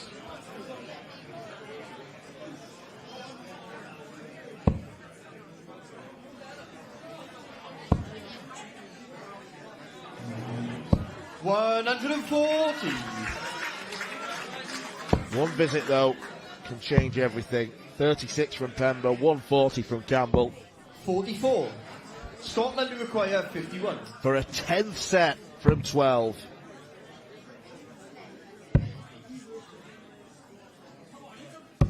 That sums up a near perfect day for Scotland here at the Tri-Nations.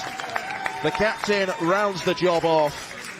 Wales on home soil have been truly pulverised by Scotland.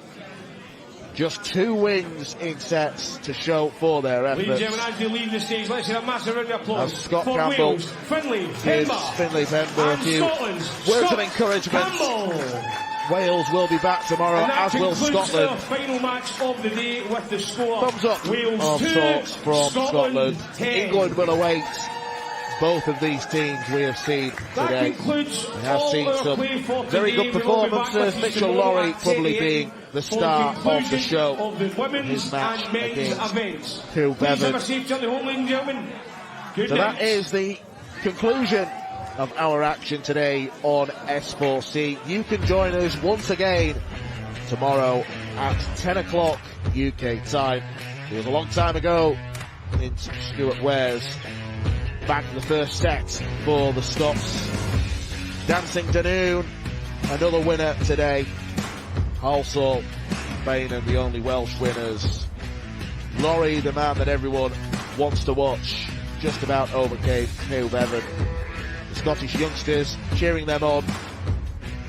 It means that Scotland have got the first 2-point haul in the men's tournament. And it probably means that England could do with a big win against them tomorrow before they then face Team Humphre.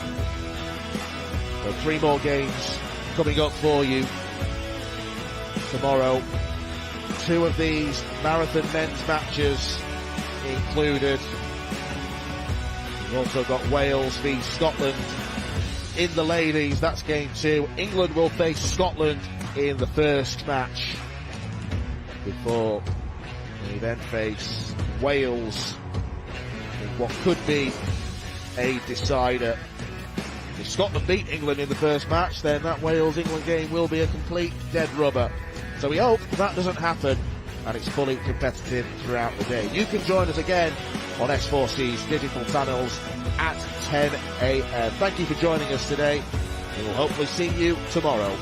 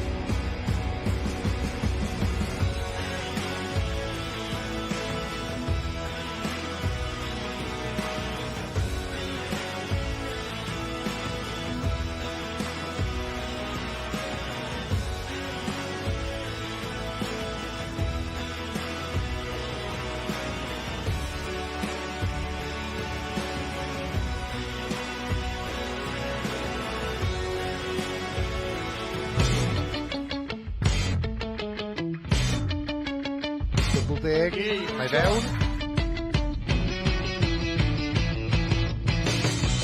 Y dwbl 9, a dim ond un oedd angen.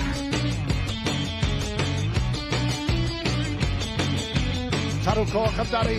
Gafaethig! Am ffordd i orffen. Falling.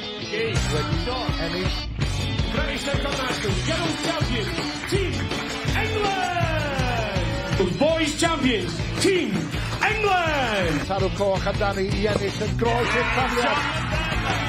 Dwbl 16. Ie, mae fewn.